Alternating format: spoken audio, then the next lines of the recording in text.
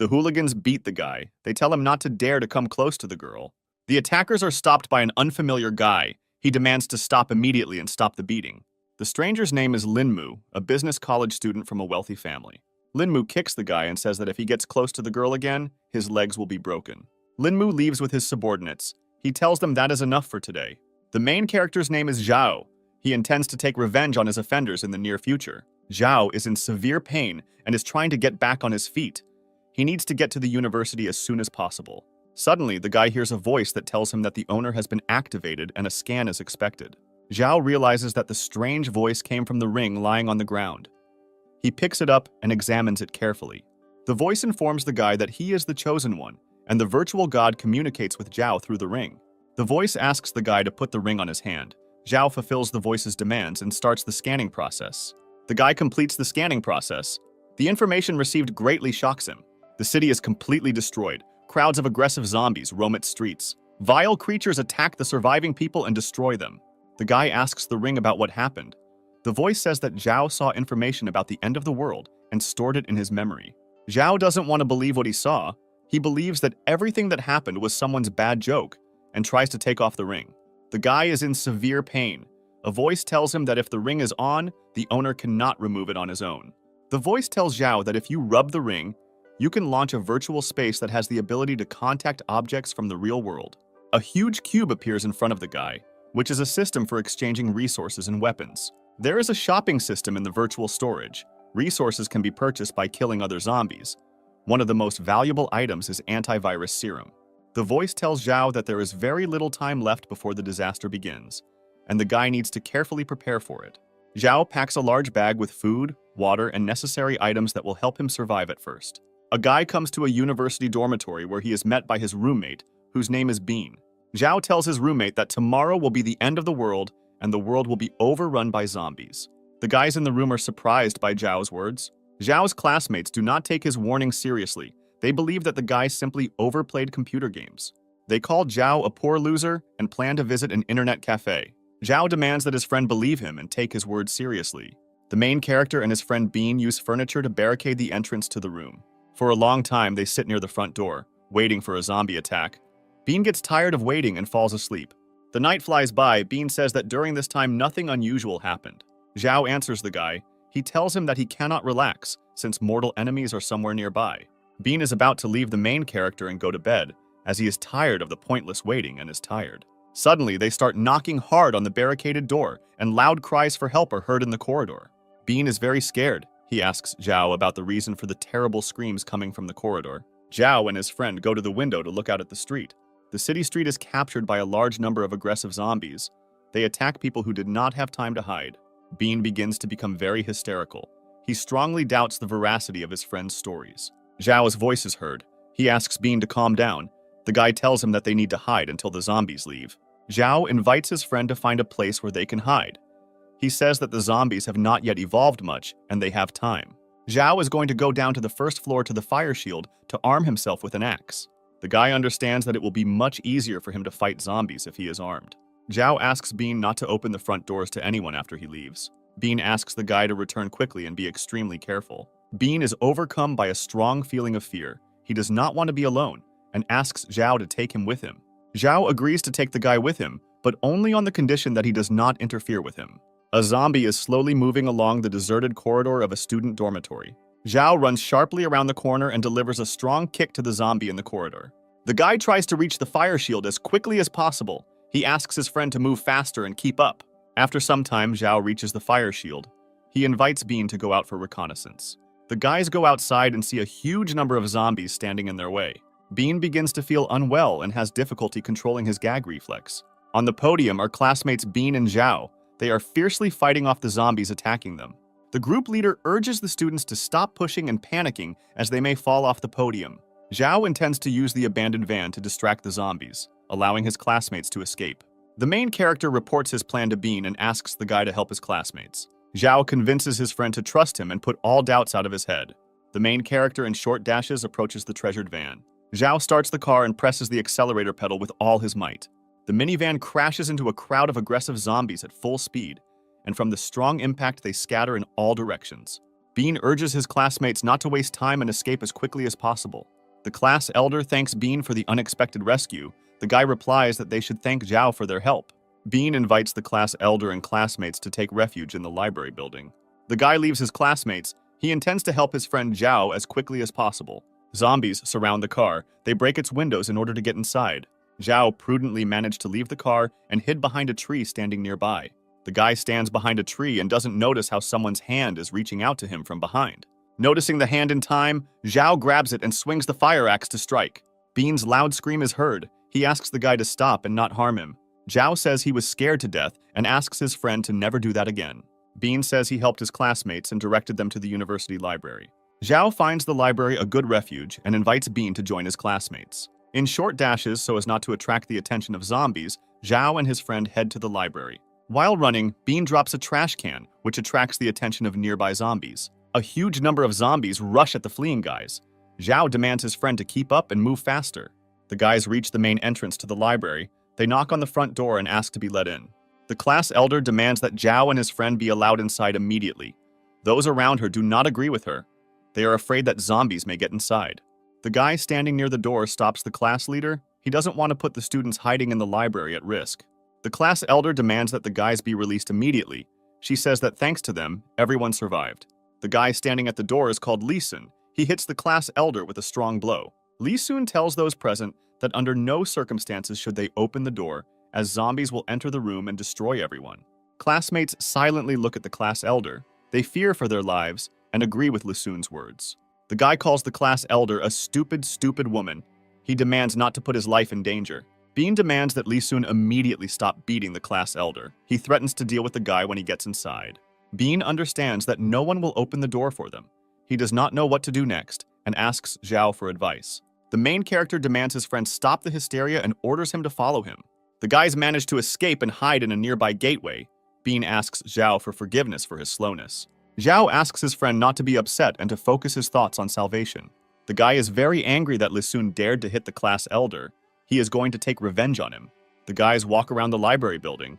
Zhao suggests getting inside using an unlocked window. Zhao enters the room through a window and opens the front door to let his friend in. On the ground floor, in the large hall of the academic library, the surviving students are located. The girl reassures the class leader. She asks her how she feels. The girl's conversation is interrupted by Lee Sun, who once again scolds the class elder for endangering the lives of the students. The girl tells Lee Sun that they are alive thanks to Zhao and his friend, and their classmates did not let them inside. Lee Sun advises the girl to keep her mouth shut and not irritate him. Otherwise, he threatens to physically punish the girl. The girl tells Lee Sun that he is selfish and a complete bastard who only thinks about himself. Suddenly, the conversation is interrupted by Zhao. He approaches Lee Sun and strikes him with a strong blow. Bean grabs Lee Sun by the breasts. He is very unhappy that the guy did not let them inside. Lee Sun answers Bean. He says that he did it for the safety of his classmates. Zhao believes that Lee Sun is right, since if zombies burst into the room, they would destroy all the people. People around ask the guys to stop making too much noise, as this may attract the attention of zombies. Bean believes that Lee Sun is taking advantage of her classmates' fears for her own personal gain. The class elder approaches the guys and says that she is glad to see them healthy and unharmed. The class elder thanks Zhao and his friend for saving them from certain death. Zhao approaches Lee Sun. The main character cannot hide his irritation. He stabs Lee Sun and tells him to never dare to raise a hand against the class elder in the future. Lee Sun is enraged by Zhao's actions and curses him with anger. Zhao does not allow Lee Sun to finish. He demands to be silent immediately and deals him another powerful blow. The main character informs Lee Sun that if he ever raises his hand against defenseless girls again, he will be severely punished. Zhao asks the class elder not to be afraid of anything, and in case of any problems, immediately inform him. The class elder apologizes to Zhao for not being able to open the front doors for them. Bean asks the girl not to worry. He tells the class elder that this is not her fault. The class elder declares that she is unworthy of such a title because she could not protect her classmates. Zhao tells the girl that for him, she is the best class elder he has ever known. The girl cannot contain her emotions. She clings to Zhao and begins to sob loudly. The main character tells the girl that as long as he is alive, he will protect her. Zhao asks the class elder how long ago she saw a girl named Xin. The class elder's name is Tong. She tells the guy that the last time she saw Xin was in the square. Tong asks the guys for a phone to call her parents. The girl couldn't reach them after the zombies appeared. The guys say that their phones do not receive a signal. They believe that there is no connection not only in the city, but throughout the whole world. Zhao tries to calm the girl down. He says that her parents are alive and hiding in a safe place. The students are very hungry. They complain to each other about the lack of food and water. One of the students expresses his dissatisfaction. He is tired of the complaints of his classmates. Another student does not support him and responds rudely to him. A conflict is brewing in the group of students. Zhao and his friends notice that their classmates are starting to argue, but they are in no hurry to intervene in the dispute. Tong wants to intervene and calm her classmates. Zhao stops her. He says that this is a useless and dangerous activity. Classmates sort things out, trying to find those responsible for their current situation. Students begin searching for water and food, but this does not bring any results. The students are about to go to the second floor. They think there might be food in the principal's office. The students are stopped by a group of hooligans who have taken over the second floor of the building. Bean wonders. He doesn't understand how a group of local hooligans took over the second floor and what they are doing there. One of the students goes up to the leader of the hooligans, Linmu. He makes excuses to him and says that they wanted to find food or water. The leader of the hooligans, Linmu, kicks the guy. The student falls down. Classmates are very outraged by Linmu's behavior. Their loud indignation can be heard. The girl approaches the guy who was attacked by Linmu and asks him how he is feeling. Linmu declares to his classmates that from now on the stairs are the boundary, and the second floor is his territory. The students listen attentively to Linmu. The leader of a gang of hooligans declares that he will kill anyone who dares to cross the border. Linmu tells the students that he has a lot of food upstairs, and anyone who wants to eat can exchange it for their valuables. Bean expresses his opinion to his friends. The guy considers such actions outrageous. Linmu calls the girl's boyfriend a freak and invites her to go with him. If she agrees, he promises her a lot of food. Such statements make the girl wildly furious. She hits Linmu on the hand, knocking out a package of food from her. The girl's reaction infuriates Linmu and he hits her hard. Linmu grabs the girl by the hair and demands an immediate apology from her. The class elder asks Linmu to stop bullying his classmate immediately. Tong appeals to the conscience of the leader of the hooligans. The girl says that in this situation, everyone should be more united. The class elder states that the library is a public place and the food in it belongs to everyone. Linmu tells Tong that all the teachers are dead and now no one can protect the girl. The leader of the bullies orders his subordinates to attack the class elder. Linmu's subordinates happily begin to carry out their master's orders. Zhao stands up for the girl. He comes forward holding an axe in his hand and asks Linmu not to go too far. Linmu demands Zhao to step aside and threatens him with a painful death if he disobeys the order. Zhao tells the leader of the hooligans that his time has passed, and as a sign of his strength, he hits the doorway with an axe. The subordinates of the leader of the hooligans, Linmu, ask not to contact Zhao since the guy is armed and serious. Linmu once again announces to his classmates that the entire second floor belongs to him personally. The leader of the hooligans and his subordinates retire to their floor, their classmates silently watching them. Linmu demands that his subordinates immediately find him some weapons. Bean believes that Linmu greatly frightened the class elder. He tries to calm the girl down. Zhao tells his friends that in extreme situations, people reveal their inner nature. The guy asks Tong to change his attitude towards people. He is afraid that the girl may suffer because of her character. Bean says that he will always protect the girl. Tong thanks the guys for their support. Tong believes that the students are safe for now, but she fears that sooner or later they will all starve to death. Zhao believes that students should not openly confront the gang of bullies, as there are too many of them. He invites his friends to explore the surrounding area to find water or food. Among the students, there is a girl named Shin. She looks blankly at her neighbor on her desk. The girl's friend asks Shin if she is okay. She is worried about the girl's appearance. Zhao and his friends slowly walk through the deserted corridors of the library. The guy is about to leave the room in the library and go to the cafe located opposite. He asks his friends to open the door for him upon his return. Tong asks the guy to stay in the library. She considers such an outing dangerous, since there are a lot of dangerous zombies on the streets. Zhao asks his friends not to worry about him. He tells them that everything will be fine. Bean hopes that his friend will not be noticed by the zombies and will return safe and sound. Zhao moves along the street in short dashes. He hopes that the zombies on the street will not notice him. In one of the gateways, a guy notices dead students. He decides to take away food and water that they no longer need. Zhao opens the dead student's backpack and sees a large amount of water and food in it. The main character activates his ring to launch a vault into which he will place the necessary items. The guy decides to completely fill the storage, since over time it will be more and more difficult to find food. A loud, terrible roar distracts Zhao from filling the vault, and the guy slowly turns around. Screaming loudly, a huge 2-meter zombie attacks the main character. Zhao dodges the attacking zombie and hits him hard with a fire axe. The guy realizes that the noise of the fight has attracted the attention of the zombies around him, and they slowly begin to surround him. Zhao notices a window and tries to use it to escape inside the building. The main character finds himself in the kitchen of a large restaurant. He hopes to find a large amount of food. Zhao finds a large container with a lot of cooked rice inside. Bean and the class elder hear a knock on the door and Zhao's voice. The guy asks his friends to let him in. Tong rushes to the guy and hugs him tightly. The girl is very happy that the guy returned safe and sound. Bean tells his friend that the class elder was very worried about him. Zhao tells his friends that he did not return empty-handed and invites them to eat rice. The friends happily eat the offered treat. They have not eaten hot food for a very long time. The class elder asks Zhao why the guy doesn't eat with them. Zhao responds to his friends. He says that he already ate at the cafeteria and takes out full bottles of drinking water from his bag. The voice of the main character is heard asking his friends not to tell their classmates about the food, as he fears that they may be attacked. Bean considers such actions fair, since none of their classmates helped them, and Zhao risked his life. Zhao approaches the front door. He realizes that zombies are very close. The main character understands that a long absence will arouse suspicion among his classmates and offers to join them. Linmu comes down from the second floor, and in a mocking manner he tells his classmates that he is very worried about them. Zhao invites his friends not to react to such provocations, since the gang of hooligans is very strong. Linmu approaches Shin and tells the girl that he has food and water. He invites her to join him.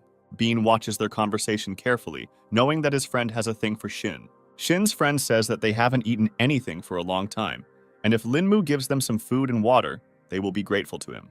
Linmu orders his subordinate to immediately provide water and food to Shin and her friend. The leader of the hooligans tells Shin that she is in an unsafe place and invites the girl to go with him to the second floor. Shin thanks Linmu for the food and water and tells the guy that she intends to stay with her classmates. Linmu grabs the girl's hand. Shin's friend tries to calm the guy down and asks him to let the girl go. The leader of the bullies orders Shin's friend to shut up immediately and threatens to beat her up. Shin does not intend to tolerate the guy's boorish behavior. She calls Linmu a disgusting freak and hits him in the face. The girl says that she does not intend to obey Linmu's orders and tolerate his vile behavior. She throws food and water at Linmu's subordinate and demands that the bullies leave. Linmu says that he will wait a few days and enjoy the moment when the girl begs for food on her lap. Shin's friend calms the girl down. She's very outraged by the behavior of the leader of the hooligans. Tong is very worried about the girl and tells his friends that Shin is in serious danger. Zhao is pleased with Shin's reaction. He would start to despise the girl greatly if she went up to the second floor. The guy approaches Shin and her friend and asks if the girl is okay. The girl's friend asks Zhao not to disturb Shin and let her calm down and rest a little. Zhao is not going to bother the girls. The guy offers them water and food. The main character asks Shin and her friend to accept some food and water from him. The guy says that he does not pursue selfish interests and says that he just wants to help the girls. Lee Sun stands on the threshold of the hooligan leader's office, asking to listen to him. Linmu asks the guy why he is taking up his precious time. Lee Sun tells the leader of the hooligans that they had a very good relationship in the past and says that he can be very useful in the gang. Linmu asks to name at least one reason why he should accept the guy into the gang. Lee Sun promises to bring the leader a woman he likes. Shin's friend was very surprised by Zhao's action. She asks what the relationship was between them. Shin answers his friend. She says that she doesn't know Zhao at all. They were just in the same class together. The girl tells Shin that they are in great danger, and the best way to protect themselves is to find someone they can rely on. Shin's friend's name is Eliza. She believes that Zhao is an attractive young man who can protect them. Zhao asks his friend why the class elder is depressed. Bean tells Zhao that Tong was very upset about his communication with Shin. Zhao's conversation with his friends is interrupted by the loud impact of a body falling from the second floor. Zhao pushes his classmates aside and wants to get closer to find out what's going on. A gloomy sight appears in front of the guy. A dead girl lies on the floor, having fallen from the second floor. Lee Sun tells his new master that he will bring him a new girl in the near future. Zhao's heart is filled with anger and hatred. The guy wants to avenge the girl, but he understands that this is impossible now, since the Linmu group is very strong. Zhao approaches the murdered girl. He covers her with his jacket and reads a farewell prayer. Lee Sun informs his new master that his classmates were greatly affected by the girl's murder, and they intend to take revenge. Zhao says that Linmu will sooner or later pay for his crimes and beg for mercy. Night has fallen. Tired and exhausted students sleep on the floor of the first floor. A loud noise wakes up Zhao. The guy opens his eyes. He is very frightened by incomprehensible sounds. A large crowd of zombies has found an emergency exit to the library and is trying to break down the doors to get inside. Students panic. They are very frightened and run chaotically around the floor. Zhao orders his classmates to calm down and begin barricading the door to prevent the zombies from breaking in. The guy tries to run to the emergency exit as quickly as possible, as he considers it the weakest point of the building. One of the students turns into a zombie. Her classmates don't understand how this could happen. The zombie stands in front of the students and looks attentively at his classmates. After a moment, the zombie lets out a loud scream and rushes at the students. The guy can't stand on his feet and falls to the floor, attracting the attention of zombies. The monster sees a guy lying on the floor. She screams loudly and attacks him. Suddenly, Zhao comes to the rescue and slashes the zombies with his fire axe. The students have barricaded the front door, but are finding it very difficult to hold back the onslaught of zombies. The back door of the library opens and a huge crowd of aggressive zombies rushes into the room. The zombies move towards the students and Zhao's voice is heard, ordering the students to run away. Zhao shouts to his friend. He asks Bean to stay with the class elder and protect her. Creepy creatures have broken into the library and are attacking defenseless people. The surviving people run to the stairs, trying to escape on the second floor of the building. One of the students suggests going up to the curator's office to hide there. Access to the second floor of the library has been blocked by hooligans led by Linmu, who are refusing to help students in trouble. In the crowd of people distraught with horror is Shin. The girl is disoriented and very scared. Zhao finds Shin in a crowd of people and invites the girl to follow him to save her life. The guy asks the girl to trust him. He promises to take her to a safe and secure place. Zhao and his friends run down the corridor to the far end of the building. Young people run into the men's toilet, which has a window leading to the street. Zhao tells his friends that almost all the zombies have entered the library, so there aren't many left outside. The main character invites Bean to pick it up so his friend can see what is happening on the street. Bean tells his friends that there are no zombies on the street and there is a parked car in the playground. Zhao invites the girls to take turns going outside using an open window. Shin is very happy that Zhao is constantly taking care of her and thanks the guy for his help. The class elder asks Zhao what he is going to do after everyone is outside. The guy asks the girl not to worry. He says that he has a plan for further action. Tong does not want to leave his classmates in trouble. Zhao asks the girl to calm down. He says that nothing can be done to help them. Zhao asks the girl not to waste time, since the zombies are very close. Tong agrees to leave the men's room, but before doing so, she wants to share important information with the guy. The girl confesses her love to Zhao and hopes that they both will survive. Zhao helps Tong get out. The guy hears zombies trying to break down the door in the men's room. In order for Tong to get out, Zhao rushes to the door and holds back the crowd of zombies. Tong's cry is heard.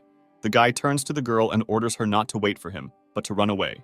Tong jumps down and joins his classmates outside.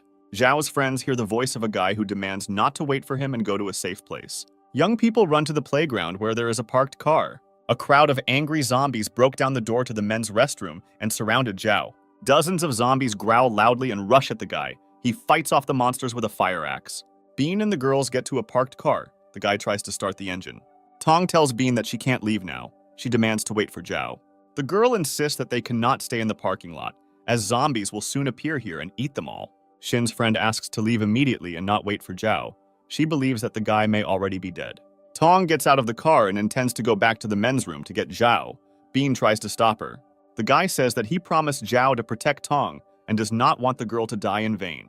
Bean contacts the class elder. He claims that Zhao will return as he must have a plan. Tong does not believe that Zhao can cope with a large number of zombies alone. Bean persuades her to return to the car. Bean presses the gas pedal and the young people drive away to safety. Dozens of destroyed zombies lie on the floor of the men's restroom in the library. Zhao slowly walks through the university stadium. The guy has no strength left after the fight with the zombies. He takes a few steps, loses consciousness, and falls onto the treadmill. A voice appears in his mind, warning him that his life is in danger, and it is necessary to urgently use medicine to neutralize the virus. Using the ring, Zhao activates the virtual storage and takes out the flask with the medicine. He is very worried about the possible consequences, but understands that he has no choice. The guy injects himself with the vaccine. The next morning, Zhao comes to his senses, feeling severe pain throughout his body. Zhao is glad that he is alive. He realizes that he has no mutations or serious bodily injuries. The guy hears the voice of a virtual god, who reports that he has successfully evolved into the second class out of 19 available. Without feeling much change in his body, Zhao sets out to test how much his physical strength has improved. The main character deals a powerful blow to a stone column. A huge stone breaks in half. Zhao is incredibly happy about the physical strength the second level of evolution gives. The guy thinks that Bean will be very jealous of such strength. The main character returns back to the academy to examine the premises for the presence of survivors. Zhao wanders for a long time through broken classrooms and rooms. During all this time, he has not met a single living person. The guy finds a working shower. He is going to wash off the dirt and get himself in decent shape. Zhao sits on the couch and watches TV. The news channel reports an outbreak of an unknown biochemical virus. The guy hears rustling sounds coming from the closet. He quickly jumps off the sofa and approaches the source of the sound. Zhao suddenly opens the closet doors and raises his fire axe to strike. There is a young girl in the closet. She screams loudly and asks for mercy. Trying to calm the girl down, the guy tells her that he is a human and not a zombie. The girl is very scared. She constantly cries. The guy tries to calm her down. The girl's name is Chung. She is a student in the fine arts department. Chung says that he and his friend were very scared and hungry. Lee Sun offered them food and protection. When the girls went up to the second floor, they began to be intimidated and humiliated.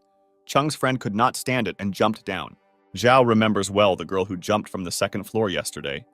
The terrible picture of the girl's death is before the guy's eyes. Chung says that zombies made their way to the second floor. Hooligans used the window to go down. The girl was afraid to jump from the window and hid in the closet. Zhao considers the bullies to be moral monsters because they ran away and left the girl to be eaten by zombies. Chung asks the main character what his name is. The guy answers that his name is Zhao. The girl has heard a lot about Zhao's heroic deeds. She is delighted with how the guy taught Lee Sun a lesson. Zhao tells the girl that there is nothing heroic in his action. He believes that any well-mannered person should have acted this way. The guy realizes that the girl is very hungry and offers her some food and water. Chung starts crying again. She is very happy that Zhao is next to her. New friend Zhao asks permission to take a shower, since she has been in the closet for a very long time. Chung gets out of the shower and heads towards the sofa where Zhao is sitting. The girl sits down next to the main character and starts crying again. The guy says that he has never seen such whiny girls. Chung says that she again remembered how her friend jumped from the second floor. The girl cannot calm down. She says that currently zombies are everywhere, and she does not know what to do. Zhao tells the girl that he heard on the news how the government created a base for survivors and suggests that the girl get to the base together. Cheng accepts the guy's offer and thanks him for his help and care. Zhao invites the girl to change into the clothes he took from the dorm. Chung cannot contain his emotions. The girl approaches the guy and kisses him deeply.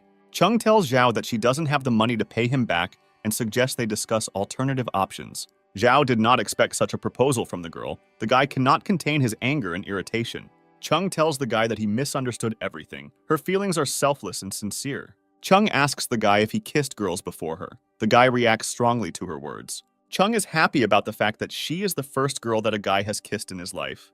People can be heard asking for help over the speakerphone. They report that they are in the radio room.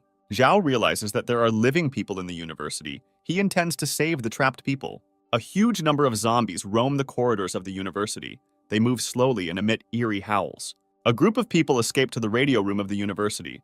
They barricaded the front door in the hope of protecting themselves from zombies. Zhao climbs a tree opposite the radio room and tries to draw people's attention to himself. The radio room window opens and the people inside loudly greet the guy. Zhao orders people to speak quietly and not make noise, as a loud voice may attract the attention of zombies. The main character is going to throw a rope to people so that they get out of the radio room.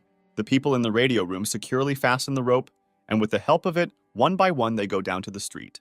Zhao looks around as Cheng helps people get out of the university building. One of the guys couldn't hold the rope. He falls to the ground and screams loudly. The guy's fall was too loud. It attracted the attention of nearby zombies. Zhao orders everyone to run to the car park next to the university. People rush headlong towards a car parked in a parking lot. Zhao tries to organize and calm people down. He demands that they let the girl go ahead. The rescued people do not listen to the guy. They take up all the seats in the car and try to drive away the clumsy classmate who has attracted the attention of the zombies. Chung doesn't want to get into the car. She asks Zhao for permission to stay with him. Zhao tells the girl that staying with him will be very dangerous for her. He wants the girl to go to a safe place. Chung asks Zhao to look carefully at her classmates. She believes that it will be unsafe to be near them. Classmates swear loudly. They continue to share seats in the car. Zhao is dissatisfied with the way the classmates he saved behave. He demands that they not turn into pathetic, selfish creatures. Classmates hesitantly make excuses to Zhao and leave the university premises. Zhao tells the girl that a zombie is about to appear. They need to take refuge in a safe place as quickly as possible. Zhao and Chung use an abandoned cafe as a shelter. The girl has prepared noodles. She's going to feed the guy. Zhao is surprised by how beautiful and appetizing the girl's noodles look. Chung hopes that the guy will really like the dish she has prepared. Zhao does not stop praising the girl. He says that he has not eaten such delicious hot food for a long time. Chung considers Zhao to be his boyfriend. The main character takes this information to heart. The girl does not understand why Zhao reacted so sharply to her words. She wants to thank the guy with her love and care. Zhao tells Cheng that he saved her because of moral principles. The guy does not want to receive a reward for saving the girl. Chung continues to insist. She tells Zhao that she likes him very much. The main character asks the girl to immediately stop such conversations. Chung starts crying. She is very upset because the guy doesn't like her. Zhao tells the girl that the reason is not her, but that he has a loved one. Chung reacts very strongly when he finds out that Zhao's lover is Xin. Chung believes that the guy has very little chance since Xin is a famous girl from a rich family. The girl thinks that she will be able to survive only if a strong man is next to her. Chung tells the guy that she is quite happy with being his mistress. Zhao and Cheng go down to the basement of the building where there is a large car park. Young people choose a new modern SUV with increased power. Chung tells the guy that she has always dreamed of driving a modern, expensive car. Zhao takes out a map. The guy tries to find the place where the survivors' base is located. Suddenly, a group of people appears in front of the car. Chung suddenly slams on the brake. There is a girl on the road accompanied by two guys. They ask you to open the car doors and let them in. Zhao and Chung realize that the strangers are human and agree to give them a ride. Zhao asks strangers where they are going to go. The unfamiliar girl avoids answering. The main character asks strangers how they ended up on the highway. The unfamiliar girl says that she, her boyfriend, and brother were hiding nearby. The stranger's name is Kate, and she says that Zhao and Chung are the perfect couple. Kate asks Zhao what is in his bag. The girl says that they haven't eaten anything for a long time. Kate offers the guy her expensive brand watch in exchange for food and water. Zhao shares food with new acquaintances. He gives the girl 3 small sausages. Kate's brother is unhappy with the amount of food Zhao shared, saying that there should be a lot more supplies in the bag. Chung responds to new acquaintances. The girl says that food is now a valuable resource and it is not enough for them themselves. Kate's brother is very dissatisfied with the girl's answer. He cannot hide his irritation. Kate hands her brother a sausage. She tries to calm him down and change the topic of conversation. Chung sees something terrible on the road. She asks Zhao to immediately look ahead. Ahead on the road, there is an overturned car, into which angry zombies are trying to climb. Young people drive past a broken car. They realize that it was their classmates. Zhao demands not to stop and continue the path. Some of the zombies separate from their group and try to catch up with the young people. Chung believes that his classmates deserve this fate because they behaved selfishly and disgustingly. Kate understands that they are going to the city. The girl asks to turn to another place, since there are many people in the city who have turned into zombies. Zhao answers Kate. The guy says that he does not intend to turn anywhere, and if they are not on the road, he is ready to drop off his new acquaintances anywhere. Suddenly, Kate's brother pulls out a gun and points it at Zhao's head, demanding that his sister's instructions be followed. Chung is very frightened. She is trying to pull herself together with difficulty. Kate demands that she follow her commands. Then she will leave the young people alive. Kate says that they are not bad people, but the world has changed recently, and they only need to think about themselves. Kate's boyfriend demands to give up the car and food, in which case he will leave the prisoners alive. Kate laughs loudly and tells Cheng that their gang has already killed 3 people. Cheng intends to stop the car because he realizes that the strangers are not bluffing. Zhao agrees to give up the car and food supplies if he and Cheng are left alive. Kate tells young people that they are sweet and obedient children. Zhao asks Cheng to slow down and park the car on the side of the road. Zhao and Cheng get out of the car. The guy asks the girl not to make sudden movements and leave slowly. Kate's brother says that he has changed his mind. He intends to take Chung with him. He believes that Zhao is not worthy of having such an attractive and seductive girl as Chung. Zhao ignores Kate's brother's words. He holds the girl's hand and slowly walks away with her. Kate's brother did not expect such a reaction from the guy. He gets out of the car and showers Zhao with insults. The guy points a gun at the main character and invites him to pray before he dies. Zhao turns sharply and delivers a lightning strike with his fire axe. Kate's brother screams loudly. He lost his right hand in this fight. Chung can't look at it and covers his face with his hands. Kate and her boyfriend rush at the main character. They intend to avenge their relative. Zhao accurately throws a fire axe. It hits Kate's guy in the head and cuts him down on the spot. The main character, with a well-aimed shot, knocks a huge combat knife out of Kate's hand. Zhao realizes that since he injected the treatment serum for the virus, his reactions have become much faster. Kate asks the guy to spare them and leave them alive. She says that they had no choice. Kate tells Zhao that she and her brother are not guilty of anything since they were held hostage by her boyfriend. The girl asks to spare her. She promises to fulfill any desires and fantasies that Zhao has. Chung does not believe a single word the girl says. She considers Kate a deceitful and shameless woman. Kate tells Zhao that she is much better than Chung, as she is an older and more experienced woman. Zhao promises to leave Kate and her brother alive. The main character understands that the sound of the gunshot will soon attract many zombies here. Kate is very surprised that the guy left her alive and didn't ask for anything in return. Zhao and Chung get into the car and drive away. After a while, zombies appear at the scene of the fight. Creepy creatures scream loudly and instantly attack Kate and her brother. Chung can't calm down. The girl is trembling violently. Zhao is thinking about how to calm the girl down. Zhao believes that Chung is afraid of him. He tells her that he had no choice. Chung answers the guy. She says that she is fine and needs time to accept the new reality.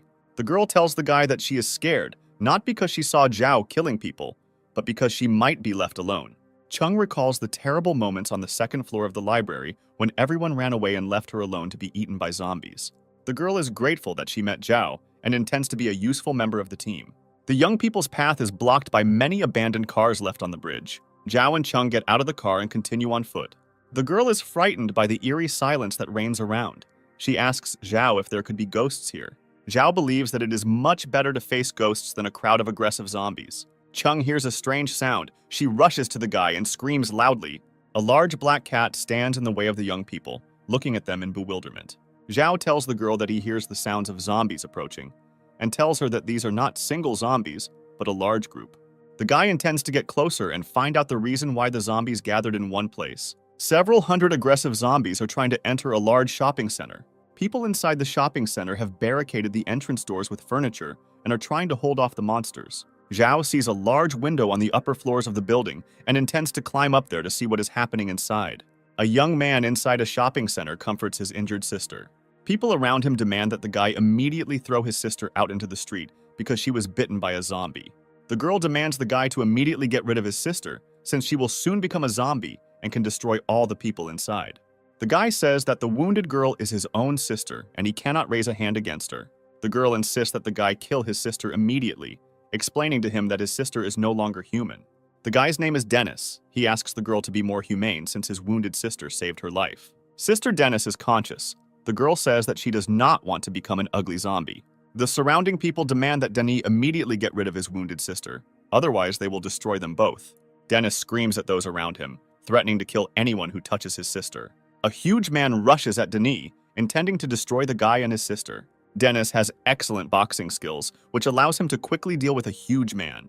An elderly businessman orders those around him to attack Denis altogether. Zhao and Chung carefully observe what is happening through the window. They believe that in extreme situations, people are prone to selfishness. The furious battle continues. Dennis repels the attacks of numerous opponents. Zhao is amazed by the tenacity of a guy who is ready to save a loved one at any cost. The main character intends to create a team of such people. The forces are too unequal. The people inside the business center defeat Denise. A man with a bat approaches the defeated Denise. He tells him that he will first deal with his sister and then destroy him. A man with a bat approaches the infected girl. Those around him demand that he immediately destroy her. The man raises his bat over his head to strike, and the voices of those around him are heard calling for the monster to be destroyed as quickly as possible. A loud sound of breaking glass is heard. This attracts people's attention. They look up. Zhao and Chung get inside through a broken window. The guy finds this place disgusting. People think that Zhao has appeared to save them and ask the guy to help them immediately. Zhao tells the people below that he can only save one person. An elderly businessman asks to save him. Since he is the president of a famous company, he promises to pay generously for the service. The girl begins to argue with an elderly businessman, considering herself too young and beautiful to die. Zhao shouts to Dennis and asks him what his name is. Dennis says his name. Dennis hopes that there is a way to save his wounded sister. The guy asks not to save Denise under any circumstances, since his sister was bitten by a zombie. Zhao invites Dennis to join him and become part of the team. Dennis accepts the guy's offer. Zhao tells people that after he saves Dennis and his sister, he will leave a rope so that everyone can get out. The girl apologizes to Denis for her behavior. She explains this by saying that she was very scared. The girl turns out to be Dennis's fiancée. She says that she still loves the guy very much. The voice of Dennis is heard, telling the girl that now they have nothing in common. Zhao and Cheng examine Sister Dennis. The wounded girl is feeling very bad. Dennis's sister moans quietly and coughs up dark liquid. Soon the girl will turn into a monster. Cheng asks Zhao if there is any way to save Dennis's injured sister. Dennis says that he will not leave his sister and will be with her until the very end. Zhao invites his team to leave the business center and find a safe place. The main character and his team find shelter in an abandoned warehouse. Dennis reassures his sister. He promises her to find a doctor soon. Chung considers the situation hopeless. The girl is very worried about Dennis and his sister. Zhao understands that the injured girl is too weak, and even if there is a cure, there is no chance that she will remain human. The main character tells Dennis that there is only one way to help his sister. Dennis asks what this way is. Zhao invites the guy to take the fire axe from him and stop the girl's suffering. Dennis says that even if his sister becomes a zombie, he will not allow anyone to hurt her. Chung invites the guy to look at the situation realistically. The girl believes that her sister cannot be saved. The wounded sister tells Dennis that she doesn't want to turn into an ugly zombie. She asks her brother to kill her before she attacks everyone. Sister Dennis asks Zhao and Chung to look after her brother after her death. Zhao promises the girl to keep an eye on her brother and not let him do anything stupid. The wounded sister Dennis tells her brother that she will watch him from heaven and loses consciousness. Dennis cries and screams loudly. He tries to bring his sister back to consciousness. Zhao demands Dennis to immediately destroy the girl, as she has begun to turn into a zombie. Sister Dennis has turned into a zombie. She makes inarticulate sounds and begins to approach her brother. Zhao understands that Dennis cannot raise a hand against his sister. Even after she became a zombie, the main character delivers a precise blow and destroys the monster. A large fire is burning in the backyard of the warehouse. Dennis and his new friend say goodbye to his sister. Zhao extends his hand to Dennis and invites the guy to join his squad. The main character and his friends decide to spend the night in an expensive hotel. Zhao introduces Dennis to Cheng. The guy briefly talks about himself and his new girlfriend. Cheng asks Dennis to tell about herself, since the girl knows nothing about the guy. Dennis says that he comes from a poor family, their parents died early, and he was left alone with his sister. The guy studied martial art to become a master and feed his sister. Cheng asks Denny not to despair. She is sure that such a good guy will do well in the future. Zhao tells his new friends that he hears the sounds of approaching zombies. Chung is surprised by the protagonist's abilities, since she herself is unable to hear the approaching zombies. Zhao temporarily acquires the ability not only to hear zombies, but also to clearly see them from a distance. The girl does not understand where the zombies in the corridor could have come from, because before that they checked the entire hotel. Zhao invites Dennis to go out into the corridor and immediately deal with the zombies. The main character asks Dennis to turn off his fear. He tells the guy that this will help in the battle. The zombies in the corridor discover the students and immediately rush to attack. Zhao, with the help of his fire axe, deftly deals with numerous zombies, and for each killed monster, he is awarded points. Dennis barely fights off the zombies, while another monster sneaks up on him from behind. The zombie, who crept up from behind, jumps on Dennis and knocks the guy to the floor. Chung opens the door of the room and screams loudly. The loud noise attracts the attention of the zombies, which saves Dennis from imminent death as all the monsters rush at the girl. Dennis continues to fight the zombie, but cannot cope with it and throw it aside. Zhao and Cheng watch his struggle. The girl asks the guy why he doesn't want to help his new friend. Zhao believes that Dennis should cope on his own, since the guy does not need a weakling on the team. Zhao invites the girl to leave and leave Dennis alone with the zombie that attacked him. Dennis becomes furious at Zhao's words. He throws off the zombie and begins to vigorously beat the monster. Zhao and Chung carefully watch Dennis's fight. The girl is surprised where the guy got so much strength. Zhao approaches Denny to stop the guy. He tells him that the zombie is already dead. Dennis is in a state of clouded consciousness. He turns to Zhao and raises his hand to strike. Zhao effectively blocks the guy's blow and tells his new friend to calm down. Dennis is very angry with Zhao because the guy did not help him in difficult times, but simply watched the fight indifferently. Zhao responds to Dennis, saying that he saved him so that the guy would help fight and not be a useless burden. Zhao wants Dennis to stop thinking about his sister and not show pity towards the monsters. Dennis apologizes to Zhao and asks for forgiveness for being too impulsive and not understanding the guy's actions. Dennis thanks Zhao for saving him and promises not to be so soft in the future. Zhao and his friends watch a news broadcast that states that the government has created a base where they are collecting all the survivors. Chung asks Zhao why he is so upset. The guy tells her that the base will not solve all problems. Zhao says that tens of millions of people live in the province, and the base can accommodate no more than 100,000. The guy worries about the fate of people who will not have time to get into the defense base. In addition, Zhao is worried about where the government will get resources to support people's livelihoods. Cheng wonders what they will do next, go to the base or stay in the city. Zhao decides that he needs to move towards the base, but not to place high hopes on it. The main character tells his friends that they don't need to trust everyone and rely only on themselves. The conversation between Zhao and his friends is interrupted by a laser beam that appears in their room. Zhao realizes that the laser beam is coming from the opposite building. He goes to the window to determine the source of the radiation. In the building opposite, there are people who begin to be very happy that they saw Zhao and his team in the next building. Zhao begins to shout to the people in the building opposite, but the guy quickly realizes that they are far away and cannot hear him. Dennis tells his friends that he masters the art of conveying information through gestures. The guy is trying to convey information using gestures, but the people in the building opposite do not understand him. Zhao is going to cross the street and help the trapped survivors. Wiping is the CEO of the company, and he and his employees are in a locked building. Company employees tell Wiping that they saw living people in the hotel opposite. Wiping takes the binoculars from his subordinate and carefully peers at the building opposite. The CEO tells his staff that he doesn't see 3 students. The chairman of the company named Binyan and her secretary enter the office. Wiping reports to the company chairman that employees have found 3 students in the building across the street. He believes that the students are not able to help and save the company's employees. The secretary of the company's chairman is called Tong, and she asks Wiping how the corporation's employees are feeling. Wiping reports that people are very hungry and demoralized, and employees have not eaten for 2 days. The CEO of the company asks Tong for permission to send a detachment to explore and get food. The girl believes that such an outing would be unsafe. Wiping responds to Binyan. He says that it is necessary to do something and not sit still, waiting for help. Binyan suggests contacting the military and expecting help. She believes that employees should not risk their lives. Binyan asks employees to have faith in the government and not lose hope. She hopes that everyone will be rescued soon.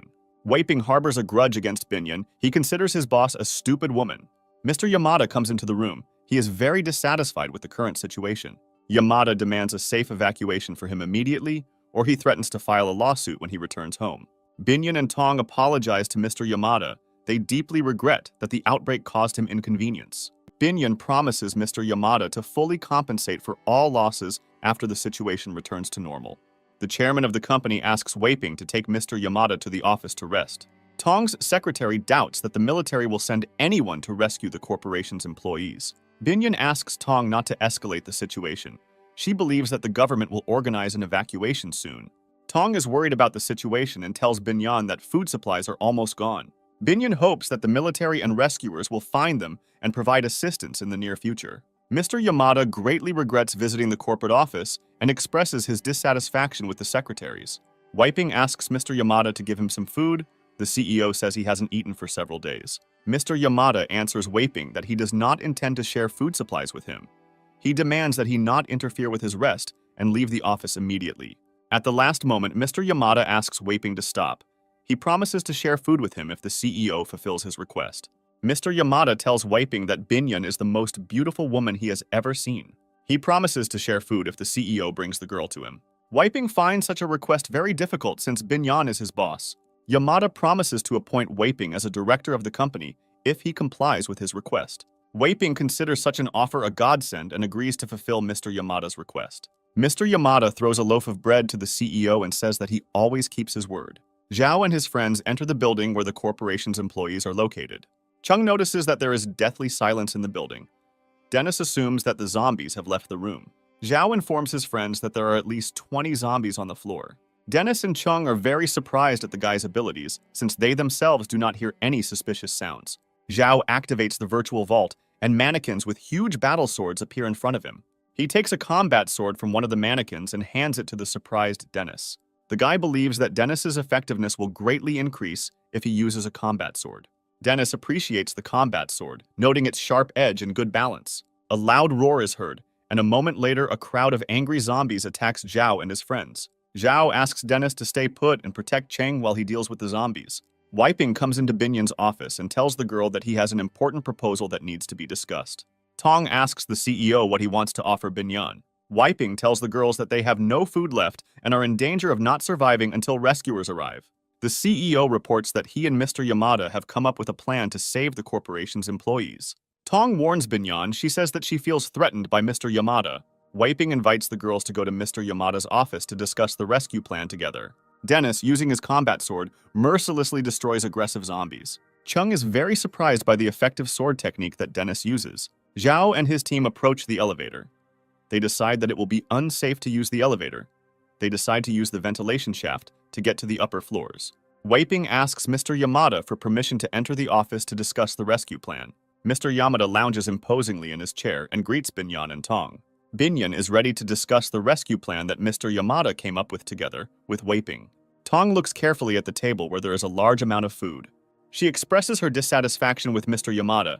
He has large supplies, but nevertheless he asks for food. Mr. Yamada answers her. He says that he forgot about the food that was in his luggage. Tong does not believe Mr. Yamada's words. She believes that in such a difficult moment, it is necessary to share food with other people. The chairman of the Binyan company tries to calm Tong down. The girl believes that now is not the time to escalate the situation. Mr. Yamada pounces on Binyan and offers the girls his food supplies in exchange for the favor.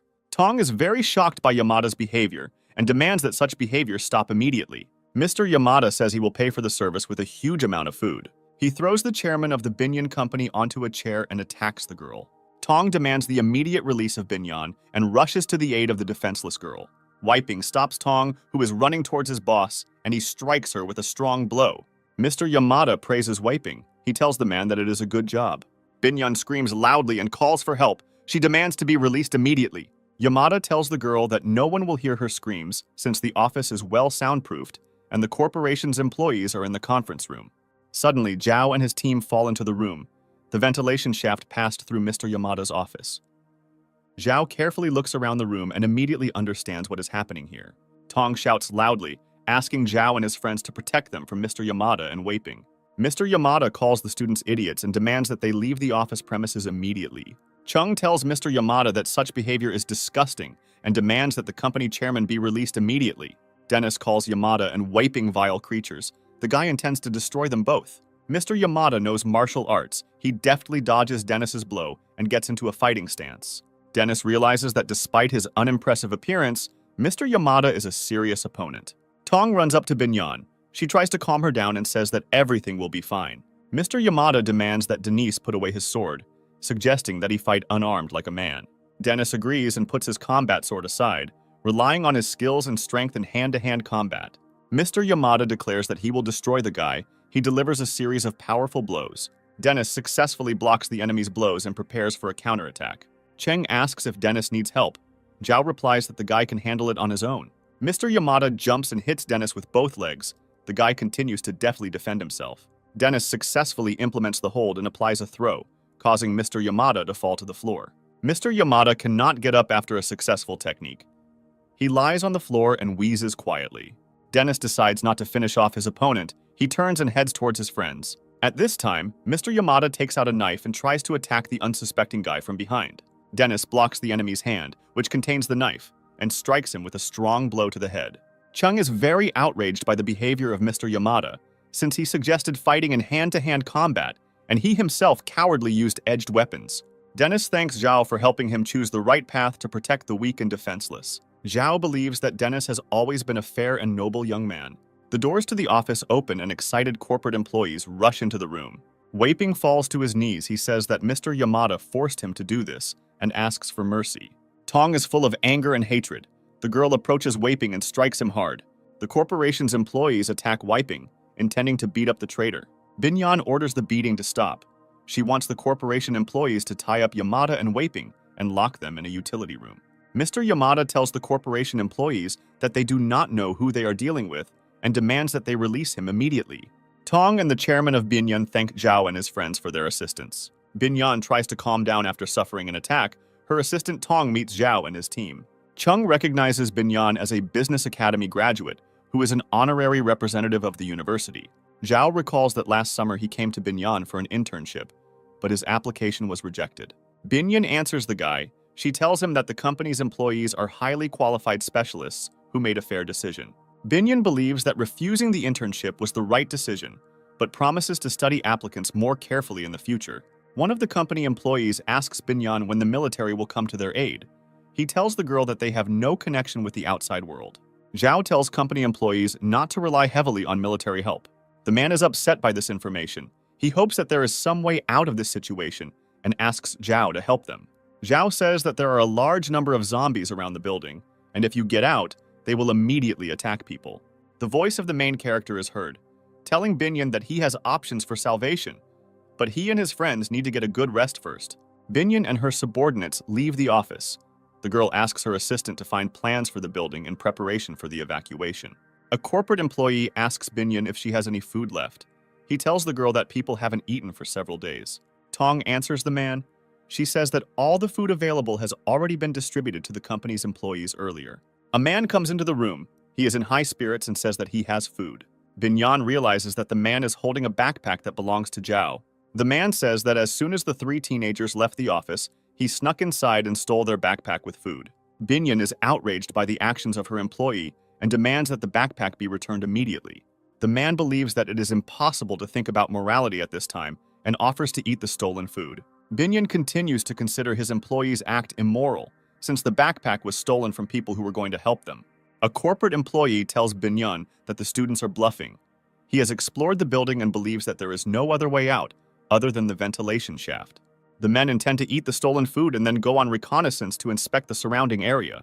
Using a ventilation shaft, a corporation employee descends to the first floor of the building. Other men join him. They try not to make noise so as not to attract the attention of the zombies. The man tells his colleagues that the students have been deceiving them since they do not observe any zombies. Corporation employees are walking along the first floor of the building.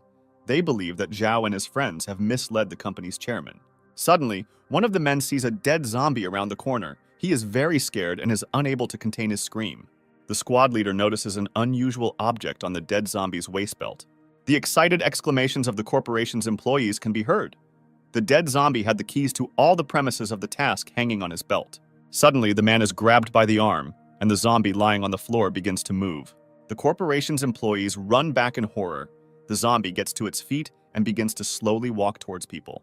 The zombie growls loudly. He stretches his arms forward and runs towards the frightened people. The man grabs a large stone statue and hits it on the zombie's head with all his might. Corporation employees praise the man. They say that he is a brave warrior. Zhao and his friends are walking down a long corridor. They think that people who call themselves the elite are pretty stupid when it comes to security. Zhao considers the management's decision to block the door of their company and leave the entrance open very stupid. The guy says that the higher a person's position, the more responsibility he should have to his subordinates. Chung believes that Zhao is a natural leader with strong analytical skills. Zhao and his friends enter the office. They immediately notice that a backpack has disappeared from the table. The students come to the office of the chairman of the Binyan Corporation. They tell her that their backpack is missing. Young people see empty food packaging in the office that was in their backpack. They demand immediate explanations. Zhao asks Binyan why the corporation employees treated them so meanly. Tong agrees that this act is disgusting and is willing to compensate for any inconvenience caused in the future. Dennis says that Tong and the corporation's employees are unscrupulous people who repaid their help with theft. Binyan explains that the food was needed to feed the men who went on exploration, and they would soon return with provisions. Zhao believes that the corporation's employees may not return. He asks Binyan how much time has passed since they left. Binyan and Tong try to remember what time the employees left. They think more than 2 hours have passed. With the help of the found keys, the men enter the restaurant and eat the prepared lunch with great pleasure. One of the employees offers to go back. His colleague does not want to go back and suggests creating his own squad. The man says that he is tired of obeying stupid management, and besides, they have keys to all rooms of the building and food supplies. The corporation's employees decide to stay and appoint a man named Chun as their commander. Chun tells them that they have always been good colleagues. He thanks them for their trust. The man believes that they will have a better chance of staying alive if they act on their own. The conversation of the corporation's employees is interrupted by a loud sound. The men stop eating and turn around. Chun orders the corporation's employees to suppress their fear. He says that zombies are stupid and slow creatures that can be destroyed without any problems. The men arm themselves with improvised objects and sticks and take a defensive position. The door to the restaurant is broken down by a zombie rushing inside. He is very different from the monsters the men had seen before. The men are very surprised at how fast the zombie moves. Tong is very worried that the reconnaissance squad of the corporation's employees has not yet returned. Zhao tells the girls that most likely the corporation's employees are already dead. Tong demands that the students immediately rescue the men who went on reconnaissance. Dennis does not intend to help the corporation employees after they stole their food. Their argument is interrupted by Zhao, who reports that they have the opportunity to save people in trouble, but to do this he asks them to beg him. Tong reacts emotionally to the guy's words. She believes that the young man is insubordinate. Zhao states that any service must be paid for, especially for such as rescuing corporate employees. Binyan agrees to the guy's terms. She begs him to save his employees. Zhao finds Binyan's words insincere and unconvincing and asks her to try harder.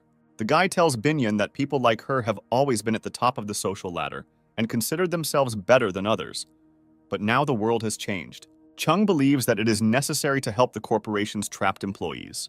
Zhao answers the girl. The guy says that he will definitely help people, but he had to teach the arrogant Binyan a lesson. Dennis is about to go to the bottom floor with Zhao. The guy asks him to stay in order to protect the girls. In case of a zombie attack, Zhao asks you to hide in one of the rooms and wait for him. Chung asks the guy to be careful and says that he will look forward to his return. Zhao uses the ventilation shaft to reach the first floor of the building. The guy's attention is drawn to the open door. He is about to check the room. Zhao notices a strange noise coming from the boxes in the corner. The guy comes closer and sees that behind the boxes are the bodies of corporation employees who were torn to pieces by zombies. Zhao feels that he is not alone in the room. He takes out his fire axe and gets into a fighting stance. A huge zombie comes out to meet the guy. He looks attentively at Zhao and growls loudly. Zhao sees that the zombie that stands in front of him is very different from the slow and unintelligent monsters he has encountered before. The guy understands that this type of zombie is mutated. It is much faster and stronger than ordinary zombies. The monster rushes at the guy. Zhao dodges its blows with great difficulty. He strikes with his fire axe, but the zombie jumps and dodges the blow. The guy with great difficulty manages to fend off the blows of the mutated zombie. Zhao throws an empty box at the monster to distract its attention. The zombie roars loudly and looks around the room. He cannot understand where the guy hid. Zhao jumps off the cabinet he was hiding on and hits the zombie in the head with his axe. The guy is attracted by a strange crystal that is in the head of a defeated monster. The voice of a virtual god is heard congratulating Zhao for finding the core. The virtual god reveals that the core is a crystal that was formed in the mutant's brain, which can be used to increase one's own characteristics. Zhao remembers that for killing zombies, he is awarded stats and experience points. The guy is going to exchange the crystal and purchased points for food and weapons in a virtual store. The virtual god informs the guy that the white crystal he has can only be exchanged for a small amount of food. Zhao notices the remains of lunch on the floor. He realizes that the corporation employees have decided to betray Binyan. The guy returns to the upper floors. He runs into the room in a joyful mood and reports that he brought his friends a lot of tasty things. Zhao is in an empty room. He cannot understand where his friends went. The guy hears cries for help. He opens the door of the next room and rushes inside.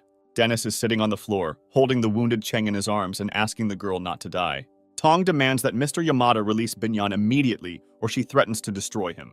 Mr. Yamada and Wei Ping manage to escape from the warehouse and took Binyan hostages. Zhao immediately rushes to Chung. He asks his friend what happened while he was away. Dennis says that Mr. Yamada and his accomplice broke out.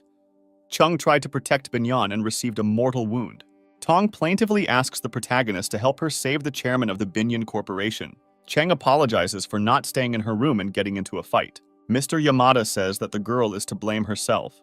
She should not have tried to protect Binyan. Zhao goes into a state of rage.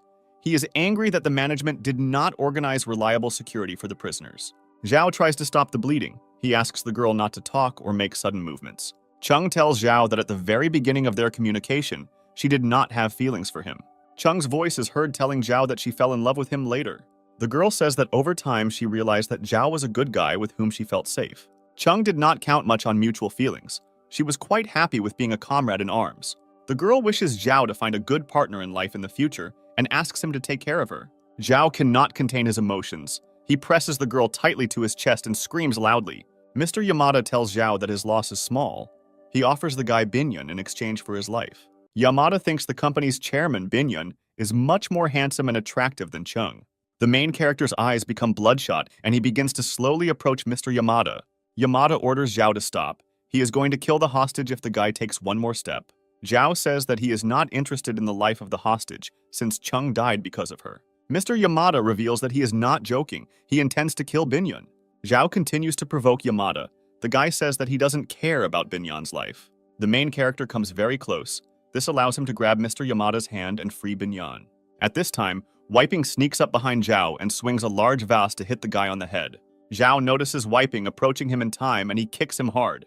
The guy disarms Mr. Yamada. He asks who killed Cheng.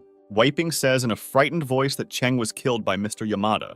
Zhao uses a painful technique to twist Mr. Yamada's arm and plunge a sharp knife into it. Binyan tells the guy that Wiping is lying. She says that he killed Chung.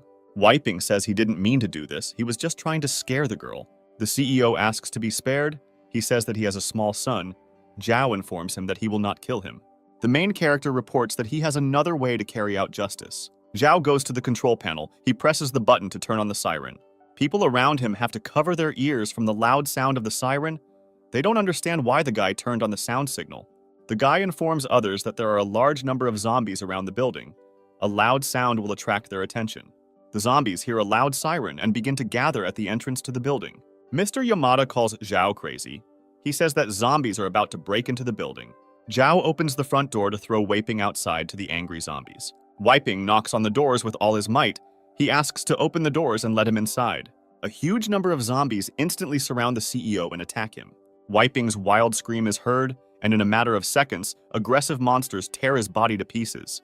Tong is unable to look at what is happening. She turns away and covers her face with her hands. Mr. Yamada asks Zhao to come to his senses. He is trying to pay off with big money. Yamada asks to die at the hands of a human. He does not want to be burned by zombies. Zhao orders him to be locked in a utility room. Zhao passes by Binyan. The girl tries to talk to the guy, but he ignores her and passes by. Binyan sits at her desk. She considers herself to blame for what happened. The corporation employee tells Binyan that the reconnaissance team has not returned and asks the girl about her future plans. Binyan believes that she is unworthy to be the chairman of the company because she is unable to take care of people. The girl is very upset because she allowed the company employees to go on reconnaissance. Binyan believes that she made the wrong decision, which led to the death of people. The girl decides that from now on she will protect her employees and take care of their lives. Zhao sits for a long time opposite the bed on which the body of the murdered Chung is located. The guy believes that Chung should have first of all thought about herself and not saved someone else's life at the cost of her own. Binyan opens the door to the room. She stands on the threshold and looks at Zhao sitting in a chair. The guy asks what she is doing here. Binyan replies that she wanted to say goodbye to the man who saved her life. Binyan tells the guy that she knows that he hates her and asks him to help the corporation employees who are not to blame for anything.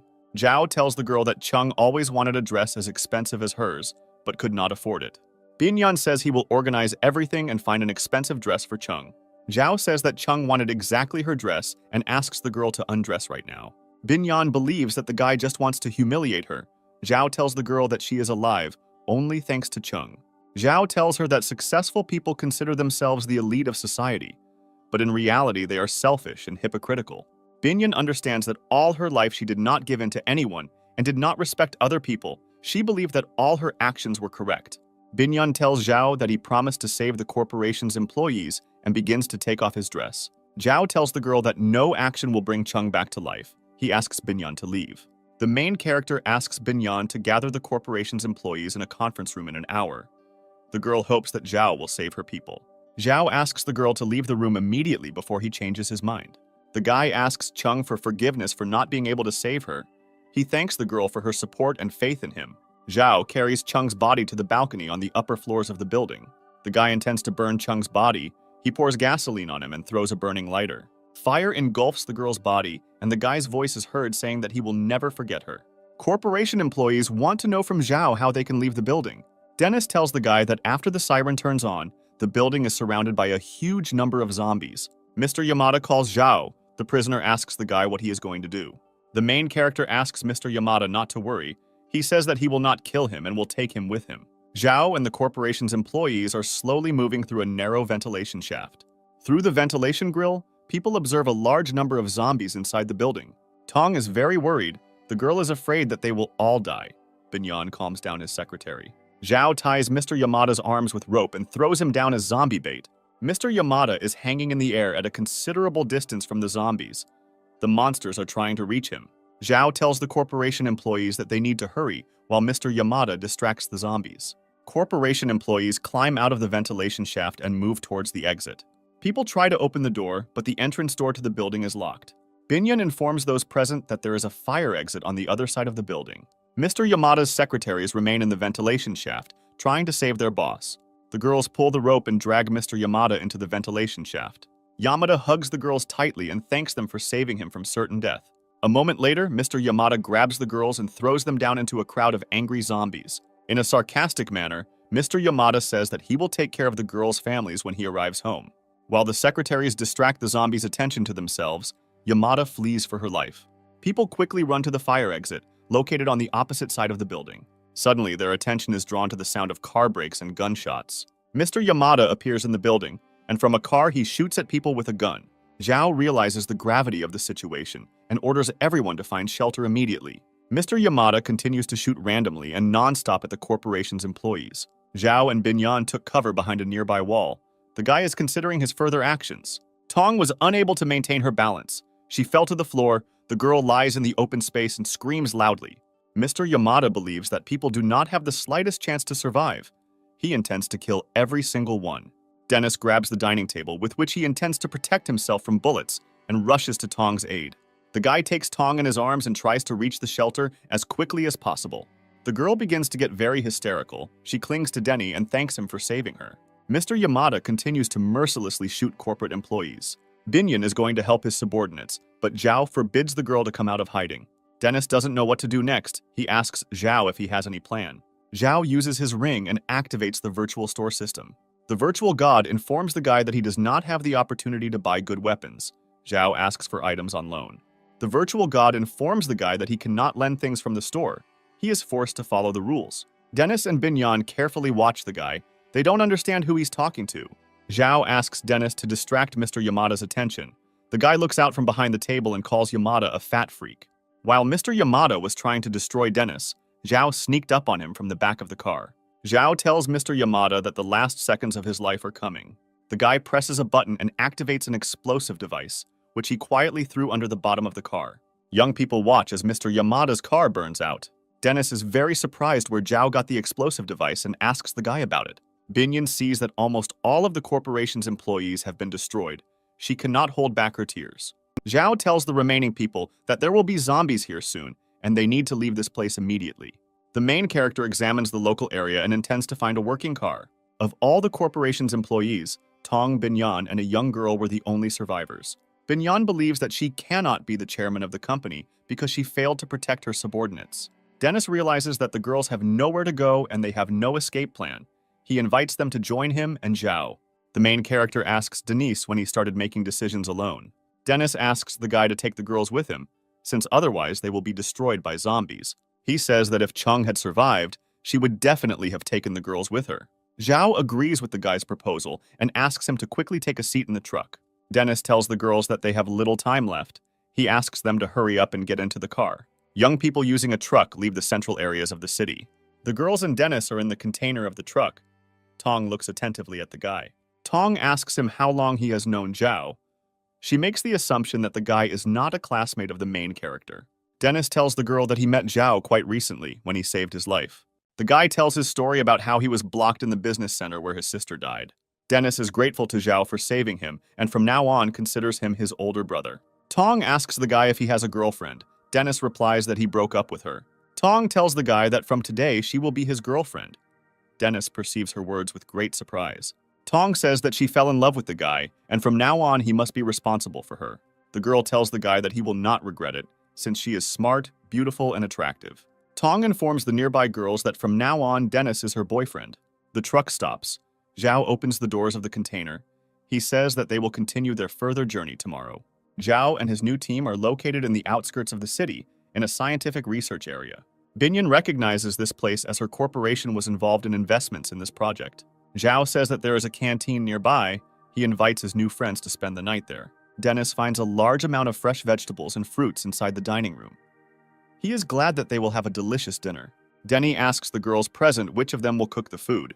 The third girl who survived is called Royan. She is ready to cook dinner, although she is not sure whether everyone will like her food. Zhao agrees with the girl's proposal. He says that now the main thing is not to die of hunger. Dennis approaches Zhao, who is sitting at the table, and offers him a can of beer. Zhao replies that he rarely drinks alcohol, and now is not the time to relax. Dennis tells the guy that in this case he will drink all the beer himself. After some time, Zhao decides to join his friend. They chat and drink beer. Binyan asks Tong if she really wants to be Dennis's girlfriend. Tong replies that Dennis is not a rich or famous person, but he is kind and caring. After a while, Tong tells the truth to Binyan. She wants to have a man next to her who will protect her. The girl says that in the current situation, it is necessary to have a strong person next to you so as not to feel fear. Tong tells Binyan that she needs to act before it is too late. She suggests that the girl start a relationship with Zhao. Tong suggests seducing the guy as quickly as possible before another girl takes him for herself. Binyan considers a relationship impossible since Zhao hates her after everything that happened. Tong considers herself the more experienced woman and tells Binyan that she will succeed. Tong enters the room, asks for help. She calls Dennis her husband. Zhao is very surprised by the girl's words and asks Dennis when the relationship began between them. Screams and sounds of struggle are heard in the room. The guys immediately get up from the table. Zhao and his friends run to the sounds of fighting. They realize that Royan is in danger. In the far corner of the room, the girl was attacked by a huge zombie dog. Royan is unable to resist it. The girl slowly raises her head. She looks at Zhao and his friends and asks them to run away immediately. A huge zombie dog rushes at Zhao. The guy orders Dennis to take the girls away. Dennis grabs the girls by the hands and tries to drag them away. They don't want to leave the wounded Royan. Zhao takes out his fire axe and hits the zombie dog hard. The blow did not cause any damage to the zombie dog. The guy retreats to the wall, taking a defensive position. Zhao understands that in front of him is a high-level mutated zombie who has a quick reaction and colossal vitality. The guy believes that in a normal fight he cannot cope with the zombie dog, so he tries to lure it into a trap. Dennis orders the girls to hide in the staff room, which is nearby, and he intends to return to help Zhao. Royan, after being bitten by a zombie dog, turned into a monster. She gets to her feet and begins to approach the young people. Tong doesn't understand that the girl has turned into a zombie. She asks Royan how she feels. Royan raises his head and lets out a terrible scream. The girls realize with horror that their subordinate has become a zombie. Dennis orders the girls to step aside and hide behind him. The guy gets into a fighting stance. He is ready to repel the attacking zombie. Dennis jumps in the air and delivers a powerful kick to the monster. Zhao runs away from the zombie dog, intending to lure the monster into a trap. The guy hid in the kitchen. The zombie dog can't find the guy. She hits the floor with her paw and makes a loud roar. Zhao comes out of hiding. He tells the zombie dog that he is stupid and starts teasing him. The zombie dog jumps to its feet and attacks the guy in a furious attack. The monster cannot calculate the distance and crashes into the door of a metal cabinet with all its strength. Zhao kills the trapped zombie dog with a powerful blow from a fire axe. The virtual god congratulates the guy on successfully killing a mutated zombie and awards 2 experience points. Zhao climbs into the closet, trying to find a mutated core in the zombie's severed head. The guy believes that the mutated core should be worth a lot, but the virtual god informs him that animals do not have cores. Dennis comes into the kitchen and asks the guy who he was just talking to. Dennis is jealous of Zhao's fighting qualities and asks the guy to teach him how to fight just as effectively. Zhao asks his friend how the girls are feeling. The guy replies that he sent the girls to the shower because zombie blood got on them. The guy is surprised that there are not a large number of zombies around. He asks everyone to be on guard. Dennis tells Zhao that Royan has died, and now the guy doesn't know who will cook dinner for them. The girls praise Zhao for the cooked dinner, noting that it looks beautiful and smells delicious. Zhao tells his friends that he learned to cook while living in a student dormitory. Tong thinks the girls are lucky to have Zhao because he can cook well. Dennis answers Tong. He says that cooking is not a man's job, but a woman's responsibility. Tong says that women are born to do fine things, and hard work is the responsibility of men. Zhao says that now he doesn't care who anyone was before, and that the days when girls were leaders and commanded people are gone.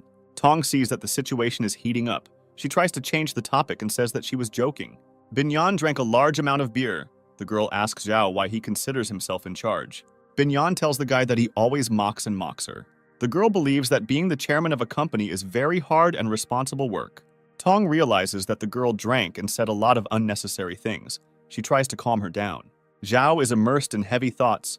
The guy realizes that he is treating Binyan very harshly. Tong tells her friend that she has been drinking a lot and needs to rest well. She brings the girl into the room and puts her on the bed. Binyan asks not to leave her alone and states that she can fight zombies on her own and survive without men. Binyan intends to defend himself and invites Tong to leave the group of guys tomorrow. The girl states that Zhao is a nasty, impudent, and arrogant young man, and that she has never met such people in her life. Binyan wakes up with a severe headache, suffering from a severe hangover. Zhao staggers along the corridor. Dennis offers to help the guy get to his room. Zhao refuses the offer of help and says that he feels fine. The main character remembers his past girlfriend. His thoughts are interrupted by sounds coming from the next room. Zhao looks into Binyan's room and watches the girl slowly change her clothes. The guy looks at Binyan, but sees his ex-girlfriend named Shin. Zhao slowly approaches Binyan and asks what she is doing here. Binyan says she is changing and asks the guy to leave her room immediately. Zhao is very drunk. He hugs the girl and tells her that he is glad to see her alive and unharmed. The guy believes that he is communicating with Shin and tells the girl that he loves her very much. Binhyun doesn't understand how Zhao can love her. She believes that the guy has been hating her all the time. Zhao says that he always loved the girl, but did not dare to say it because he thought that he was not worthy of her. The main character is going to use all his strength to protect the girl. Binhyun was very emotional. She did not expect to hear such words from Zhao. The main character hears a noise. He suddenly jumps out of bed and thinks that they were attacked by zombies. Tong and Dennis are standing on the threshold. The girl asks the guy why he sleeps naked in Binhyun's room. Tong attacks the guy, accusing him of taking advantage of Binhyun while the girl was drunk. Dennis asks the guy if he really did that. Zhao tries to collect his thoughts but cannot answer his friend. Zhao doesn't remember the previous evening well. He remembers that he drank a lot of beer and was dizzy. The guy experiences a strong feeling of shame. He does not understand how this could happen. Binhyun asks the guy not to feel guilty. She says that they are adults. Zhao believes that Dennis is to blame for what happened, since the guy forced him to drink beer.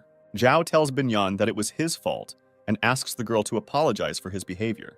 Binhyun recalls that yesterday the guy said that he loves her and will protect her even at the cost of his life. The girl is overwhelmed with a feeling of anger and resentment. She calls the guy a bastard and hits him in the face. The attention of young people is attracted by shots that occur on the street. Zhao invites his friend to immediately go downstairs and see what is happening there. The guys ask the girls to hide in a safe place, and they run to the exit. On the street, a group of people are trying to escape from a crowd of zombies. One of the people shoots at the monsters with a pistol. A young man lags behind a group of people to save his wounded friend. The guy asks his friend to leave him and save himself, otherwise they may both die. The man orders the guy to abandon his wounded comrade and continue the retreat. The guy runs out of bullets in his pistol. The zombies take advantage of the moment and attack him. One of the zombies runs to a wounded comrade who is unable to defend himself. Suddenly, Zhao and Dennis appear on the street. They immediately enter into battle. The man, who hid behind a tree, is very surprised by the behavior of the young people, since they are not afraid of zombies. Zhao informs people on the street that there is a cafeteria nearby where they can take shelter. The guy thanks Zhao for his help. He is going to immediately take refuge in the cafeteria. The main character continues to destroy zombies. For each destroyed monster, he is awarded points. The virtual god informs the guy that he has scored the required number of points to increase his combat level. Dennis's voice is heard, warning the guy that a large group of zombies is approaching them. Zhao feels how the transition to a new combat level has improved his characteristics, and with new strength, he rushes against the superior forces of the monsters. The guy feels limitless power within himself. His perception of air currents and sounds has increased. Dennis does not understand where his friend got his enormous strength and colossal reaction. The surviving people run into the open doors of the cafeteria and are greeted by Tong and Binhyun. Tong is very excited. She thinks that you need to be careful with new people. A stranger tells others that his best friend has died, and he is going to bury him. The man demands that the guy immediately barricade the doors to prevent zombies from entering the cafeteria. Binhyun intends to stop the man and tells him that there are still people on the street. The man begins to barricade the door, telling the girls that most likely the young people are already dead. With a powerful kick, Zhao opens the door. The man flies to the side, falling to the floor. He is very surprised that Zhao and his friend survived. Tong rushes to Dennis. She hugs the guy tightly and says that she was very worried about him. Binhyun tells Zhao that she saw him bravely fight the zombies. The guy silently passes by. Binhyun invites Tong to go upstairs with her since she doesn't want to stay in Zhao's company. Tong tells Dennis that she needs to be with Binhyun and promises the guy to come back later. The man who survived is called Honey, and he carefully examines the girls standing opposite. Honey suggests barricading the doors immediately and orders everyone present to help him. Zhao asks the man not to be nervous and tells him that all the zombies on the street have been destroyed. Honey does not believe Zhao and says that he himself saw a huge number of zombies. He believes that such a number of monsters cannot be destroyed. Zhao invites the man to go outside and see for himself. The main character drags the man to the cafeteria exit and throws him out onto the street. Honey knocks on closed doors and demands to be let inside immediately. Zhao sharply opens the front doors. The man loses his balance and falls to the floor with a crash. Honey expresses his dissatisfaction to Zhao. He tells the guy that he is the son of influential people. The honey girl asks him to look at her pants. The man realizes that he is in an awkward situation. Dennis is very amused by the current situation and jokes rudely at Honey. The man tells his girlfriend not to laugh at him and stabs her hard. Honey orders his bodyguard to immediately deal with the young men and take the pants from one of them. The bodyguard tells the man that it is not his job to solve the diaper problem. Honey becomes furious and tells his bodyguard that if his order is not followed, he will not receive his salary this month. The man once again orders the bodyguard to take away one of the guy's pants. Honey is outraged by the fact that his father spends a huge amount of money every month on security. He considers this a sufficient condition for carrying out all his orders. The bodyguard calls Honey a stupid and spoiled person. He says that his loved one died because of him. Max demands that the man treat Zhao and his friend with respect, since the guys saved them from death. Honey does not intend to listen to such speeches from the subordinates whom his father hired to work. Zhao approaches Honey and gives him a prophylactic kick to his soft spot. Honey is outraged by what is happening. He believes that no one dares to treat a person of his level in such a way. Zhao tells the man that if he doesn't calm down, the guy will throw him out into the street among the zombies. Honey tells Zhao that his father will find out and will punish him severely for his behavior. Zhao asks the bodyguard's name and meets a guy named Max. The guy tells Max that he considers him a good person and invites him to join his squad. Zhao knows that Max did not abandon his close friend in a dangerous situation and says that he respects such people. Honey begins to get very nervous. He is afraid that he may be left without the protection of a bodyguard. Max thanks Zhao for saving him and tells him that he cannot join his squad. Dennis is very surprised by the guy's decision. He doesn't understand why he should protect a person like Honey. Max informs the young people that he has a contract. His moral principles oblige him to fulfill the terms of the contract. Zhao is very pleased with the guy's answer. He begins to respect him even more. Zhao believes that there is a solution to this situation, and it is the death of the employer. Honey experiences great fear from the guy's words. He threatens the guys with his powerful father. Dennis tells Honey that the man acted vilely. He barricaded the doors while the young people were still on the street. Dennis hates such people. He swings his combat sword to strike. Dennis's attack is suddenly blocked by Max's bodyguard. He holds the hand in which Dennis is holding the sword. Max apologizes to the guy. He says that he cannot allow anyone to harm his client. Dennis tells the guy that he intends to destroy Honey, and only death will stop him. Binyan informs Tong that she can no longer be on Zhao's team. The girl says that Zhao does not love her and uses her as a replacement for his beloved Shin. Binyan intends to leave Team Zhao. She believes it will be better for everyone. The girl asks her friend not to worry about her. She hopes to join the group of other survivors. Tong believes that Binyan is in love with Zhao and is trying to hide her feelings. Tong tells the girl that her guesses are correct, since Binyan was very embarrassed by her words. The girl assumes that Shin is already dead, so Binyan can take her place in the guy's heart. Tong thinks her friend is a beautiful girl. She hopes the guy won't be able to resist. Secretary Tong demands that Binyan pull himself together. She reminds that the girl led a large corporation and solved serious problems. During the conversation, Tong manages to convince the girl that Binyan intends to fight for the guy's heart.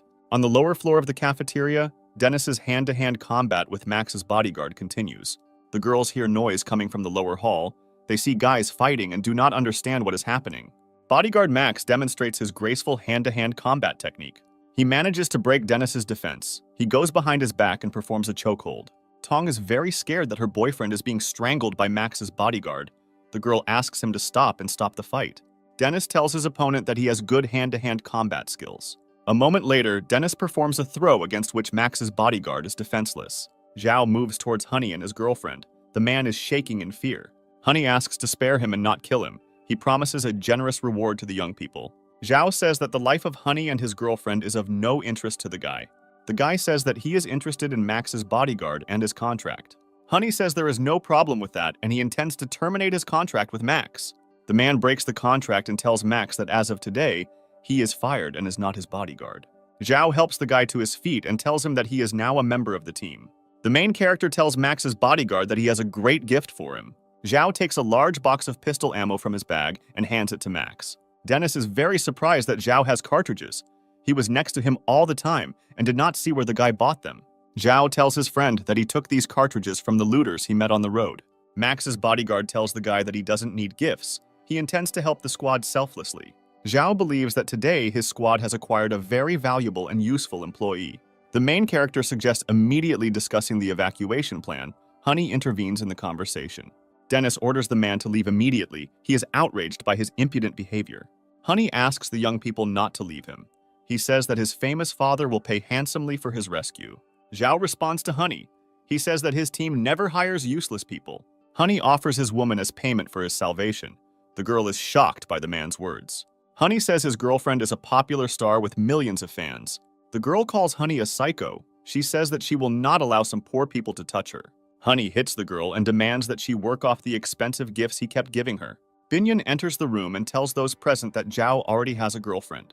Binyan approaches the surprised protagonist and kisses him deeply. Zhao was very surprised by the girl's actions. He asks her to stop immediately.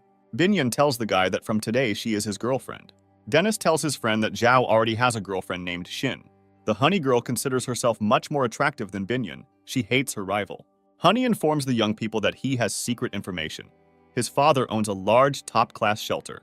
The man offers to go to his father's hideout, guaranteeing a safe place for the young men as a reward. Zhao responds to Honey, saying that he is not interested in such an offer. Honey calls the young people idiots and cannot believe that they refused his offer. Zhao tells the man that his hideout is thousands of kilometers away. The main character reports that the base organized by the government is much closer. Max's bodyguard has heard about the government base and thinks it's a great idea. Honey finds his father's base much better and safer and insists on moving towards it. The girl asks Honey not to contradict the young people and says that there are acquaintances of his father at the government base. Honey compliments his girlfriend, saying it's a great idea. Zhao considers Honey and his girlfriend to be cunning and unreliable people and thinks about how to deal with them. Honey is shaking with fear. He thinks that the guy heard his girlfriend's words. Zhao allows Honey and his girlfriend to join the team, provided that they strictly follow all of his orders. The main character has prepared lunch. He offers to eat, immediately setting off on the road. Dennis eats the food prepared by Zhao with pleasure. Bodyguard Max is surprised at the guy's appetite. Honey and his girlfriend think this kind of food is terrible. They are used to eating in expensive restaurants. The Honey girl suggests going to the kitchen and finding better products. Honey agrees with her. They get up from the table and go to the cafeteria kitchen. A few minutes later, Honey and his girlfriend run into the dining room. They are very scared and scream loudly. Honey tells the young men that there is a female corpse in the kitchen. Zhao tells him not to worry. The young people tell Honey that in the kitchen lies the corpse of Royan, who has turned into a zombie. Zhao informs those present that lunch is over and orders them to hit the road. Zhao and Dennis are in the cab of the truck. The rest of the team is located in the container. Honey tries to get to know Binyan. He says he heard her called the chairman of the company. Tong demands the man to stop harassing his girlfriend immediately. Otherwise, she promises to complain to her boyfriend. Honey approaches Tong and says that he really adores beautiful girls like her. The man believes that the girls have chosen bad guys and offers to find them a good place when they arrive in the capital. Max's bodyguard threatens to break Honey's arm if he doesn't stop acting like this. Max reminds his former employer that the contract is terminated, which completely frees his hands. The guy says that he has endured the man's antics for a very long time, and his patience is running out. The door of the container opens. Zhao reports that the road ahead is damaged, and they will continue on foot. Honey is not at all happy with this proposal. He believes that traveling on foot is very dangerous. Zhao offers to let Honey and his girlfriend stay in the truck if they're that scared. Zhao's team immediately unloads from the truck's container. Honey is hesitant to join them. The Honey girl is very scared. She asks her man not to persist and to join the team. The Zhao squad moves through the abandoned streets of a small town. The guy demands everyone to be on alert. Tong is very scared and tense. The girl clings to her friend. There are a large number of zombies in the city. They hide in numerous gateways. Honey steps on an empty tin, causing a loud sound to be heard. The noise attracts the attention of zombies who are roaming the streets of a small town. Zhao demands that his team not move or make any sounds. Honey girl can't help but have a severe panic attack and screams loudly.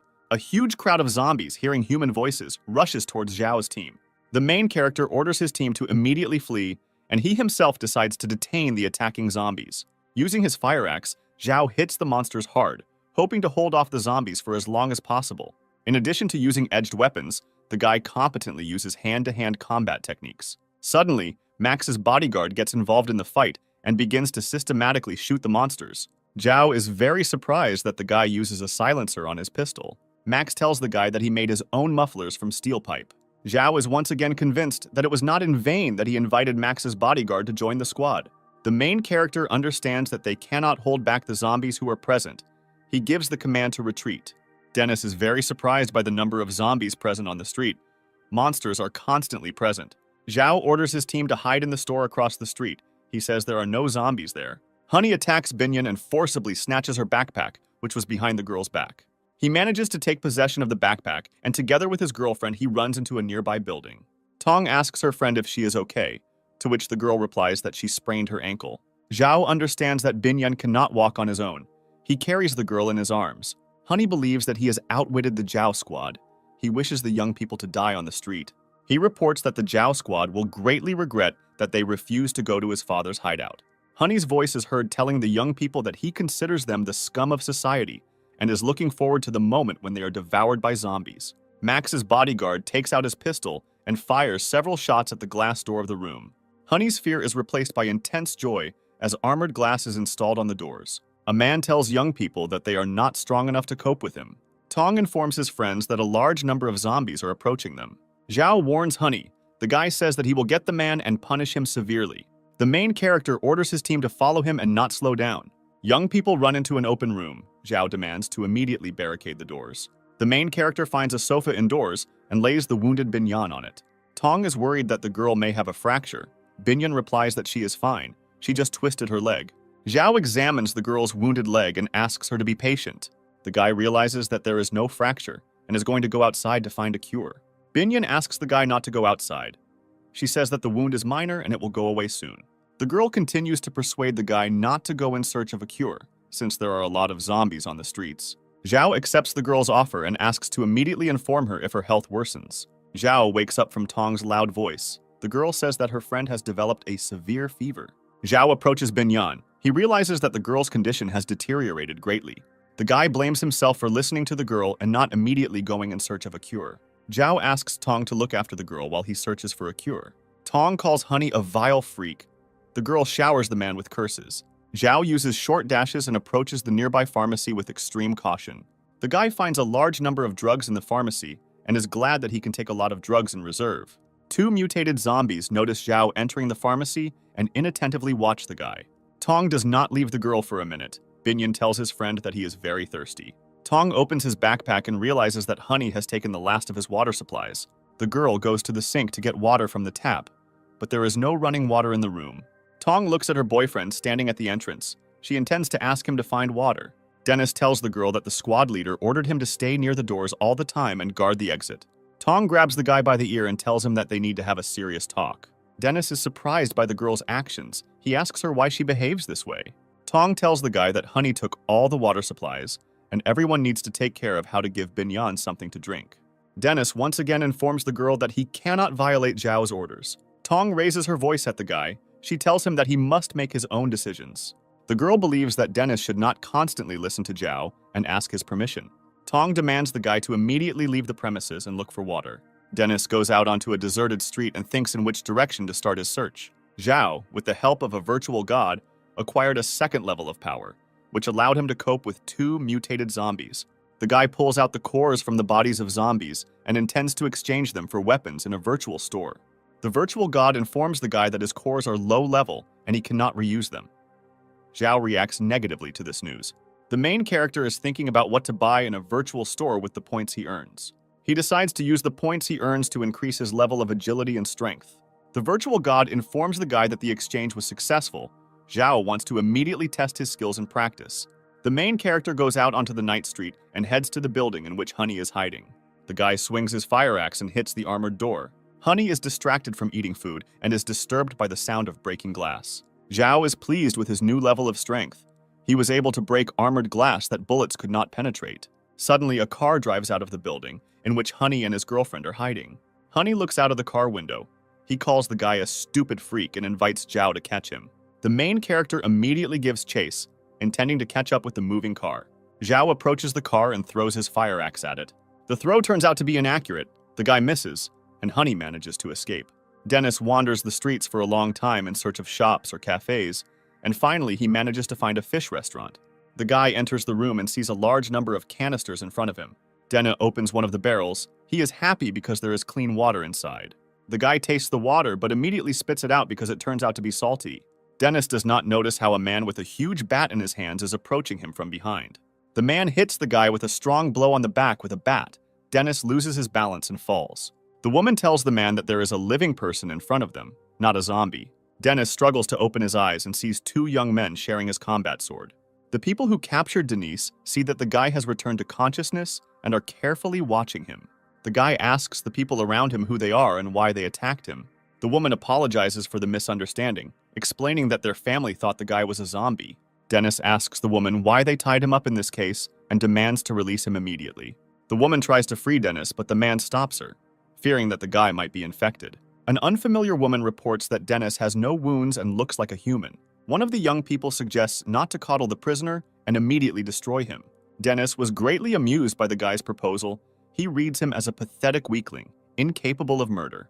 Dennis's words infuriate the guy. He tells him that he doesn't know who he's contacted. The guy snatches the combat sword from his brother's hands. He intends to attack Dennis. The guy holds a sword in his hands and approaches Dennis. The parents order the guy to stop immediately. Dennis manages to unnoticed free his bound leg and strikes the guy.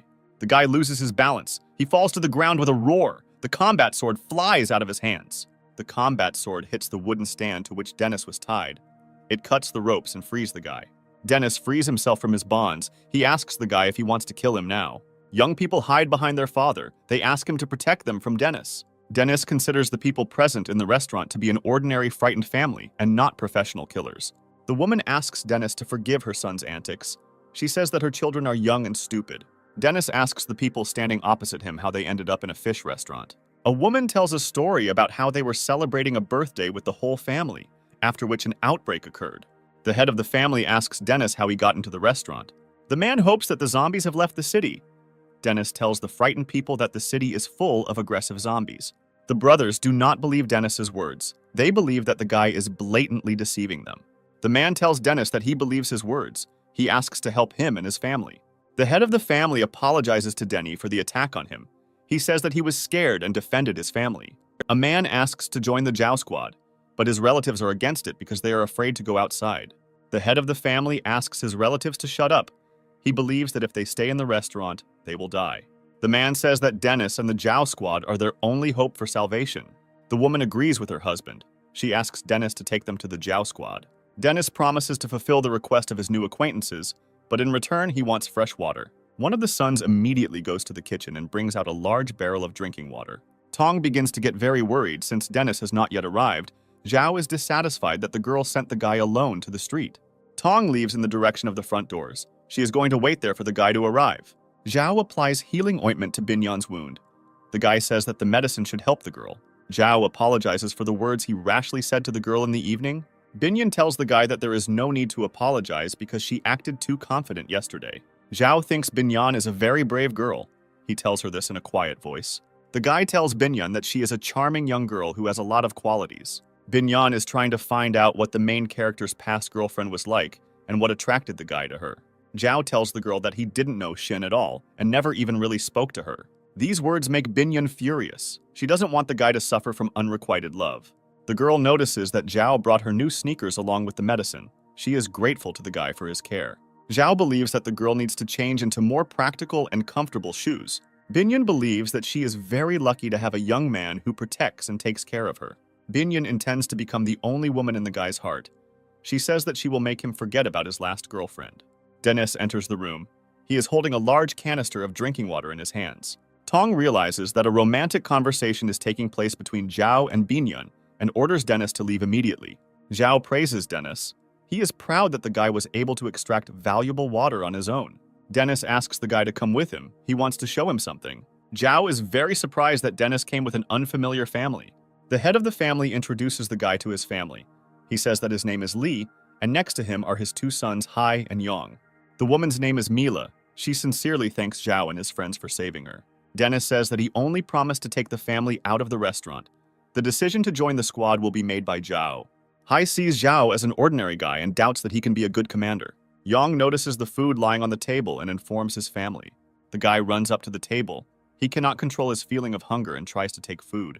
A fire axe flies past Yong, and the guy drops a loaf of canned bread from his hands. The guy hides behind his parents. He tells them that Zhao wanted to kill him. Li apologizes to Zhao for his children. He says that they are too young and do not understand what they are doing. Zhao warns the young people. He says that next time he will cut off his hand. The main character accepts only useful people into his squad. He asks Li and his family how they can be useful. Tong informs the family that their squad will not tolerate unnecessary ballast in its ranks. Li talks about how he has been a driver all his life and his wife can cook well. Bodyguard Max says that they need people in their squad who they can rely on in difficult times. Mila reports that their family is very kind and responsible and will benefit the squad. Zhao strongly doubts the usefulness of the two teenagers. He asks how they can help him. Mila says that her children are very capable and hardworking people. Zhao agrees to accept the new family into the squad. He informs them that food in the team is distributed in accordance with the work done. Hai is very unhappy that they will have to work tirelessly and follow the instructions of the commander. Zhao is bent over a map of the city, discussing evacuation options with his friends. Dennis suggests taking a shortcut and fighting your way through the zombies. Max offers a longer but safer route since they only have 3 experienced fighters in their squad. Zhao supports the Max bodyguard option. He is going to lead the squad along a safe road. Zhao decides that as soon as Bin Yan's leg heals, they will immediately begin their journey to the government base. An expensive limousine pulls up to the restaurant where the Zhao squad is hiding. The young people are delighted with the big car. Dennis asks Zhao where he got it. Zhao answers the guy. He says that he didn't waste any time and found a car parked in a nearby area. The guy throws the keys to Mr. Lee. He tells him that he has a new job. Mr. Lee is incredibly happy. He tells others that he has never driven such an expensive car in his life. The bright sun is shining. An expensive limousine is driving quickly through the deserted streets of the city. Tong asks his friend how her leg is. The girl replies that she feels good and the pain is almost gone. Yang studies a large number of different devices that are installed in the car. After some time, the younger brother finds a bottle of expensive vintage wine. The brothers are going to taste it. Mila orders her children to immediately put the bottle back and stop playing around. Hai tells his brother that he is very dissatisfied with the strict discipline and order in the Zhao squad. Max's bodyguard tells Zhao that they are going in the wrong direction. The guy says that he knows about it. He is going to visit a very interesting place. Zhao and his team arrive at the police headquarters building. Dennis wonders what they are doing here. Max replies that they came for weapons. Hai does not understand how the guys will be able to get inside the police station, at the entrance of which there are dozens of zombies. Zhao is tired of Hai's chatter. He says that if the guy does not shut up, he will go to the police station with him. Hai thinks it's utter madness to fight so many zombies. Zhao tells his new friends that it's time to listen to some fun music. The guy turns on the car's audio system at full volume and attracts the zombies' attention. Zhao gets out of the car. The zombies standing at the exit of the police station are trying to catch up with the guy. Max's bodyguard reports that Zhao has distracted the zombies and says that they need to head to the police station.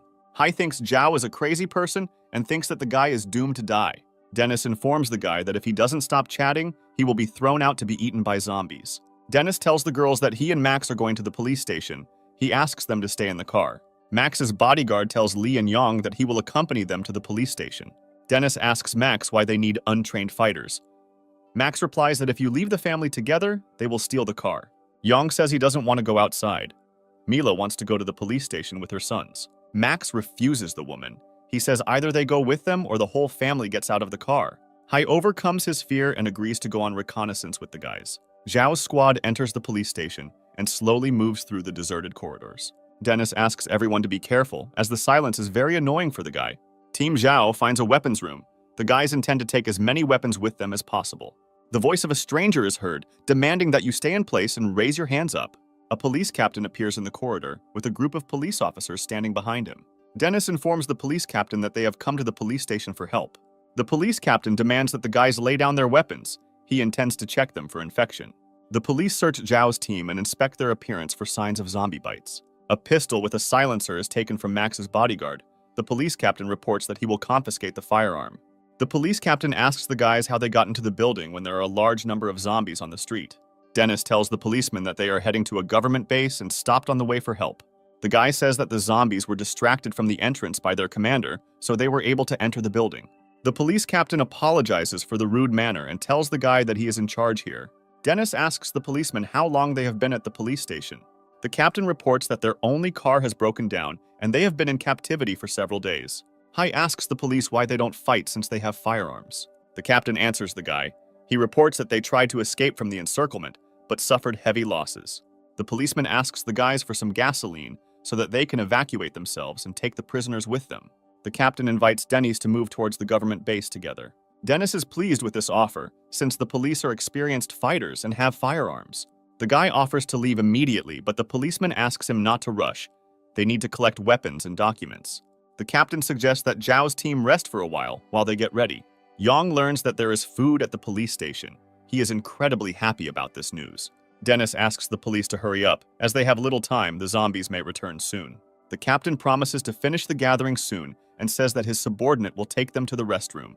Max's bodyguard asks the policeman to return his gun to him, but the policeman is in no hurry to do this. The captain notices the homemade silencer on the gun and states that it is unsafe. Max asks the law enforcement officer not to worry about this and claims that he has skills in handling firearms. Hai advises bodyguard Max not to argue with the police captain and give up his demands. Dennis believes that the police chief is worried about the life and health of bodyguard Max. Max agrees with the arguments of the guys and the police captain. He stops contradicting them. The police lead Zhao's team through dark corridors and into a break room. The guys stop near the prison cell. The accompanying policeman tells them that they have arrived. The police forcefully drag Team Zhao into the criminal's cell. The policeman accompanying them orders them to sit quietly. Otherwise, he promises to shoot the guys in the head. Mila tells the policeman that there was a misunderstanding. She does not understand why they were locked in the cell. The man throws a strong kick at the bars, and the woman flies off to the opposite side of the camera. Hai is outraged by this treatment of his mother and hurls angry curses at the policeman. The sound of a pistol shot is heard. Bodyguard Max saves Hai from a bullet flying at him. Dennis becomes very furious. He says that he will tell everything to the chief of police. The police are very surprised by the guy's naivety. They look at him and laugh loudly. A voice comes from the next cell, which says that screaming and calling for help is pointless. The man in the next cell says that there are no police at the station. These are prisoners in disguise. The man's name is Feng. He is a policeman who was captured by criminals. Criminals in police uniforms look at a parked limousine. The gang leader believes that the car should have enough supplies and water. He orders his accomplices to go outside to capture the girls and take supplies. The gang leader feels comfortable in a world where chaos and lawlessness reign. The criminals believe that today is a good day for them, since the loot came into their hands. Zhao is very surprised that the decomposed bodies of zombies could haunt him for so long. The guy intends to destroy a large group of zombies and earn a large number of points for the virtual store. Suddenly, the zombies let out wild screams. They turn around and run away in horror. Zhao looks at what is happening in surprise. He does not understand what could have scared the zombies so much. On the pillar, the guy sees a creepy-looking monster who is looking at him carefully. The virtual god tells the guy that this monster is a second-class devourer. Zhao realizes that this monster will be very difficult to deal with. Its long tongue is especially dangerous. The devourer jumps off the pole and quickly approaches the guy. This type of monster has an increased reaction. Zhao has difficulty dodging its attacks. In addition to increased reaction, the devourer has enormous strength and endurance. He attacks the guy non-stop. Zhao understands that an ordinary person is not able to cope with such a monster. The devourer spits out its huge tongue, which instantly wraps itself around the guy's body. The zombie, using his tongue, lifts Zhao into the air. The guy is unable to escape from captivity. The virtual god informs Zhao that the devourer's weak point is his head, and the guy kicks him. The blow hits the target, the zombie loosens its grip, and the guy frees himself from the grip of his tongue. The devourer immediately turns around and tries to escape. Feng informs Zhao's team that the police captain is fake and is the leader of a gang. The policeman says that during the outbreak, the criminals broke out and killed his colleagues. Max's bodyguard says that he immediately noticed strange behavior in the fake police officers. Max asks Feng why the criminals left him alive and did not kill him along with his partners. Feng says that there are many places in the police station where a fingerprint or eye pupil test is required. Dennis tells the policeman that their commander is outside and he is not an ordinary person. The guy says that Zhao will soon come to the rescue and free all the prisoners. Yang asks Mila how she is feeling. The woman says that her stomach hurts a lot and that she might be injured. Dennis decides to help the woman. He approaches her and asks permission to look at her wound. Mila tells the guy that her death is inevitable and asks him to take care of her sons. She asks her sons to grow up to be worthy people, start families, and have children. Dennis tells the woman that she only has a small bruise. He asks her not to make sudden movements. Max's bodyguard tells his friend that the bandit leader knows about the car outside. Dennis offers to get out of the cage with the help of wet clothes. He says that he saw in the movies how by twisting clothes you can bend the bars. Hai thinks this idea is idiotic. He tells the guy that he won't succeed and asks him to put on clothes. Yang tells Dennis that he needs to be polite to his brother since he is the only person who can open the door. Hai asks the young people to give him a pin or something similar to a needle. The captive cop from the next cell throws the guy his police badge. Hai says he has never worked with a police badge before and is using it to try to open the camera lock. Yang tells Dennis that his brother is the best lockpicker and once even snuck into the director's office. After some time, Hai opens the cell lock. Dennis realizes that he greatly underestimated the guy. The young people find the keys to other cells and free the captive policeman. The captured policeman asks the guys to leave. He intends to free several more survivors. Dennis tells Feng that they will help free the prisoners. Running down the corridor, Max notices a familiar face and stops in front of the camera. Honey is in the detention cell. He says that they want to kill him and plaintively asks for help. Feng asks Dennis who this man is. Dennis tells the policeman that he is a vile man. Max asks Honey how he ended up here and what he is doing in the detention cell. Honey reveals that their car broke down and then they met fake police officers. The man tells the guy that they were made slaves and his girlfriend was used as a concubine. Honey tells Max that she is incredibly happy to see him and asks him to save him from the villains. Dennis believes that after what Honey did, he should under no circumstances be helped. Honey apologizes for her actions and promises the guys that nothing like this will happen again in the future. Dennis informs the man that they are not going to step on the same rake twice. Honey tells Max that he is a bodyguard and his duty is to protect his employer. Dennis informs the man that he personally terminated the contract. Max says that a bodyguard does have a duty to protect his employer. He approaches Honey and tells him that this rule does not apply in his case, since the contract is broken.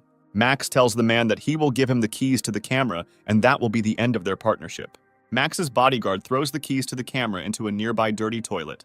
Honey is outraged by the guy's actions and intends to take brutal revenge on him in the future. Feng calls the elevator. The policeman is very surprised because the elevator has stopped working. The policeman tells the guys that the elevator is the only way out, and they won't be able to get out until someone from above comes down to them. The voice of Dennis is heard asking Feng what they should do now. The policeman replies that the only way to get out is to wait for the criminals below. Feng tells the guys that sooner or later their friends will be captured and taken down. Tong is very worried about the young people. Quite a lot of time has passed and they still have not returned. Lee tells the girls that he is seeing people approaching the car. A criminal in a police uniform approaches the car and asks the girls to open the door. Lee tells the criminal that they have come a long way and are glad that the servants of the law want to help them. Binyan senses something is wrong and asks Lee not to open the car doors yet. The girl asks the criminal in a police uniform where her friends are now.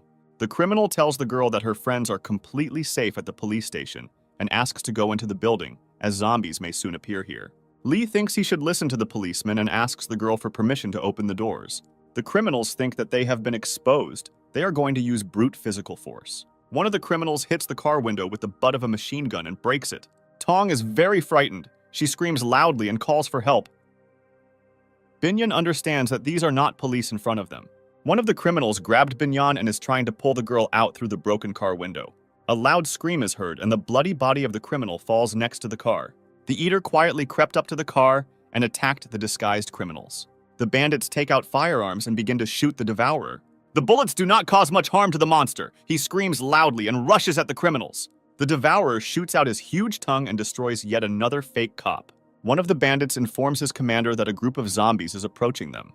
The monsters scream loudly and quickly approach the fake police officers standing by the car. Zombies attack not only people, but also the devourer, and a fierce battle ensues. Some of the zombies are trying to break the windows and get inside the car. The girls desperately defend themselves, covering the broken window with pillows and fighting off the zombies. The devourer managed to deal with all the zombies that attacked him. He stands up to his full height and screams loudly. A second later, the devourer falls, struck by a well-aimed throw from a fire axe. Zhao reloads the machine gun and begins to systematically shoot the zombies around him. Zhao takes the core of the killed devourer. The virtual god congratulates the guy on the expensive trophy. Binyan runs up to Zhao and hugs him tightly. She says that she is glad to see him alive and unharmed. Binyan tells the guy that their friends are in trouble and are being held captive in the police station. Tong tries to stop Lee. The man intends to go to the police station to save his family. Zhao tells Lee that he won't be able to help his family because he doesn't have enough strength and the bandits will kill him. The guy tells his friends to stay in the car and close the doors. He says that he will lead the prisoners out of the police station. Policeman Feng and Zhao's team are waiting for one of the bandits to come down. The sound of a descending elevator is heard. The guys arm themselves with improvised means and set up an ambush. The elevator doors begin to open, and Feng and Team Zhao rush to attack. From the elevator, a crowd of roaring zombies attacks people. This greatly shocks the prisoners. Policeman Feng orders everyone to run and hide in the detention cells. Max's bodyguard and a police officer hold off the zombies so that the teenagers and their mother have time to escape. The young people manage to run into the cell and close the door behind them. The zombies unsuccessfully try to get them. Hei tries to open the doors on the back side of the cell to get out into another corridor. The guy opens the lock. Mila demands that her son stop burglary in the near future and find himself a girlfriend. Young people see a huge zombie approaching their mother from behind. Mila does not have time to react to the zombie attack. The monster grabs her and bites her on the neck. The woman realizes that she has no chance to survive. She asks Hai to look after her brother. Hai and Yong sit on the floor and sob loudly. They cannot come to terms with the death of their mother. Honey understands that he will have to get the keys to the camera from the dirty toilet. A man looks for his keys in the toilet and loudly insults Max's bodyguard. Honey says he will take brutal revenge on Max's bodyguard for the humiliation he suffered. He opens the cell door and orders his woman to leave with him. A man becomes very angry because a woman does not obey his orders. Honey tells the girl that she is defiled and unworthy of being his woman. The man runs out into the corridor. He intends to leave the police station. A moment later, Honey sees people running towards him. He realizes that zombies have broken into the room. Honey immediately runs back to her cell and tries to close the door behind her. Honey's ex-girlfriend does not allow the man to close the door to the cell. She blocks the bars with her hand. The girl tells Honey that he is a vile creature who gave her to the bandits in order to survive. Honey orders you to immediately remove your hand. The girl says that she doesn't want to live anymore. She intends to take Honey with her to the next world. Honey tells the girl that he is not going to die and kicks her. An angry zombie bursts into the open door of the cell in which Honey is located and immediately attacks the man. Dennis and his bodyguard Max desperately fight off the zombies attacking them. Yang is very scared and tells his brother that he doesn't want to die. Team Zhao and policeman Feng are locked in one of the cells. They have difficulty holding back the onslaught of zombies. The policeman tells his comrades that his strength is already running out. Suddenly, Zhao appears in the room and starts shooting zombies with a machine gun. Zhao asks Dennis how he is doing. The guy says that he is glad to see Zhao and reports that he is fine. The main character brought a lot of weapons with him. The guy arms Dennis and the policeman Feng. Dennis hands over his machine gun to the policeman. The guy is going to fight the zombies with his sword. Dennis uses his fencing skills and effectively repels the attacks of the zombies attacking him. Bodyguard Max and policeman Feng shoot the zombies non-stop with firearms. Policeman Feng's voice is heard ordering Zhao to bend down. The next moment he kills the zombie who is about to attack the guy. Zhao realizes that Officer Feng saved his life and thanks the man. All the zombies are destroyed. Zhao says that everyone can leave the cells. The guy meets Feng and shakes his hand. Dennis tells Zhao the tragic story of policeman Feng. Zhao sees the grief-stricken brothers in front of him. They tell him that Mila is dead. The guy says that his father is waiting for them in the car. Suddenly, the gang leader appears in the room. He points a weapon at Team Zhao and orders everyone to raise their hands. The gang leader tells the guys that they are still too young and stupid to cope with him. Policeman Feng raises his gun and orders the gang leader to throw his weapon on the ground. The gang leader demonstrates a bomb that is behind his back. He says that he can detonate it at any moment. The bandit calls the guys vile insects and intends to seize the car with two girls. Hai believes that his mother died because of the gang leader. The guy intends to take revenge and destroy the bandit. Hai holds the gang leader tightly and asks his friends to run away immediately. The gang leader pulls out a gun to kill the guy, but Hai blocks his hand. Zhao is very surprised by the guy's actions. Until the last moment, he considered him a coward. The main character orders everyone to leave the room immediately before the bomb explodes. Yang doesn't want to leave his brother. He pulls Zhao's hand and asks him to save Hai. Zhao orders Dennis to look after the people. He is going to return and help Hai. The gang leader wins hand-to-hand combat with Hai. He is going to kill the guy. Hai's loud laughter is heard. The guy demonstrates the remote control for the explosive device in his hands. The guy tells the gang leader that he will take revenge on him for his dead mother. Zhao bursts into the room and shouts at the guy not to activate the explosive device. The next moment, a powerful explosion is heard.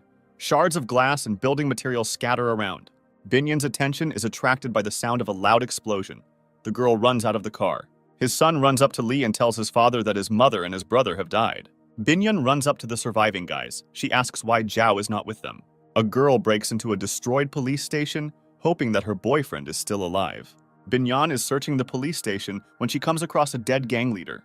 A girl is clearing out huge rubble. She doesn't want to believe that her boyfriend is dead. Dennis helps clear the rubble. He believes that Zhao should stay alive. Team Zhao hears loud groans and grunts coming from the far corner of the building. Young people look at Zhao and Hai. The guys survived after a powerful explosion. Team Zhao feels great joy and immediately rushes to the survivors. Young people hug the surviving boys and ask how they are feeling. Hai tells his father that he is completely fine and his entire operation was under complete control. Binyan is unhappy that her boyfriend risked his life and she loudly scolds him. The girl rushes to Zhao. She hugs him tightly and begins to sob heavily.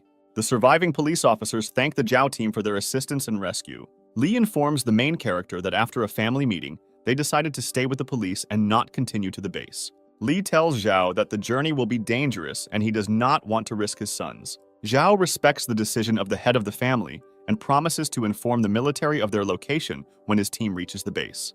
Policeman Feng takes out a large number of weapons on the street and decides to join Zhao's team. Feng wants to go to the base to protect the people there. Zhao believes that Mr. Lee's sons are brave and responsible, and they will be able to be good assistants to the police. Team Zhao loads into a limousine and sets off on the long journey to the government base. He shouts loudly after the driving car. He demands that the young people stay alive.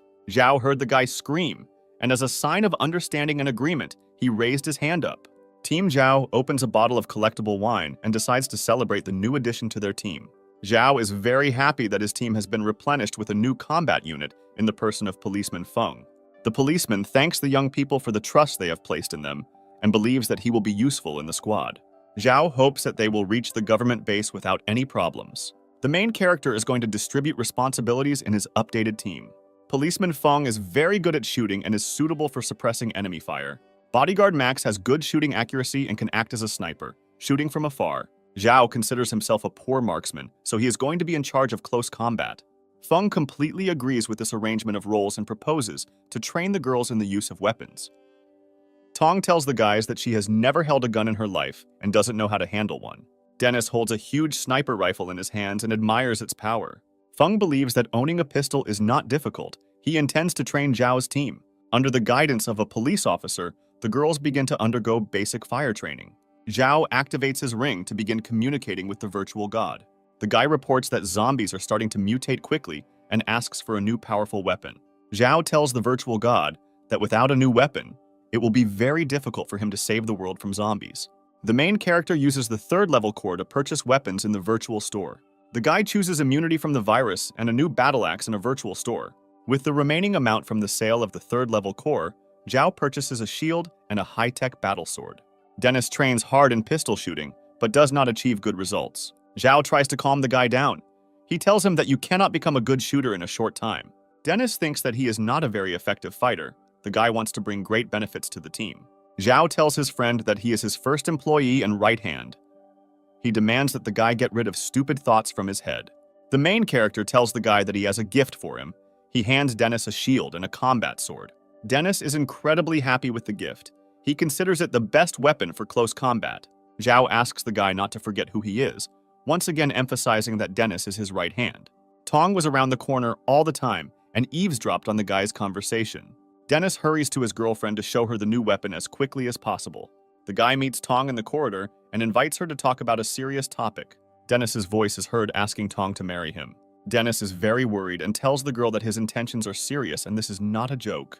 The girl tells the guy that during the conversation she developed feelings for him. Dennis intends to protect Tong anywhere. Even if the girl refuses, he intends to take care of her. The guy is very worried about the fact that he comes from a poor working family, while Tong is from the upper echelons of society. Dennis begins to suspect that the girl was only using him for protection. Tong is upset by the guy's conclusions and is about to leave. Dennis stops Tong. The girl turns around and kisses the guy deeply. Tong says she wants to be with a guy and doesn't need another man. Dennis receives this news joyfully. He raises his hands and shouts loudly. The guy says that the girl will be his goddess from now on, and he will protect her all his life. Dennis immediately shares the latest news of his personal life with his friends. The Zhao team is thinking about how they can organize the wedding ceremony. Team Zhao gets to a huge shopping center located in the central areas of the city. The guys fight their way to the shopping center. They shoot the zombies attacking them. The Zhao team finds everything they need for the wedding ceremony in the store and leaves for their hideout. A wedding takes place between Dennis and Tong. Music is heard. Young people are dressed in beautiful dresses. Binyan asks the guy where they got the suits and record player. Zhao replies that there was a good store nearby. Policeman Feng is assigned the role of wedding receptionist, and the man is visibly nervous. Feng reads a solemn speech and asks the young people about their consent to marry. Max's bodyguard brings 2 rings with large diamonds into the hall. Happy newlyweds slowly exchange rings with each other. Solemn music is heard. Policeman Feng declares the young people husband and wife.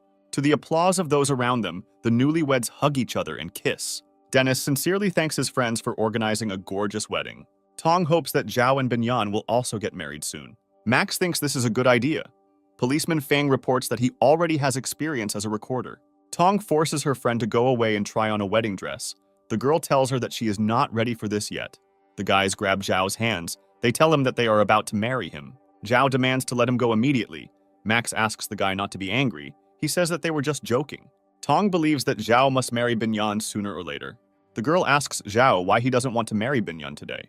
Tears appear in Binyan's eyes. She runs out of the room and her friend tries to stop her. Tong tells Zhao that his behavior caused severe pain to the girl. Dennis tries to reassure his new wife. He asks to leave his commander alone. Zhao tries to stop Binyan. The girl pulls his hand back and says that she doesn't want to be near the guy. Binyan tells Zhao that she really hoped for mutual feelings. The girl thanks the guy for his help. She intends to leave Zhao and not bother him anymore. Zhao believes that the girl cannot survive alone, since there are a huge number of zombies around. Binyan tries to leave. The guy stops the girl and appeals to her prudence. Zhao tells Binyan that he likes her very much and hopes for a serious relationship. A girl asks a guy how much he likes her. The guy answers her with gestures. Binyan tells the guy that he is a good and kind person who cares about others. Binyan intends to forget past grievances and start from scratch from today. Suddenly, the conversation of the young people is interrupted by a zombie. He screams loudly and rushes at them. Zhao manages to react to the attack in time and kicks the monster. The guy bends over the defeated monster. He realizes that he saw this face somewhere. Shin's girlfriend wakes up after being attacked by a guy. Zhao mistook her for a zombie. Zhao asks Eliza what she is doing here and where the rest of her friends are. The guy is trying to find out from the girl what happened to his friend Bean and Shin. Eliza covers her face with her hands and begins to cry loudly. She says that Bean is no longer alive. The girl says that after they left the library, they headed to the government base. They ran out of food and water, and on the way they came across an expensive villa in which they decided to take refuge. The owner of the huge villa was a large businessman named San and his brother. People who came to the villa for help became slaves and worked hard just to eat. To survive in the villa, the girls had only one way. They had to sell their bodies. Bean worked very hard to support himself and his 3 girls. The girl tells the young people that Linmu was also in the villa. He was idle and worked as an overseer. Eliza remembers that she was tired of eating the same dry pie every day. She was sick just from the smell of it. Her friend asks the girl not to be mischievous, since Bean has to work 3 shifts to feed them. Shin tells the girl that her birthday is coming up. Bean tries to earn some money to buy meat. The girl is touched that the guy remembers when it is her birthday. Her friends tell the girl that Bean is not indifferent to her. Linmu appears on the threshold. The girl says that they have nothing to talk about and asks the guy to leave. The girl tries to close the front door, but the guy doesn't let her do it. Linmu is going to help the girls. He wants to introduce them to influential people. The owner of Villa San likes Shin and wants to get to know the girl better. San says that he admires Shin. He extends his hand and tells the girl that he is glad to meet you. San asks the girl not to be afraid or worry. He tells her that he is a good person. San's voice is heard. The guy offers the girl lunch. Sin reports that she is not hungry. Linmu is extremely dissatisfied with the girl's answer. She is outraged by the refusal of the gentleman's offer. San demands that Linmu be polite and not communicate in such a tone with his new acquaintance. A friend tells Shin that Mr. San is lying. She sees it in his face. Brother San is outraged by the girl's response and orders his subordinates to seize her. Subordinates take Shin away. Her friends try to protect the girl, but the forces are unequal. Linmu throws Shin into the backseat of the car. The girl asks for mercy.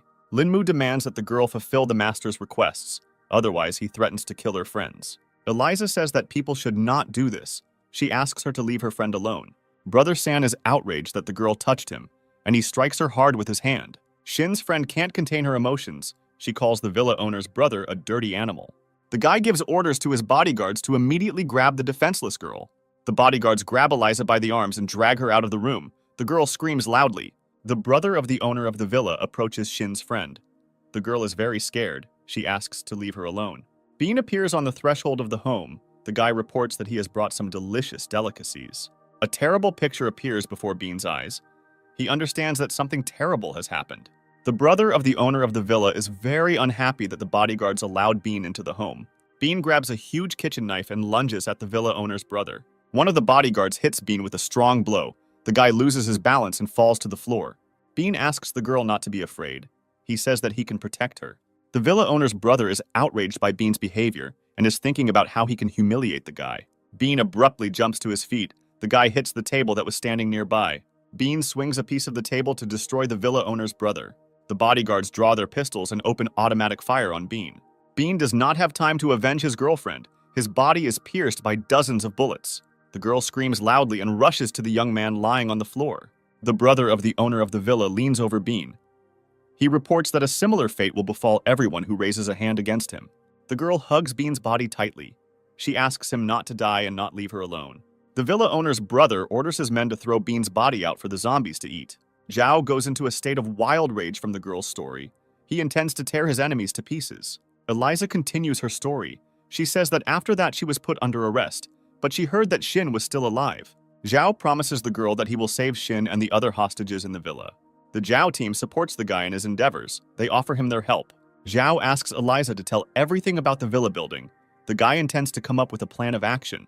Tong is surprised by the huge amount of grain. Binyan tells his friend that the guys found it in a nearby store. Tong is going to disguise Eliza since people in the villa might recognize her. Binyan has feelings for the guy even though he wants to save his first girlfriend. The girl is grateful for saving Zhao. She believes that they could have suffered the same fate as Eliza. Binyan is ready for a love triangle. She intends to emerge victorious from the fight. Tong advises the girl not to worry. She believes that Shin may already be dead. Tong cuts and applies makeup to Eliza so that the girl will not be recognized in the villa. Zhao informs his girlfriend that he has checked the building for zombies and carefully blocked the exits. The guy offers Binyan to leave Dene to protect him.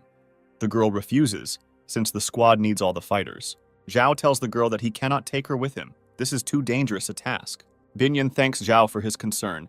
The girl hugs the guy and kisses him deeply. Zhao orders his team to take the grain and load it into the truck. The villa is surrounded by a metal fence and is well guarded by armed men. A Zhao squad is approaching the villa. The guys are moving in 2 cars. Zhao is very surprised by the number of guards. At the entrance, he counted only 2 people. The guards stop Zhao's team and ask the young men what they are doing here. Zhao tells the guards that they are survivors and want to find shelter from the zombies. The security guard informs the guy that in order to get into the villa, he needs to pay with food. The guards report that to enter the territory, you need 10 kilograms of food, and further stay in the territory is also paid. Zhao says that he is satisfied with the conditions. He reports that they have enough food.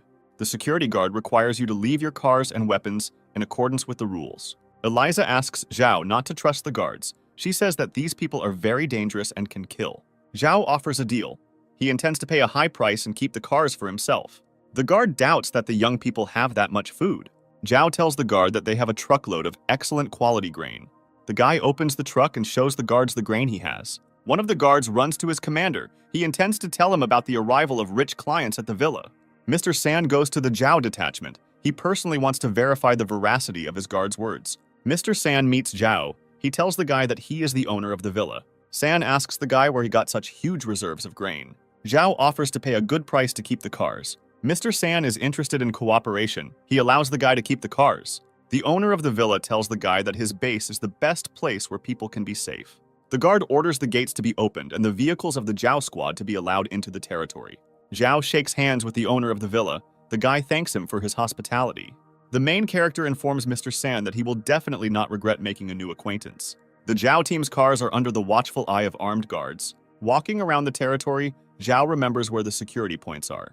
Max's bodyguard says the villa is better protected than a military base. Zhao asks Mr. San why he welcomes people to his luxurious villa. Mr. San tells the guy that he is a nobleman and cares about defenseless people. The owner of the villa reports that he has high security costs, since he needs many fighters to protect people from zombies.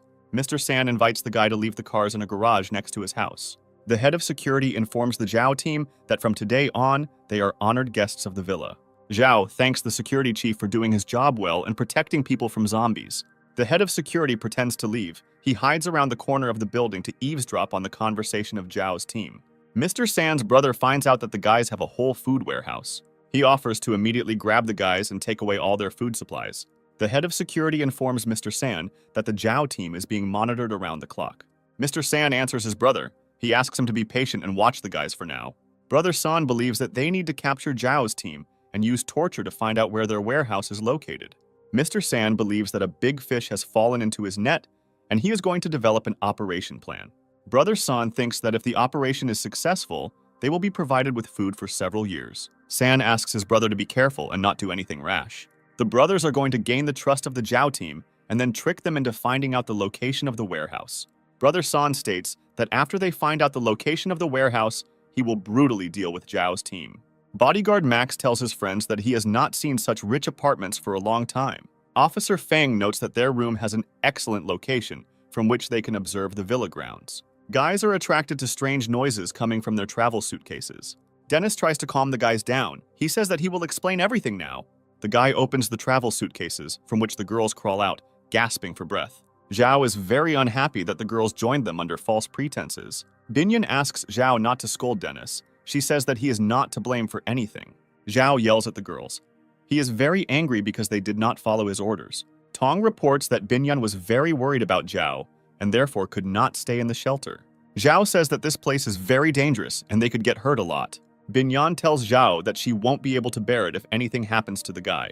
Policeman Feng believes that nothing can be done, and extra people will not interfere with the squad. Binyan apologizes to the guy and plaintively asks him not to be angry with her. Zhao orders the girls to stay at home with Eliza and under no circumstances go out. A knock is heard on the door. A guard appears on the threshold, who reports that Mr. San invites the guys to join him for lunch. Zhao and his team enter the huge banquet hall located in San's house. Mr. San greets his guests and invites them to immediately go to the table. San introduces Team Zhao to his younger brother, whose name is Ji. Mr. San invites his guests to try expensive collection wine. Max's bodyguard warns Zhao and asks the guy to be careful with the offered wine. Zhao replies to the owner of the villa that he is a simple student who is used to drinking cheap beer. The main character brought a box of beer with him, takes out a bottle and makes a toast. San praises Zhao for his choice and plans to support the guy by switching to beer. The owner of the villa says that beer is an excellent drink for survivors. San is interested in the plans of the Zhao team and asks how long they want to stay with him. Z tells the guys that their shelter is the safest and that the government base cannot compare with it in terms of comfort and safety. The brother of the villa owner informs the guys that their team will be provided with better conditions. Zhao responds to the owner of the villa. He says that his offer sounds tempting. San invites Zhao's team to stay with him for a while and then make their final decision. Zhao says he doesn't feel well after drinking beer and asks to be taken to the toilet. San immediately calls an armed guard standing nearby. Zhao, accompanied by a security guard, walks down the long corridor of the building towards the toilet. The guard tells the guy that he will wait for him downstairs and goes down the stairs. The guy makes sure that the guard has gone downstairs. He is going to inspect the floor. Zhao notices a maid at one of the doors. The guy waits until the woman leaves and knocks on the door. Xin recognizes Zhao's voice standing outside the door. The girl is very surprised by his presence in the villa. Zhao's voice is heard. He asks the girl how she feels. Xin answers the guy. She says that everything is fine with her, but the girl wants to free herself quickly. The guy asks the girl to wait a little as he first needs to find the class leader. Xin tells the guy that she is very worried about Tong. She says that she does not know where the class leader is now. Zhao heard that the maid persuaded the girl to drink medicine. The guy asks Xin to drink medicine to be cured. Xin promises the guy to take medicine and eat well so that he will be in good shape when the guy comes to save her. Suddenly, Mr. San appears in the corridor. He asks Zhao what he is doing here. Zhao tells San that his villa is huge and he got lost when he came out of the toilet. San intends to punish the guard who left the guy alone and did not show him the way out. Zhao says that he heard sounds outside the door. The guy asks who lives in this room. San answers the guy. He says that his fiancée lives in the room. She has health problems and she rarely leaves the room. The owner of the villa invites the guy to go downstairs to the table and not make the company wait for them. Zhao is pleased that he has found the room where Xin is located. He intends to save the girl in the near future. The main character enters the banquet hall. The brother of the villa owner asks how the star is feeling. San is very nervous about his brother talking about Xin in front of strangers. Zhao tells San that he didn't know his fiancée was a star and is upset that she couldn't have dinner with them. San tells the guests that his fiancée has appeared in several commercials. Brother San tells Zhao's team that his brother doesn't like to talk about his fiancée. San asks his brother how the girl he took for himself is feeling. Brother San thinks that the girl is not worthy of him. He says that he sent her to Linmu. Zhao cannot hide his anger. He understands that we are talking about the class president. San sees the change in the guy's face and asks how he is feeling. Max informs the villa owner that Zhao has a severe stomachache. Zhao clutches his stomach. The guy says that he is in severe pain and asks permission to leave the company. The main character apologizes to the owners of the villa and offers to talk next time. San says goodbye to the guy and tells him that he is waiting for him to visit at any time. Zhao thanks bodyguard Max for helping him in a difficult situation. Max asks the guy about Tong. He wants to know more information about the class leader. San enters Xin's room, holding a tray of food and medicine. The owner of the villa tells the girl that she needs to eat regularly and take medicine. San says that he has strong feelings for Xin and demands that the girl reciprocate. Xin remembers her last meeting with Zhao. The girl decides not to take risks so as not to reveal herself. Xin responds to San. She says that the man has been very kind to her and she has no reason to refuse him. San is pleased with the girl's answer. He is going to organize a magnificent wedding. Linmu says that he will never tell Team Zhao where the class president is. Zhao orders his team to capture Linmu and lock him indoors for further interrogation. Linmu strolls through the entertainment area as his friends endlessly shower him with compliments. The guy is very tired of communicating with uneducated hillbillies. He believes that such people are not worthy of his attention. Zhao's team gets in the way of Linmu. The main character tells the guy that he is glad to see him. Linmu is very frightened and surprised by the fact that Zhao is still alive. Zhao's team binds Linmu. The guy threatens to report this to the villa owner. Linmu asks Zhao to let him go. He says that before they only had minor differences that can be easily resolved. Zhao is surprised by the guy's arrogance and cynicism. He demands to know where his friends are. Eliza attacks Linmu. She says that he is to blame for the murder of his classmates and gave it to the owner of the villa Shin. Tong approaches the captive Linmu. The girl reads that the interrogation must be carried out using physical violence. Linmu recognizes Binyan, who was next to him. He asks the girl what she is doing in Zhao's team. Binyan reveals that she is Zhao's girlfriend. She approaches the guy and takes his hand. Linmu can't believe that a guy from a poor family can have a girl from high society. Linmu's sarcastic remarks are interrupted by a strong blow from Zhao. The guy orders to immediately tell him where the class leader is. Linmu reports that the girl is suffering. He refuses to say where she is. Linmu insults Zhao's team. He believes that nothing will be done to him since he is under the protection of the villa owners. Zhao's team gets very angry. Dennis is going to beat up Linmu. Linmu says that Bean suffered greatly before his death. Zhao promises Linmu suffering 10 times more. Zhao orders his team to cut Linmu into pieces and feed him to the zombies. Dennis raises a huge knife over the guy's head. He says that he will start with dirty language. Linmu asks to be spared. He reports that he sold the class president at the city market. Eliza cannot contain her anger. She says that the city market is a very bad place. Zhao stabs Linmu and tells him that he will finish him off if the class president is in trouble. The main character informs his team that tomorrow morning they will begin their search at the city market. The city market is a dangerous and dirty place where women offer their services for a bottle of water. Max says that he has only seen such places in films. He did not expect to see something like this with his own eyes. Policeman Feng observes the three guys. He says that they were previously arrested for disorderly conduct. Zhao says that sooner or later, the government will take control of the entire territory and restore order. The girl asks one of the hooligans to pay her for services rendered. The bully rudely pushes the girl away and tells her to get out. The bully refuses to pay for the services provided. He did not like the quality of the services provided. The group of hooligans is stopped by the loud whistle of Policeman Feng. At the same moment, Policeman Feng strikes the bully, causing him to lose his balance and fall to the ground.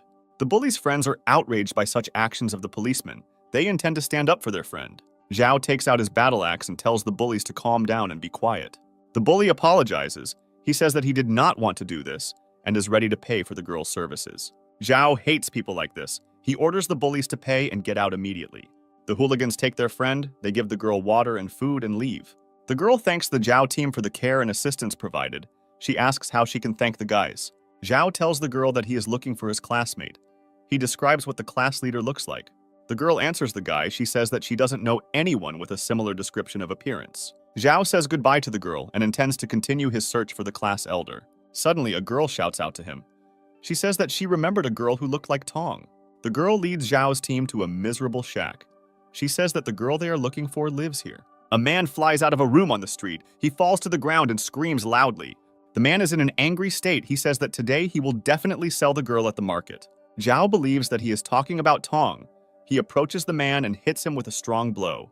A woman runs out into the street and demands that the beating of her husband stop immediately.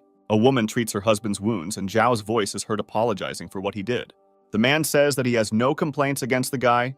He reports that everything is fine with him.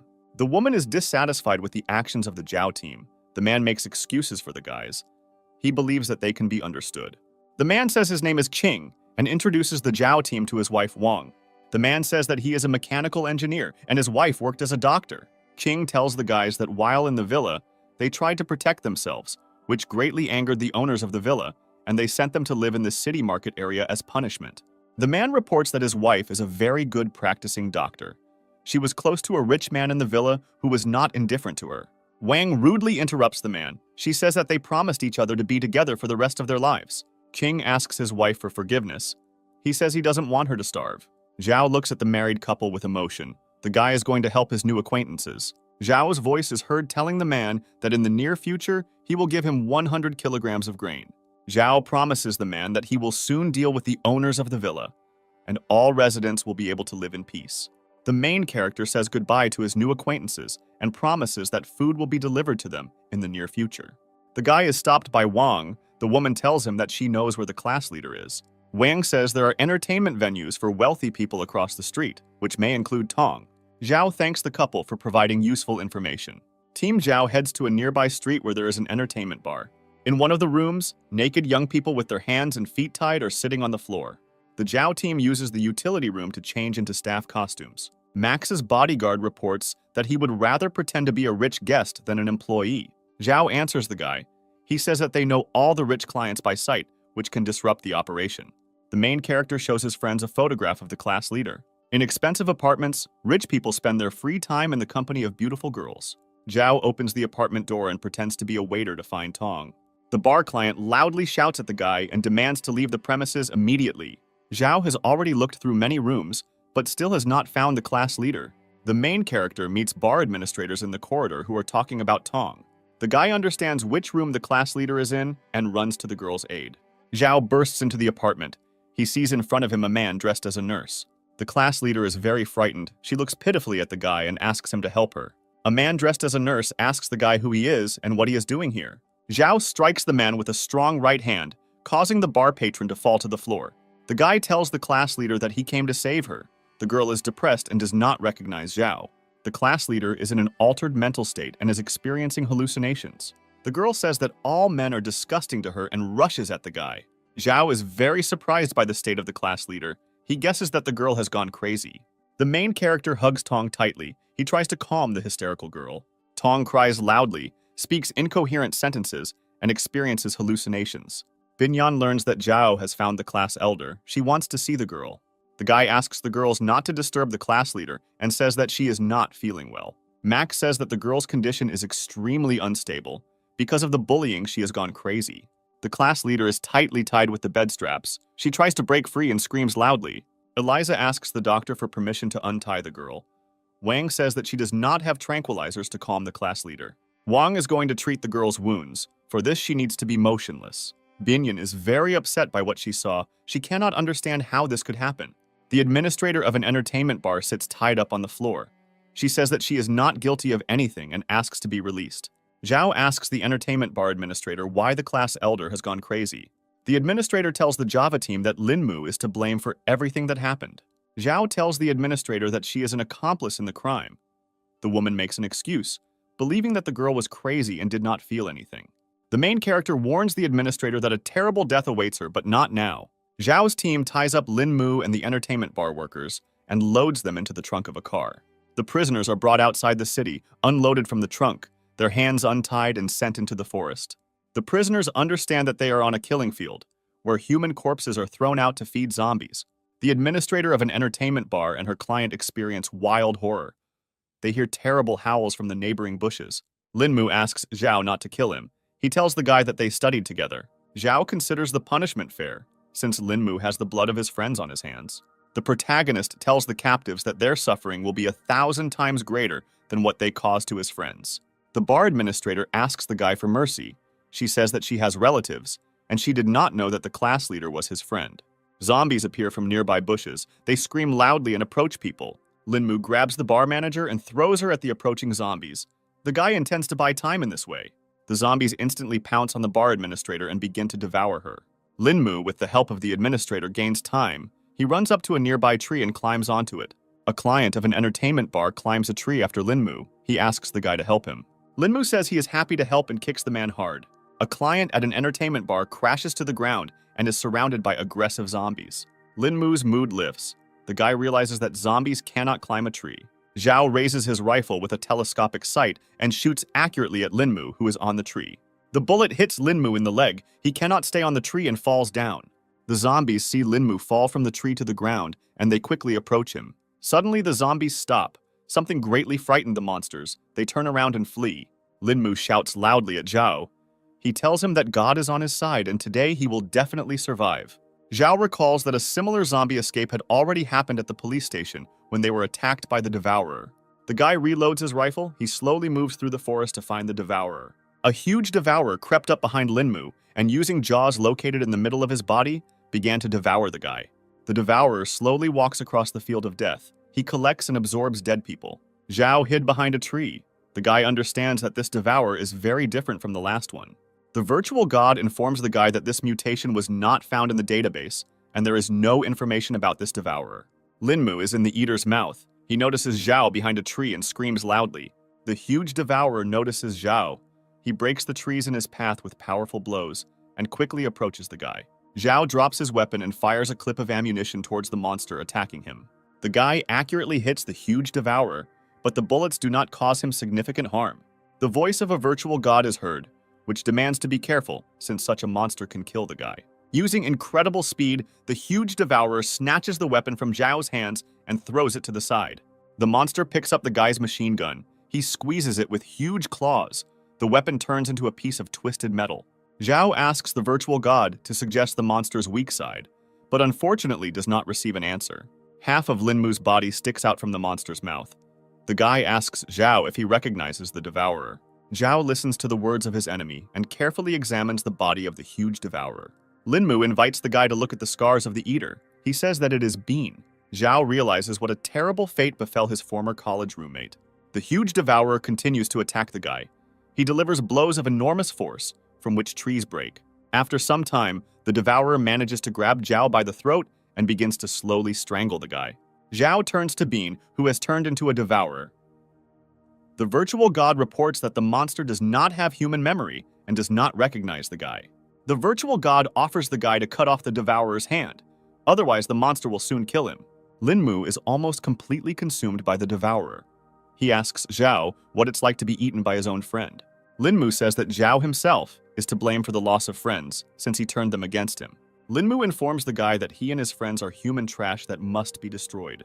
Zhao turns to Bean, who has turned into a devourer. He asks for forgiveness for not being able to help in time and causing pain. Suddenly, the devourer loosens its grip, and the guy frees himself from the deadly grip. A huge devourer is approaching Zhao. He is having difficulty trying to name the main character. Zhao is incredibly happy that Bean, in the guise of a huge devourer, recognized him.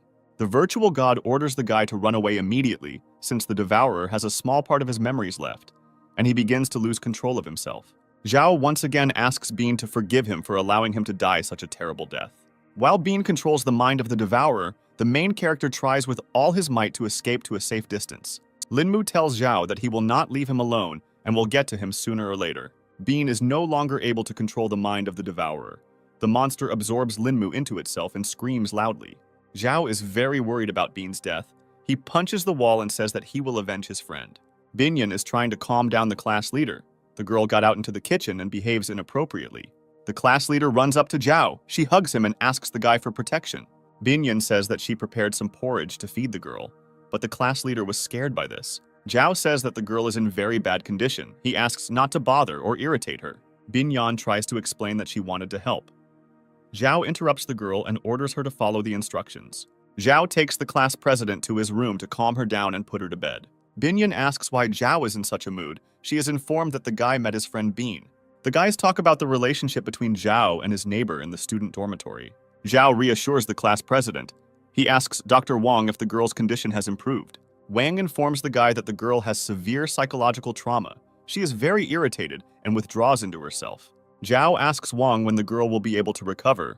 The doctor says that she is not a psychiatrist and does not know much about this aspect. Dr. Wang tells the guy that the girl's condition is unstable. She needs to create calm conditions. The doctor thanks the guy for the food. Wang distributed it to everyone in need in the city market area. The class leader is trembling violently. The girl tells the guy that she is very scared. Zhao calms the girl down. He asks her not to be afraid and says that he will protect her. Zhao voices his plan to the team. He suggests using zombies to distract the guards. Wang says there are about 100 prisoners in the villa who could be harmed by a zombie attack. Policeman Feng agrees with the doctor. He is against endangering ordinary people. Zhao says that he was misunderstood. He proposes to use not real zombies, but people in disguise. The guy is going to spread a rumor that the villa was attacked by zombies, while the people in disguise will cause chaos. Zhao asks Dr. Wang to help him find people, since his team is too small for such an operation. Wang believes that many people will agree, since they have all suffered from the abuse of the villa owners. While the disguised zombies distract the guards, Zhao and his team intend to free Xin. King believes that the despotism of the villa owners must come to an end. He hopes that the villains will be held accountable for the pain and suffering they brought to people. Wang always thought that her husband was a nerd. She never thought that he would do such a thing. Wang hopes to win. She is going to start searching for reliable people today. Zhao understands that a long and difficult journey lies ahead of them. He asks Qing to put the car in order. A loud noise is heard coming from the kitchen. Zhao and his friends immediately run there. There are girls in the kitchen. The class leader is standing in front of a broken plate. Zhao runs into the kitchen. The guy asks the class leader if she's okay. The guy starts yelling at the girls, as he previously warned not to annoy or disturb the class leader. Tong asks the guy not to shout at them, as he has not understood the situation and is drawing the wrong conclusions. The girl tells Zhao that Binyan prepared porridge for him because she saw that the guy had not eaten for several days. While preparing porridge, Binyan burned her hand. The class leader is very worried about the girl. Wang carefully watches the girls. She reports that the class leader's condition has improved as she began to talk and make contact. Zhao apologizes to Binyan. The guy agrees that he was very impulsive and did not figure out the situation. Dennis informs his friends that an uninvited guest has come to them. Brother San is near the door. Dennis asks everyone who is not part of the guest group to immediately hide, because if the villa owner's brother sees them, there will be problems. Zhao orders the girls to hide in the back room and not make unnecessary sounds. Brother San sits imposingly in a chair. He asks his guests if they are comfortable in this building. Zhao thanks for the hospitality. The guy says that he has never lived in such a large and rich house. The guy asks San's brother what is the reason for visiting their house so early. Brother San informs Zhao's team that his brother will be getting married in 3 days, so he came to bring an invitation to the wedding. Zhao asks to convey his congratulations to the owner of the villa. The guy says that they will definitely come to the wedding. Brother San says that his brother's fiancée was very ill, but now she has recovered and is ready to get married. The guy says that Zhao and his team are friends of his family, so he must invite them to the wedding. Brother San heads to the front door. He notices a noise in the room where the girls are hiding. Denny asks the girls not to move or make sounds. If they are discovered, he is ready to attack the brother of the owner of the villa.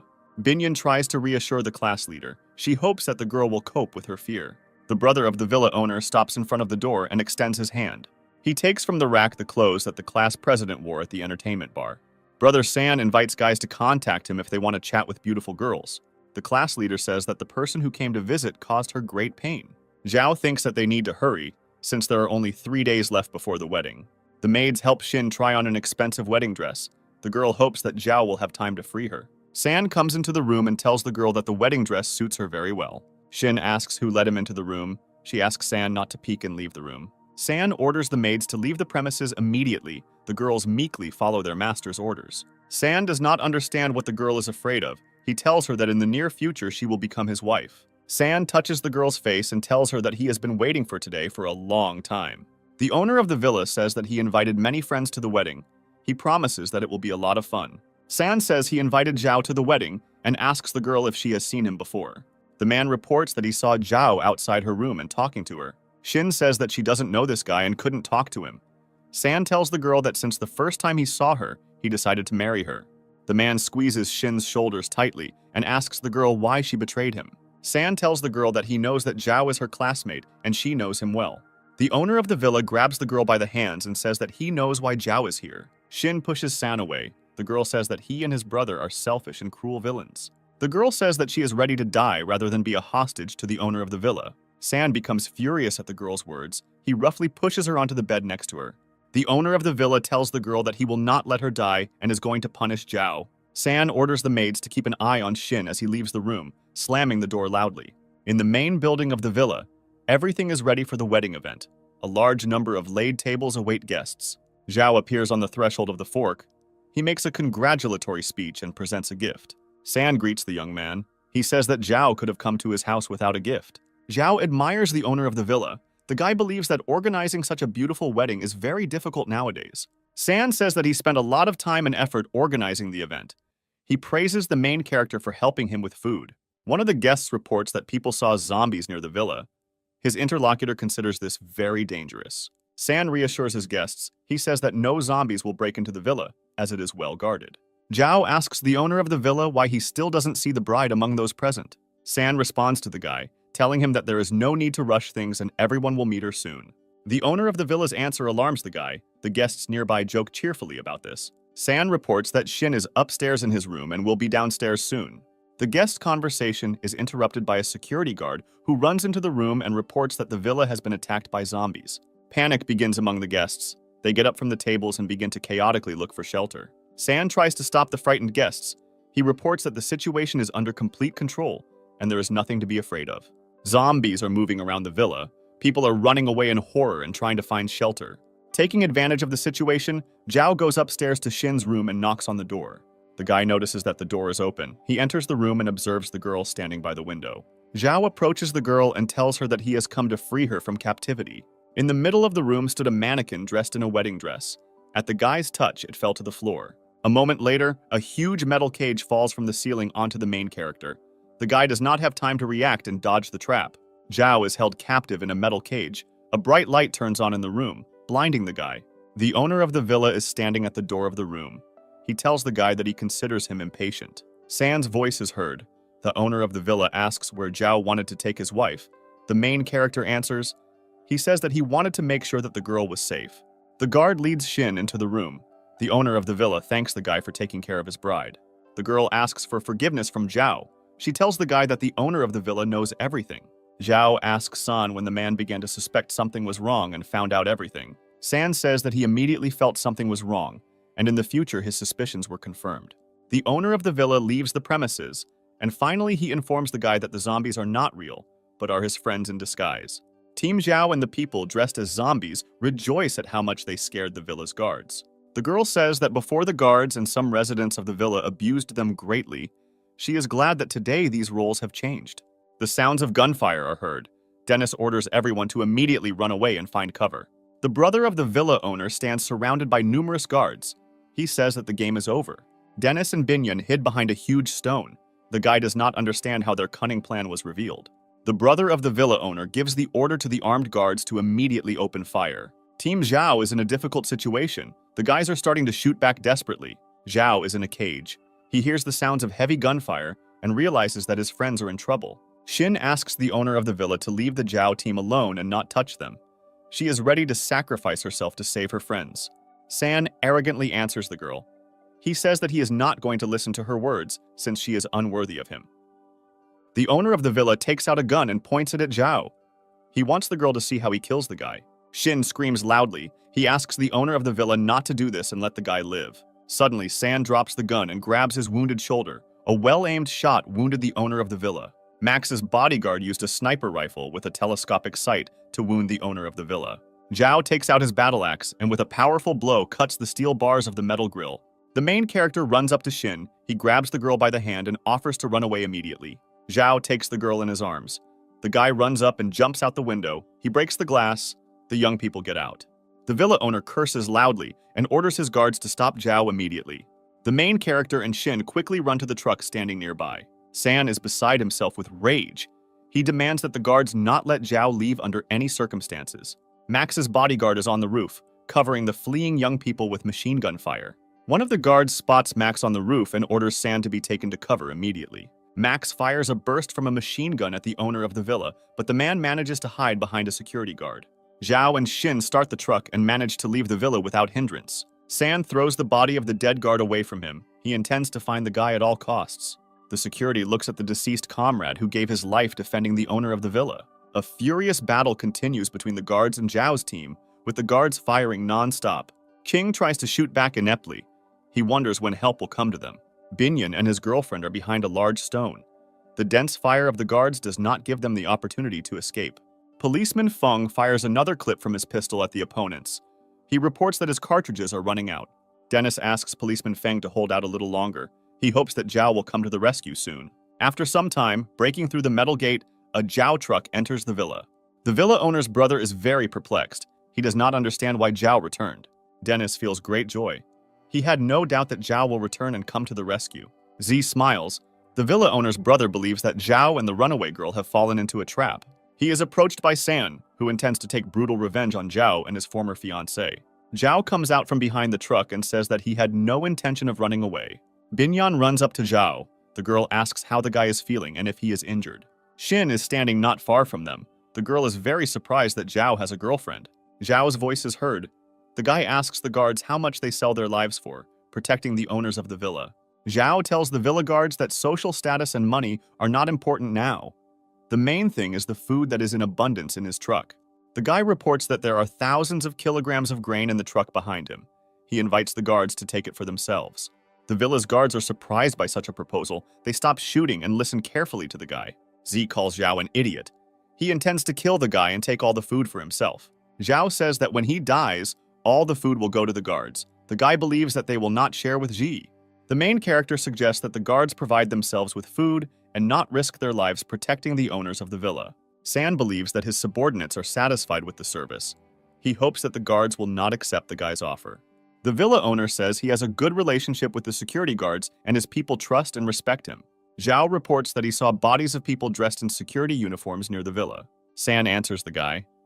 He says that this squad was looking for food so that there would be no hunger in the villa. Shin believes that the owner of the villa is deceiving people. The girl says that the situation was not so critical as to send people to certain death. The girl reports that she saw that there was enough food in the villa. The guards standing nearby take this information to heart. San calls Shin a lying woman. He hopes that his guards will not believe the girl's words. The security guard standing behind the owner of the villa says that the girl is right. Z attacks the guard. He demands that he shut up and not dare to contradict the owner of the villa. The villa guard believes that his comrades died in vain.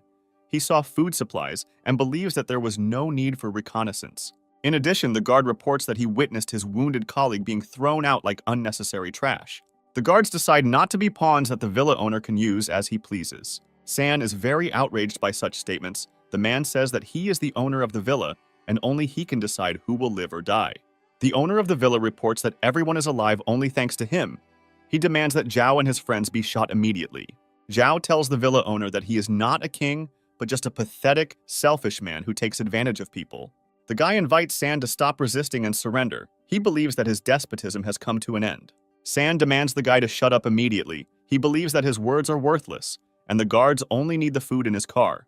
The owner of the villa raises his gun, points it at Zhao, and tells him that he is in charge here. San tells the guy that he can say goodbye to his food and his life. A loud shot sounds. The owner of the villa gets a bullet in the forehead. He dies instantly. At a small distance, there is a guard with a pistol in his hand. He decided to take action and destroyed San.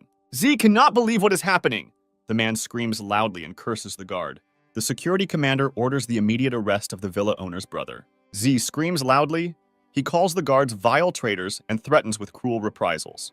Zhao asks the guards not to kill Z right away. The guy believes that he is not worthy of a quick and easy death. Z is taken to the central square and is tied tightly to a wooden post. Many people who have been systematically humiliated begin to throw stones at Z. The security thanks Zhao and his team for helping to free the villa from the brothers. One of the guards asks for forgiveness for the fact that he could not overcome his fear and always obeyed the owner of the villa. Dennis answers the guard. He tells the guy that it's time to start a new life. The head of security is interested in the plans of the Zhao team. He invites them to stay in the villa. King joins the security chief's proposal. He wants Zhao to become their new leader. Zhao tells the man that they don't need a new leader. They can handle all the problems on their own. Zhao reports that his team is heading to a government base. Dennis does not understand why Zhao wants to get to the base, because he freed his first love. Zhao explains that his goal is to save people, and the base has a sufficient number of specialists and materials. Feng and Max also intend to get to the base. They believe that they will be very useful there. Dennis tells Zhao that he will always be by his side, wherever the guy goes. The head of security says that there are a large number of weapons in the villa. He intends to share them. King invites the guys to look at their luxury expensive car, which he has equipped with new engineering features. Thanks to King's engineering abilities, the limousine has become a powerful fighting machine. The guys are very surprised by the work done. They are especially pleased with the armored glass. Zhao tells King and Wang that they are talented people and invites them to join the team. Wang reports that there are many patients in the villa that she is responsible for looking after. The woman says that she has prepared all the necessary medicines that may be useful along the way. Wang asks to keep a close eye on the class leader since the girl has not yet recovered. Dennis asks Zhao which of the girls he chose as his girlfriend. Binyan and Xin sit opposite each other. An oppressive silence hangs in the air. Binyan asks the girl what she plans to do now that she is free. Xin intends to be close to Zhao since the guy is her old friend. Binyan invites the girl to stay at the villa and restore her health, since the road to the base is long and dangerous. Xin believes that she has enough strength and health to hit the road. Binyan continues to insist that the girl thank Zhao and stay in the villa. Eliza believes that the girl does not understand the situation. She says that the relationship between Xin and Zhao is not just friendly. Tong reports that the guy confessed his love to her friend and will soon ask Binyan to marry him. Xin is shocked by this information. She believes that a guy should not marry an older woman. Binyan tells his rival that Zhao has been deeply in love with her for a long time. Xin doesn't believe the girl's words and intends to ask Zhao about it himself. Zhao is hiding at the window into the room. He is carefully eavesdropping on the girl's conversation. Max believes that Zhao is in a difficult situation and will have to make difficult choices in the near future. Zhao tries to leave and asks the guys to cover for him, telling the girls that he is very busy. Suddenly, the class president runs out of the bushes and attracts the girls' attention by calling Zhao by name. The girls understand that the guy was nearby all the time and possibly eavesdropped on their conversation. Team Zhao sets off to the government base. Max and Zhao have a casual conversation. Policeman Feng says Zhao is caught in a love triangle. The sound of brakes is heard. Max's bodyguard reports that they have arrived at the scene. Z is tied up in the trunk of the car. The man offers a large ransom in exchange for saving his life. Zhao's team pulls the prisoner out of the trunk and takes him to a high cliff. Z asks the guys what they are going to do. Zhao demands that Z realize all his sins before dying. In response, the prisoner lets out a quiet laugh. Z tells the guy that everything was done for the sake of survival, and in the world only the strongest survive. Zhao believes that a difficult life situation is not a reason to do terrible things. Z stands on the edge of a cliff and shakes violently. The main character slowly approaches the prisoner. Zhao says that Z will find a place in hell for his sins and pushes the captive man. Z still doesn't want to believe what's happening. He doesn't understand how they could treat him like that. Max believes that G received the punishment he deserved. He is glad that it is over. Zhao tells his friend that G's death will not resurrect the friends he destroyed. Z lies at the bottom of a deep gorge. Thanks to the thickets of vines, the man survived. Z struggles to get back on his feet, saying that God is on his side today. The sound of bushes breaking is heard, and a huge creature approaches Z from behind. Max hears a loud roar, from which the birds at the bottom of the gorge fly into the sky. The guy tells Zhao about this. The main character looks carefully out the window. He is very surprised by what he sees in front of him. A huge creature jumps out from the gorge onto the mountain road and tries to catch up with Zhao's team. Max asks his friend what it could be. Zhao replies that it is Bean who has turned into a devourer. The devourer smells the blood that was left in the trunk of the limousine. He runs after the car and roars loudly. Zhao asks bodyguard Max to speed up in order to break away from the pursuit. Despite the fact that the cars have increased speed, the devourer still catches up with Zhao's team. Max tells his friend that he cannot tear himself away from the devourer since the monster is unrealistically fast. The devourer catches up with the moving truck and begins to break down the door of the container. Policeman Feng intends to stop the monster. He takes a shotgun and begins to climb onto the roof of the container. Zhao asks not to kill the devourer. He says that this is his friend Bean, who is able to control the monster's consciousness. Feng asks the guy to really look at things. He says that the devourer will destroy them. Policeman Feng climbs onto the roof of the van, takes aim and shoots the eater. The bullets do not cause any tangible harm to the monster, they only make him angrier. Policeman Feng is in a state of great confusion. He understands that the bullets cannot stop the eater. The monster approaches the truck and jumps onto the container. The devourer attacks Policeman Feng. The man barely dodges the deadly blows. The girls inside the container experience great fear. They hear the sound of a struggle on the roof. The devourer manages to catch up with Policeman Feng. He covers the man with huge tentacles. Zhao appears on the roof of the container. He tries to shout to Bean's consciousness and stop the devourer. Zhao climbs inside the container. He asks Bean to recognize him and stop the attack immediately. Policeman Feng says that the mutated zombie will no longer remember Zhao. He demands that the devourer be destroyed. Zhao is experiencing severe mental pain. He does not want to destroy Bean, but the guy has no other choice. The class leader looks attentively at the devourer. The girl felt that the terrible monster was Bean. The devourer stopped his attack, and the class president was able to awaken Bean's consciousness. Zhao opens fire with his shotgun on the devourer, the monster receiving a powerful blast into its chest. The devourer is thrown out of the container, but he does not intend to give up and is going to catch up with the truck. The class leader says Bean's name and tries to jump out of the container. The girls struggle to hold her back. The devourer quickly comes to his senses, he gets to his feet and continues to pursue the truck. Policeman Feng is surprised by the power and endurance of the devourer. He demands to continue firing from the shotgun. Zhao intends to shoot, but a moving car prevents him from aiming clearly. The class leader covers the devourer. She tells Zhao that the monster is Bean. Max's bodyguard reports that they have serious problems, since the asphalt road will soon end, and he will be forced to slow down. Zhao asks the class president to step aside. He tells the girl that he has no other choice. The class leader asks to spare Bean. She says that he is scared and lonely. The girl tells others that Bean died defending her. She considers herself to blame for his death. The class leader tells Zhao that she is very glad to meet him and asks the guy for forgiveness. Pushing off from the container, the class leader jumps towards the running devourer. Team Zhao is greatly shocked by the girl's actions. Binyan regrets that they could not restrain her. The class leader approaches the devourer. She addresses Bean, who is in the monster's body, and says that she will free him. From a strong oncoming blow, the class leader and the devourer fall into a huge gorge. Zhao experiences extreme mental suffering. The guy screams loudly in a fit of impotent anger. For the whole day, Zhao does not leave his room. His friends try to talk to him and feed him. Dennis is very worried about his friend's state of mind and shares his thoughts with the team. Shin says that Zhao is experiencing severe mental pain. The girl suggests not to bother the guy and let him calm down. Team Zhao agrees with Shin. The young people leave the main character alone. Zhao sits in his room, leaning against the wall. The guy cannot come to terms with the loss of his friends. At the bottom of a deep gorge lie a huge devourer and a class leader. The class leader clings tightly to the monster. The devourer asks the girl not to die. A group of people approaches the devourer. They discuss the size of the monster. Strangers are trying to understand what happened and who was able to cope with the powerful monster.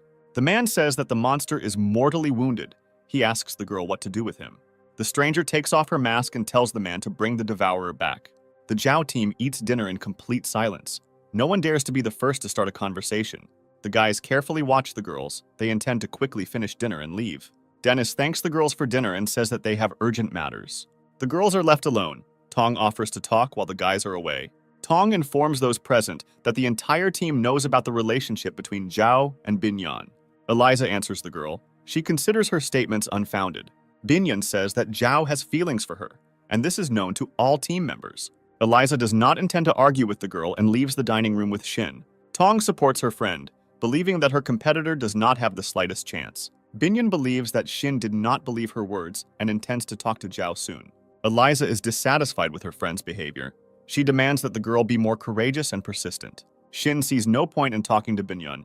She wants to discuss the situation with Zhao. Eliza believes that Zhao loves Shin, since the guy came a long way and risked his life to free the girl.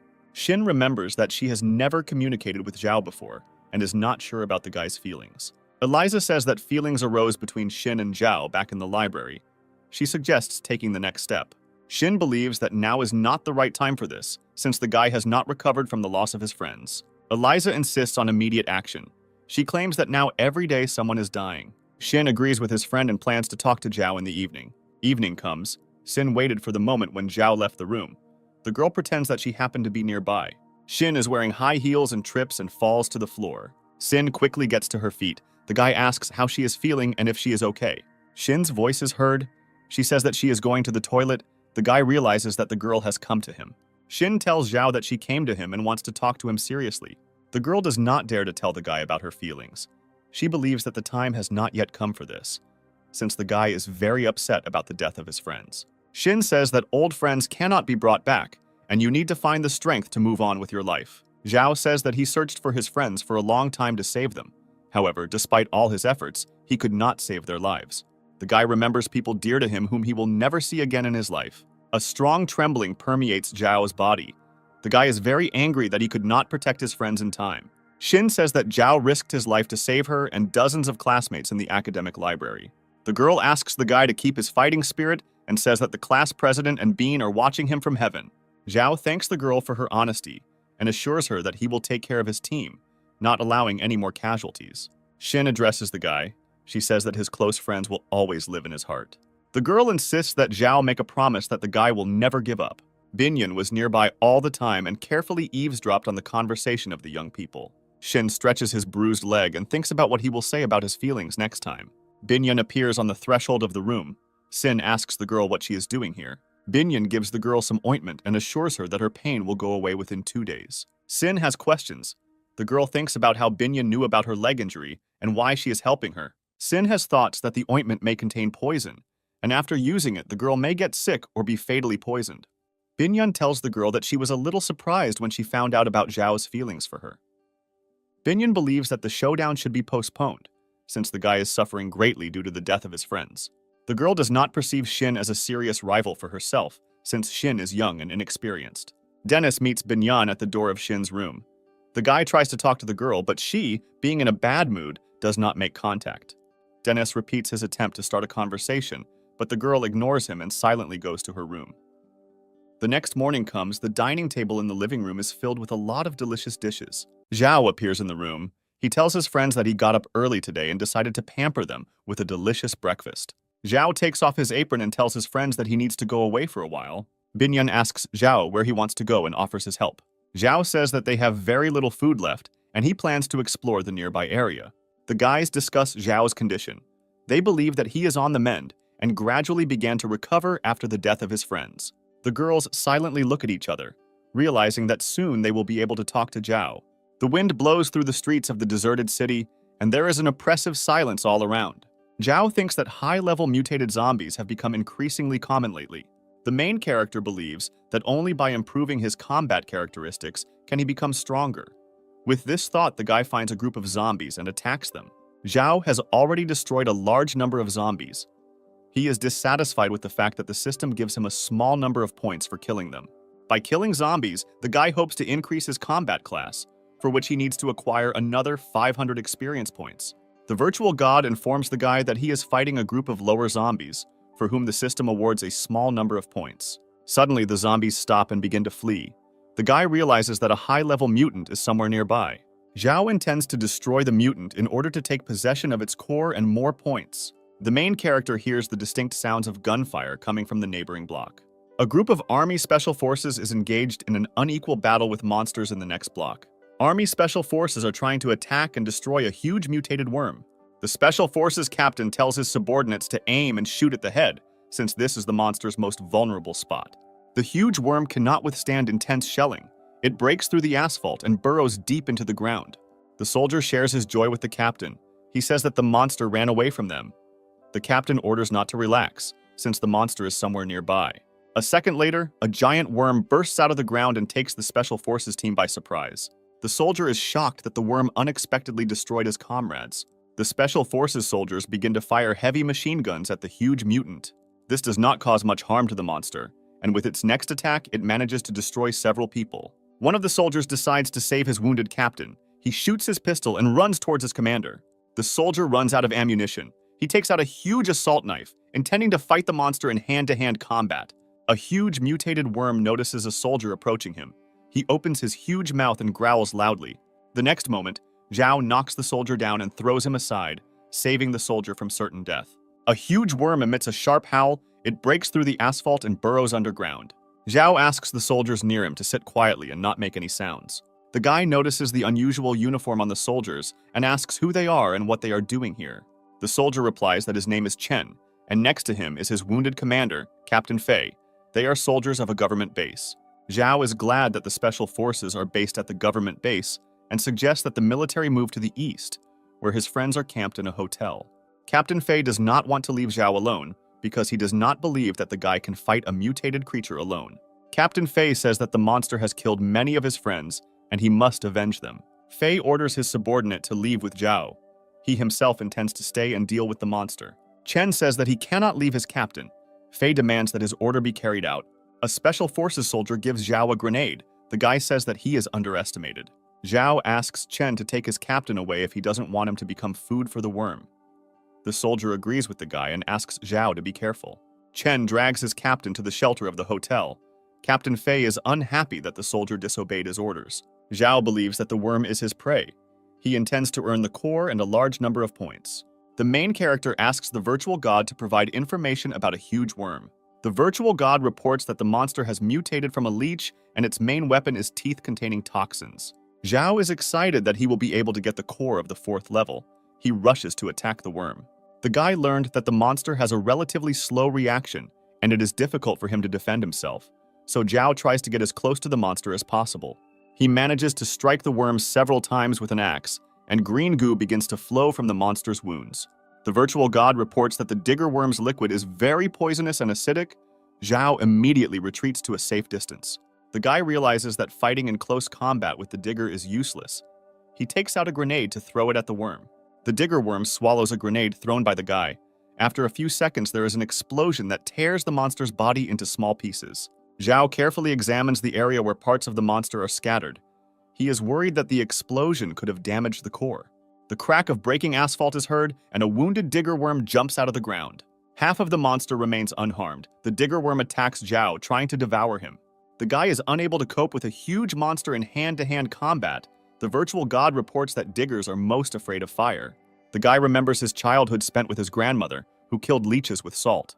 Zhao, with his last strength, holds back the huge digger worm. The guy asks the virtual god to exchange the points he earned for salt. The virtual god makes an exchange, and a huge bag of salt appears in the air above the digger worm. The salt begins to act instantly, destroying the thin skin of the digger worm. The monster retreats and buries itself in the ground. Zhao is upset that the monster was able to escape a second time.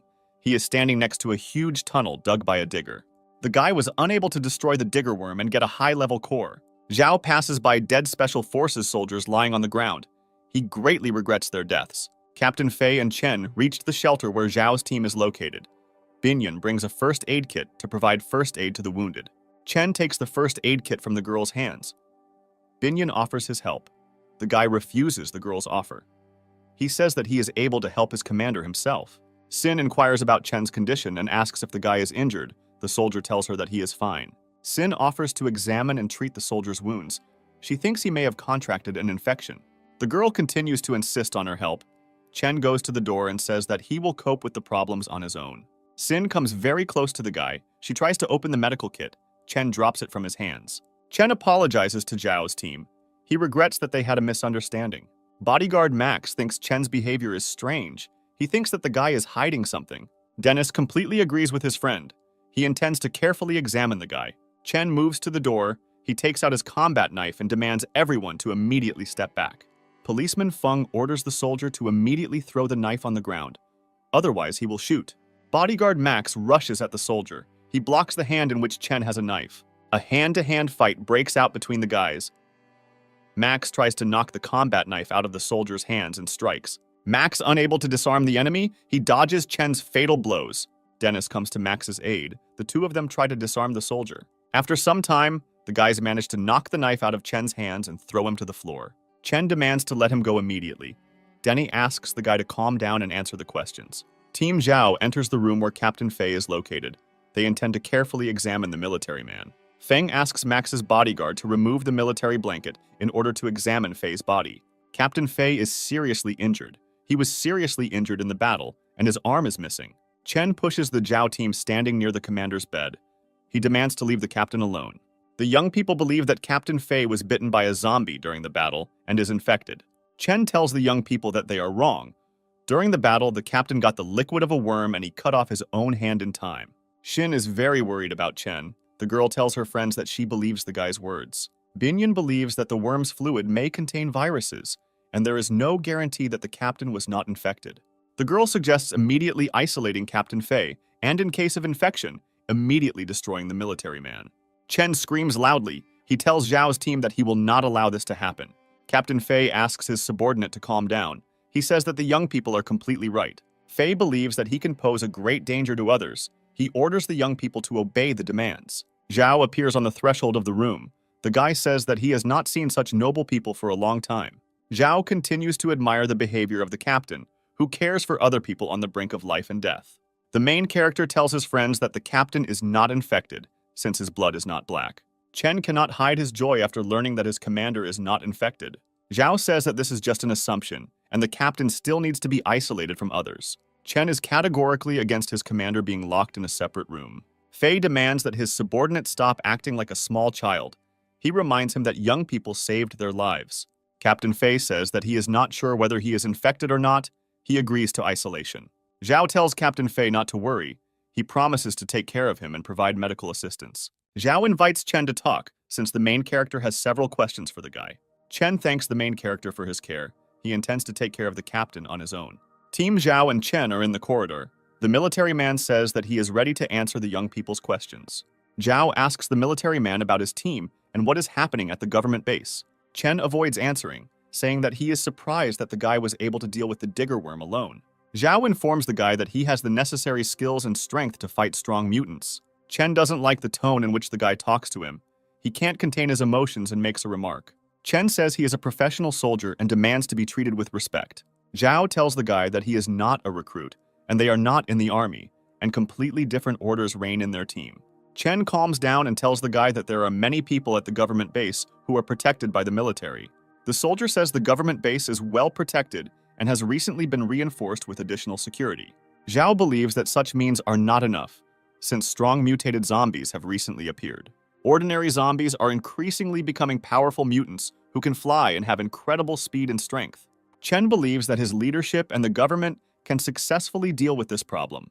The conversation is interrupted by Xin running towards the guys. She informs the young people that the captain's condition has become extremely unstable. Team Zhao comes to the room where Captain Fei is located. They see that the man is in serious condition. Feng tells his friends that the captain has lost a lot of blood and his chances of survival are extremely low. Captain Fei regains consciousness and asks Zhao to fulfill his request. He says that people's lives depend on it. The military man asks Zhao to hand over a notebook to the base, which contains important secret information. Fei asks the guy to inform the base management that new powerful mutants have appeared. The captain considers the base's defense insufficient. Zhao promises the military man that if he dies, he will hand over the notepad to the director of the government base. The captain's voice is heard asking the protagonist to take his subordinate Chen to the base. Zhao assures the captain that he will fulfill his request and promises to convey information, as well as bring his subordinate to the base alive. Chen is going to be on duty in the captain's room and monitor his condition. Zhao's team retires to their room. Chen intends to save his commander. He thinks about where he can get donor blood and equipment for transfusion. Night falls. Chen waits for the moment when Zhao's team falls asleep and goes into the city in search of blood. Using the map, Chen finds a rehabilitation clinic that has donated blood supplies. Inside the room, the soldier finds equipment for blood transfusion. His mood improves, as there is hope to save the commander. An unexpected noise distracts Chen from his thoughts. The guy raises his machine gun and points it at the source of the sound. There is a little boy on the threshold of the room. He stands motionless at the door and silently looks at Chen. The soldier does not understand what the small child is doing in the clinic and tries to talk to him. Suddenly, the little child turns into a zombie, using his huge tongue to attack Chen. The soldier dodges the blow of the tongue. The zombie lets out a wild scream and rushes at the guy. The zombie has a very fast reaction, but Chen manages to react in time and dodge the blow. The guy takes out 2 pistols from his holster and opens fire on the zombie attacking him. The dense fire scares the zombie. He hides in the dark corridors of the medical clinic. Chen finds a zombie in one of the rooms. The monster is holding his hand. The guy realizes that he wounded him. It is difficult for the guy to kill the monster, since the image of a small child is before his eyes. A loud crunch of a breaking ceiling is heard, and a zombie jumps on top of Chen. The guy carefully examines the 2 zombies opposite him. He realizes that they used to be a mother and a child. Chen, with a deft movement, reloads his pistols and opens fire on the monsters. Zombies have quick reactions. The woman was able to dodge the bullets flying at her and get closer to Chen. The situation becomes critical. The zombie manages to knock the weapon out of the guy's hands and knock him to the floor. Chen recalls the moments of his life he spent at the military training center. The instructor told the guy that you always need to act as a team, since loners always interfere with the implementation of the plan.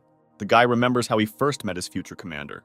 Chen recalls that Fei's captain told him to rely on and trust his teammates. The guy has difficulty holding off the attacking zombies.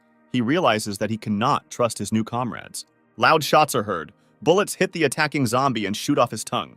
Zhao's team enters the room. The guys showed up at the clinic on time and saved Chen's life. The wounds received have greatly angered the zombie, and he attacks the young people in the room. Dennis uses his combat sword and strikes the younger zombie with a deft, practiced movement. Bodyguard Max raises his machine gun and covers his comrades with accurate fire. Chen always wanted to become a lone hero. Captain Fei told him that everything in the world works differently. Chen hopes that there are superheroes in the world. Captain Fei replies that this is quite rare. Fei tells the guy that real heroes will never fight alone, because a hero attracts people as brave and strong as him. Captain Fei always hoped that Chen would one day become such a person.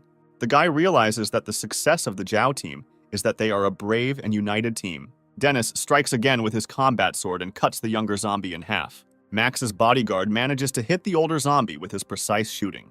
Zhao approaches the older zombie. He raises an axe over him and says that soon the monster will meet his child. Zhao's team approaches Chen. The guys ask the soldier how he is feeling and if he is injured. Chen wonders how the young people knew where he was. Zhao tells the soldier that he is predictable and behaves like a child.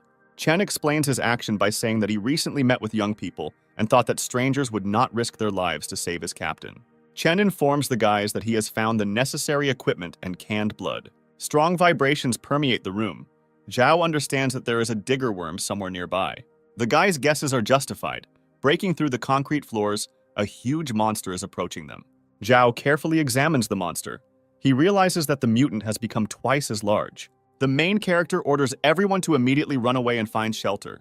The guys manage to escape from the digger worm. They run into an empty room and intend to take refuge in it. Chen throws the backpack with the equipment and blood to Zhao, and he runs out into the corridor. Zhao demands the guy to immediately open the door and join the squad.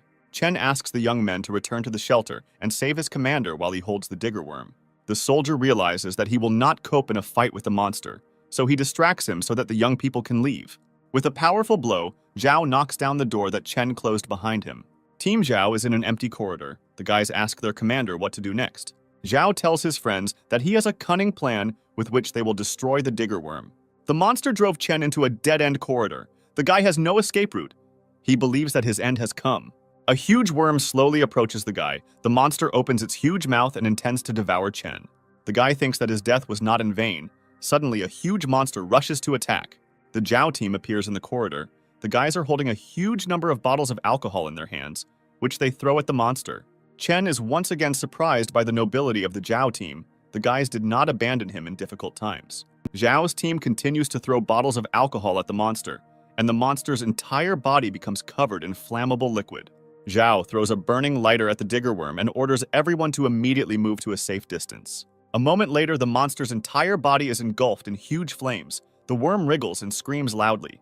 Dennis looks at the remains of the digger worm from his hiding place and tells his friends that this is the most disgusting sight. Chen is incredibly happy about the death of the monster, which destroyed so many of his comrades. Zhao wanders among the remains of the digger worm. He intends to find a high-level core.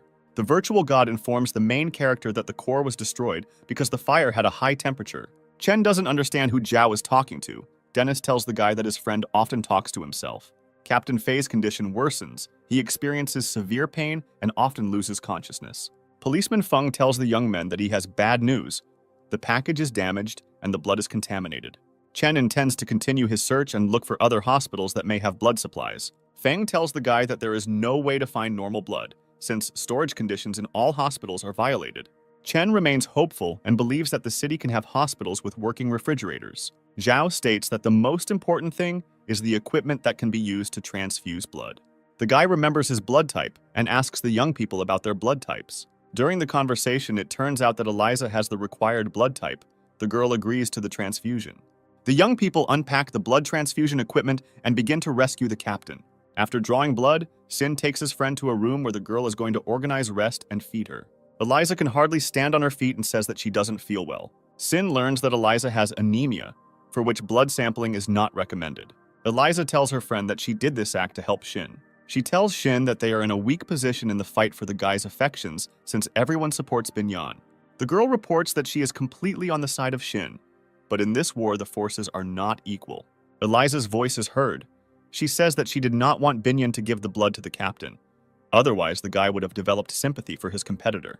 Shin perceives her friend's words with great surprise and believes that the girl is complicating everything too much. Eliza insists that the girl must fight and not allow her place in Zhao's heart to be lost. Eliza tells her friend that the way to a man's heart is through his stomach. Shin heads to Zhao's room. She intends to treat the guy with delicious crispy chicken. Shin believes that he cannot let his friend down, since Eliza has done a lot for her. Binyan is in Zhao's room. The girl is trying to feed the guy soup. Zhao asks Binyan not to treat him like a child. He doesn't want to be spoon-fed. Shin feels very angry. She realizes that her competitor is quite cunning and is ahead of her. Zhao praises Binyan and tells the girl that the soup she made looks good and smells good. The guy gets burned by the hot soup. Binyan begins to slowly approach his face. Shin bursts into the room. She interrupts the conversation between the young people and calls Binyan an old woman. Shin tells Binyan that he should sleep at night and not visit the rooms of lonely guys. Binyan finds the girl's remarks strange and asks Shin what she is doing here. Binyan says that it is high time for girls her age to go to bed and tries to push the girl out of the room. Shin thinks Binyan can't cook at all and Zhao shouldn't eat her disgusting ginger soup. Binyan responds by telling her rival that she doesn't understand proper nutrition at all. Shin believes that men need fatty calorie foods. She wants Zhao to eat her chicken. The guy tries to calm the girls down. They ask him whose cuisine he prefers. Chen spent the last time near his captain's bed. The guy was very happy when Fei regained consciousness. He informs the captain that he has been given a blood transfusion and will soon be on the mend. Fei thanks his subordinate for his concern and asks if the guy is injured. Chen believes that he is in good company, as Zhao's team has already saved his life several times. Captain Fei learns from Chen that Zhao killed the digger worm, which greatly surprises the officer. The guy tells his commander that the Zhao team is incredibly strong. He has never seen people who fight zombies so fearlessly. Fei has a good opinion of Zhao. He believes that the guy will do a lot of good if he joins the rescue team. Chen and his commander notice a loud noise coming from Zhao's room. The main character ate chicken and ginger soup. He tells the girls that he liked both dishes. The girls are unhappy with his answer and insist that he choose one dish. Suddenly, the lights in the room go out. Sin asks the guy what happened. In the dark, a monster approaches Shin. It hugs the girl with its huge, ugly paw. The girl thinks that it is Zhao. Shin asks the guy not to pester her and says that Zhao chose the wrong time for this. The lights in the room turn on. Zhao screams loudly. He orders the girl to run away immediately. Behind Shin, there is a huge mutated zombie. He grabs the girl and hisses threateningly. Zhao throws his battle axe at the monster. This allows the girl to free herself from the grip and run away. The monster dodges the axe throw. It breaks through the ceiling and hides on the top floor. Zhao immediately runs up to the girl. He hugs her and asks if she is okay. Chen runs into the room. The guy reports that he heard a loud noise and asks what happened. Zhao tells the guy that they were attacked by a licking devourer. At the moment, he is hiding somewhere indoors. Binyan doesn't understand where the monster could have come from because Zhao's team thoroughly checked the entire room. Zhao thinks the attack has something to do with the zombie mother and child they destroyed. The guy orders Chen to immediately gather the entire team in the living room. A loud scream is heard coming from Eliza's room. Sin screams loudly and rushes to help his friend. Team Zhao runs to Eliza's room. They open the doors and find themselves inside the room. The mortally wounded Eliza lies on the floor of the room. The girl holds her wound with her hand and moans quietly. Zhao orders his team to immediately check on Captain Fei and search every room. Shin cries loudly and rushes to her friend who is lying on the floor of the room. Eliza turns to Zhao. The girl asks the main character to fulfill her last request. Eliza asks the guy to promise her that he will marry Shin and tells him about the girl's feelings. Eliza's strength is gradually leaving her. She says that although Shin is a famous girl, she is actually lonely. Eliza's voice is heard. The girl says that Zhao is a good person who can take care of her friend. Eliza says that she is dying. Shin screams loudly. The girl asks not to leave her, since she has no one except Eliza. Zhao tells Eliza that as long as he is alive, he will protect and take care of her friend. Eliza tells the guy that Shin is the perfect match for him, and faints. Dennis and bodyguard Max pursue the devourer. The guys notice that this monster is much stronger than those they have met before. The devourer jumps out from around the corner and rushes at Dennis. He grabs his sword with his huge paw. Max cannot fire the machine gun. He asks Dennis to step aside as he needs to aim. Dennis bowed his head. At this time, Zhao throws his battle axe at the monster. Zhao becomes very angry and intends to destroy the monster at all costs. The main character is surprised by how strong the monster's head is. The blow of the battle axe did not cause him any noticeable harm. Max's bodyguard takes a comfortable position and shoots the monster with his machine gun. The devourer spits out his huge tongue. He snatches the machine gun from Max's hands and drops the guy to the floor. The next attack of the monster falls on Denis. With the help of his tongue, he inflicts a strong blow on the guy. Zhao manages to sneak behind the monster and swings his battle axe to strike. The devourer notices the guy's attack. He dodges the blow and hits Zhao with his tongue. The devourer holds Zhao tightly. He lifts the guy into the air and intends to tear him apart. Suddenly, Shin saves Zhao.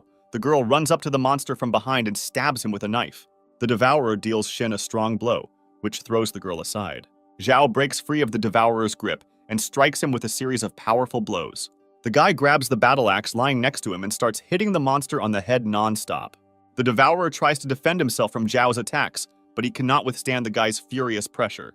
Zhao and his friends are in Shin's room. Binyan says that the girl has a slight fever. Binyan asks the guy to stay with Shin, since the girl is very bad and cannot be left alone.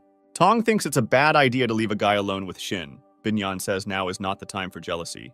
The girl believes that Zhao is not indifferent to her, since he takes her feelings into account. Zhao and Shin are left alone in the room. The girl tells the guy about her past life. Shin talks about how she had no parents and had to achieve everything on her own. Zhao tries to support the girl in difficult times. The guy says that she has him. Shin suffers greatly from the loss of his friend. Eliza was the closest person to the girl. The girl abruptly interrupts her monologue and tells Zhao that she loves him very much. Sin reveals that she has had feelings for a guy for a long time, but she did not have the courage to talk about it earlier. The girl expects reciprocity. She takes the guy by the hand and asks him to give her a chance. Captain Fei informs Zhao that he urgently needs to head to the base. The guy believes that the officer has not yet fully recovered.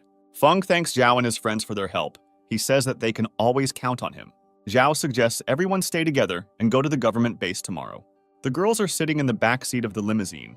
Binyan realizes that Shin is having a hard time and tries to make friends with the girl. Bodyguard Max sees an obstacle in front of him on the road. He presses the brake pedal.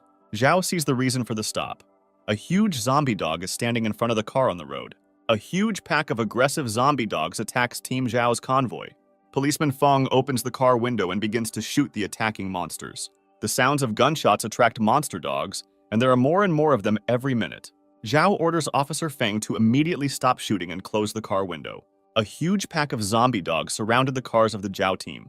They do not dare to move, since the wheels of the cars are broken. Zhao orders his drivers to continue driving on their broken tires and run over the zombie dogs. The guy hears gunshots and looks out the window to see the shooter. A single gunman, wearing a powerful protective suit, approaches the column of Zhao and his friends. The zombie dog rushes at the shooter. It grabs his arm, but cannot gnaw through the powerful defense. The shooter takes out the sword behind his back and strikes the zombie dog.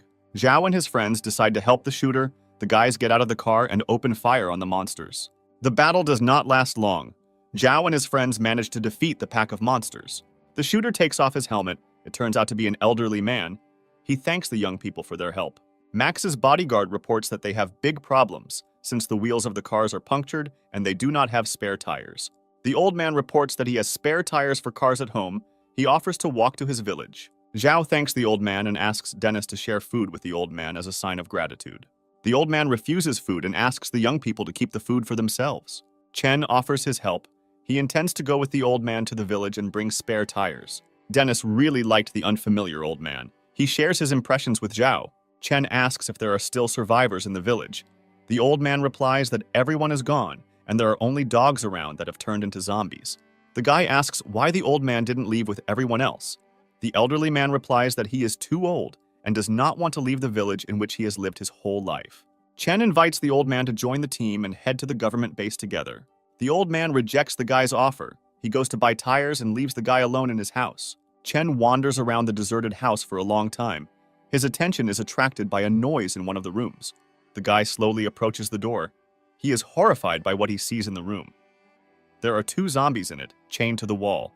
An old man approaches Chen from behind and points his gun at the guy's head. The old man tells the guy that the zombies in the room are his wife and child.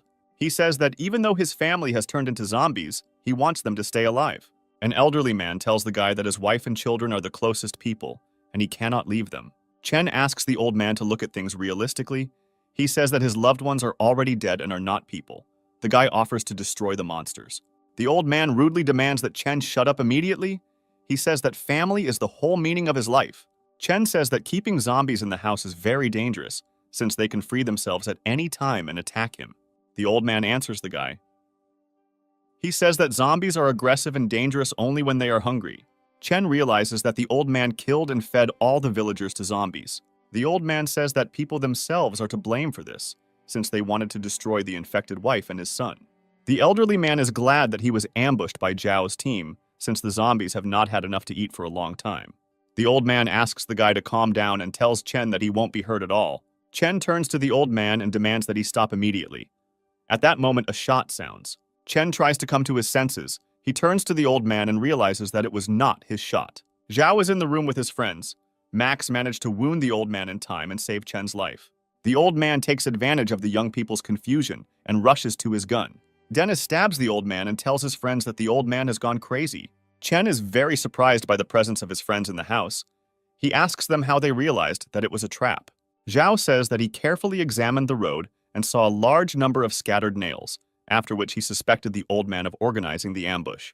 The main character opens the door to the zombie room and tells his friends that he did not expect to see something like this. The zombies rush at Zhao and try to reach him, but they are prevented by the chains that bind their legs. Bodyguard Max points his machine gun at the zombies. He is going to kill the monsters. The captive old man screams loudly and demands not to touch the zombies. He threatens death to everyone who raises a hand against them. Zhao tells the old man that now he will test how much the man loves his family. The guy grabs the distraught old man and throws him into the room with the zombies. The zombies instantly jump up and rush to the old man. They see him as their food. The old man is very frightened. He presses himself against the wall of the room and plaintively asks for mercy. Zhao asks the old man where his strong love for his family went. The guy tells the old man that he did terrible things for selfish reasons. Zhao tells the old man that he doesn't have a drop of courage, The guy raises his machine gun and shoots the zombies. The old man begins to go hysterical. He curses fate for treating him this way. The old man stands in front of the dead zombies who were his family and asks for their forgiveness. Dennis is outraged by the old man's behavior. He asks Zhao what he should do with the elderly man. The old man says that now he has no reason to live. He asks the young people to kill him. The young people leave the room. Zhao says that the old man does not deserve an easy death. Denny believes that it was in vain for them to keep the old man alive, since he is very dangerous. Max answers the guy.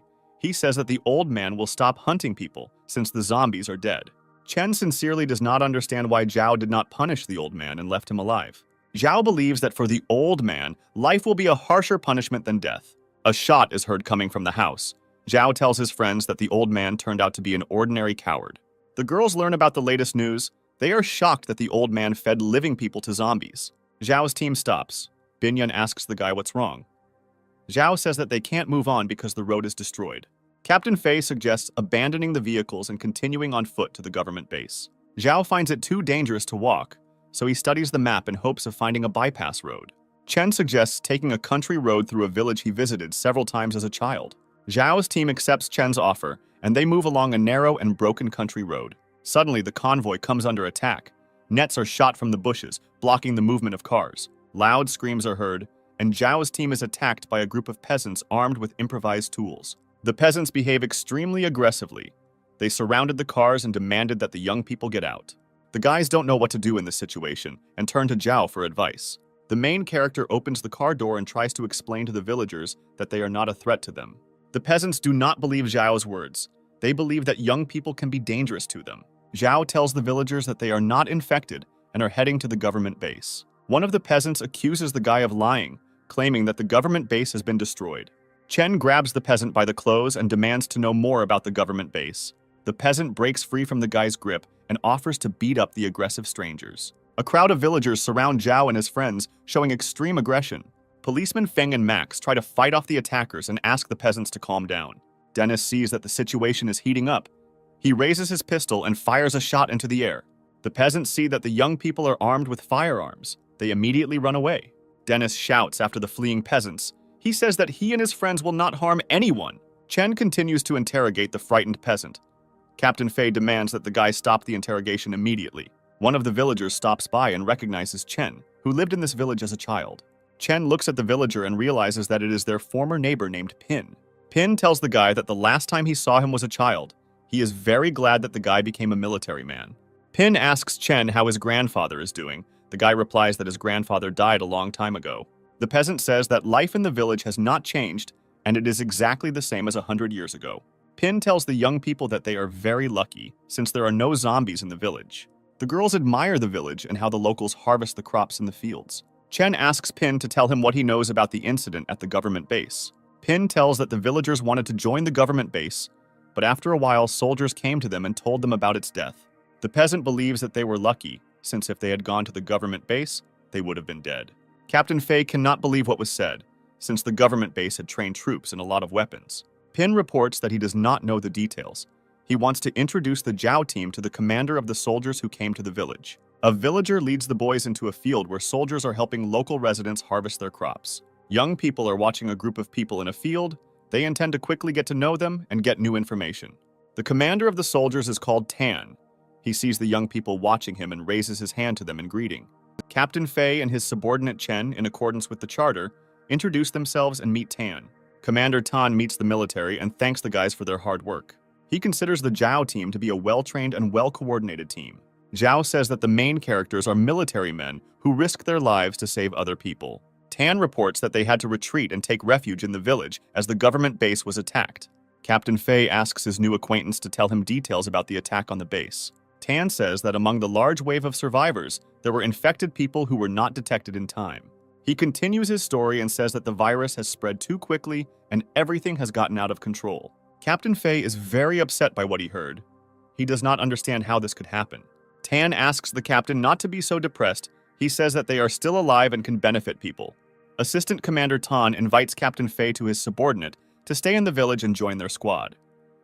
Tan invites his new acquaintances to work together and create a safe haven from the village. Zhao listens attentively to Commander Tan. The guy says that he will think about his proposal. Local residents came to see Commander Tan and brought fresh food as a sign of gratitude. Zhao realizes that Commander Tan is respected in the village and cared for by the locals. The peasants believe that Tan saved their lives as they intended to go to the base and would have died there. Zhao asks Fei if he has met Commander Tan before. The captain says that he has not seen him at the base. Captain Fei reports that there were a lot of people present at the base. He could not know all the employees by sight. Chen has been at the base for a short time. He believes that there is nothing suspicious about the fact that no one knows Commander Tan. The guy asks Captain Fei what they should do after the government base is destroyed. The girls offer to stay since there is a large number of military personnel in the village and the locals are friendly. Binyun tells Dennis that she is his wife, so he should always be by her side. Max is happy with the option of staying in the village since the government base has been destroyed. Max says that the village is a safe place and wants to know what Zhao thinks about it. The main character is silent for a long time. Then he asks Captain Fei about his further plan of action. Captain Fei intends to get to the government base. He wants to see everything with his own eyes. Policeman Feng expresses his intentions to join the military and go with them to the base. Dennis and bodyguard Max believe that the final decision should be made by Zhao. The main character looks at his friends for a long time and says that in the near future they will continue their journey to the base. Zhao considers this the right decision, since he does not know the Tan commander at all, and in addition, there are stocks of weapons and useful things at the base. Chen intends to find government troops and then evacuate the villagers. Commander Tan's subordinates overheard the conversation of the young people. They tell him that Zhao's team does not trust them. Tan can't understand where they went wrong. Their speech was reasoned and they had uniforms taken from dead soldiers. Tan was the happiest person until Zhao's team appeared. He deceived naive peasants for a long time and received care and respect from them. Tan tells his accomplices that he hasn't had a woman for a long time, and Zhao's team has 2 beautiful girls. Tan intends to destroy Zhao's team. He orders his accomplices to prepare and be on alert. The villagers have laid the tables with numerous dishes. They are going to celebrate the day of the end of the harvest. Tan believes that it is easy to deal with Zhao's team since there are only 2 professional military men among them. The accomplices inform Tan that they have set up an ambush and are waiting for his order. Zhao and his friends appear on the threshold of the banquet hall. Young people came to the meeting with weapons. Tan invites young people to hand over their weapons, explaining that the locals will be very nervous. Zhao says that they are used to having weapons with them all the time and even go to the toilet with them. Pin dissuades Chen from going to the government base. He asks the guy to stay in the village. Chen answers the man. He says that as long as there are zombies in the world, there will be no safe place. Pin tells Chen that he is a good guy and asks the young man to be careful. Commander Tan raises his glass of alcohol and offers to drink to a new acquaintance. Captain Fei thanks Tan for their hospitality. He hopes that they will contact government forces soon. The young people raise their glasses and drink the alcohol offered by Commander Tan. Tan begins to get very nervous. He sees that Zhao is not touching the glass of alcohol. Zhao apologizes. The guy says that he hasn't drunk alcohol for a long time and will just drink water. Tan's accomplice tries to persuade Zhao to drink. He considers refusal to be disrespectful to the owners. Binyan intervenes in the conversation. She is going to drink alcohol instead of Zhao. Binyan stands up from the table and makes a solemn toast on behalf of Zhao, after which he drinks the drink. Commander Tan is jealous of Zhao. He says that it is good to have a beautiful girl as a confidant. Binyan takes Zhao's hand and informs those present that she is not his confidant, but his fiancée. Xin takes Zhao's right hand. The girl says that Binyan is too old for this role, and the guy's bride is her. Zhao is surprised by the behavior of the girls. Xin continues to insist that she is his fiancée. The girls start a squabble among themselves, each of them trying to win the guy over to their side. Tan hits the table with his hands. He calls the girls rude names and demands to shut up immediately. Zhao is surprised by Tan's behavior. The guy demands that the man pull himself together and calm down. The dialogue is interrupted by Captain Fei.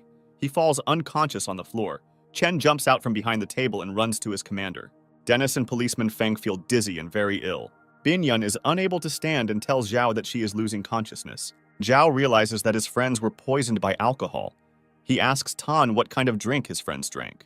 Tan calls the young people idiots and lets out a quiet, sinister laugh. Zhao is in a state of wild rage. He rushes at Commander Tan. Commander Tan predicted the guy's action. He gives him a strong kick. Zhao falls to the floor and loses consciousness. Tan believes that it was easy to deal with Zhao's team. He says that he added sleeping pills to the alcohol. Pin is very outraged by what is happening. He does not understand why Commander Tan treated good people this way. Tan tells the villagers in the hall that he is the bad guy and they are stupid sheep. Local residents are very shocked by what is happening. They cannot believe that Tan turned out to be a villain. Tan's associates raise their weapons and demand that the villagers raise their hands and not resist. The peasants try to escape. One of Tan's accomplices shoots in the air and demands that everyone stop. Pin realizes that Tan and his men are not soldiers from a government base. Tan says that he was pleased to be adored by a person, but he did not think that everything would end so quickly. Tan's accomplice tells his leader that they now have large supplies of food and slaves. One of the bandits asks Tan what to do with the captured villagers. Tan says that men will work on the land without rest, and women will work with their bodies. The bandits attack defenseless women. The captives scream loudly and beg for mercy. Tan's accomplice stops the bandits. He tells them that they are ungrateful ignoramuses. The bandit offers to give the best women to Tan as a sign of gratitude and respect. Binyan lies unconscious on the table. Two bandits laugh loudly and approach the girl. Sin demands the bandits to stop. The girl calls on them to come to their senses and not commit inhumane acts. One of the bandits ignores the girl's words. He approaches Shin and stretches out his hands to her.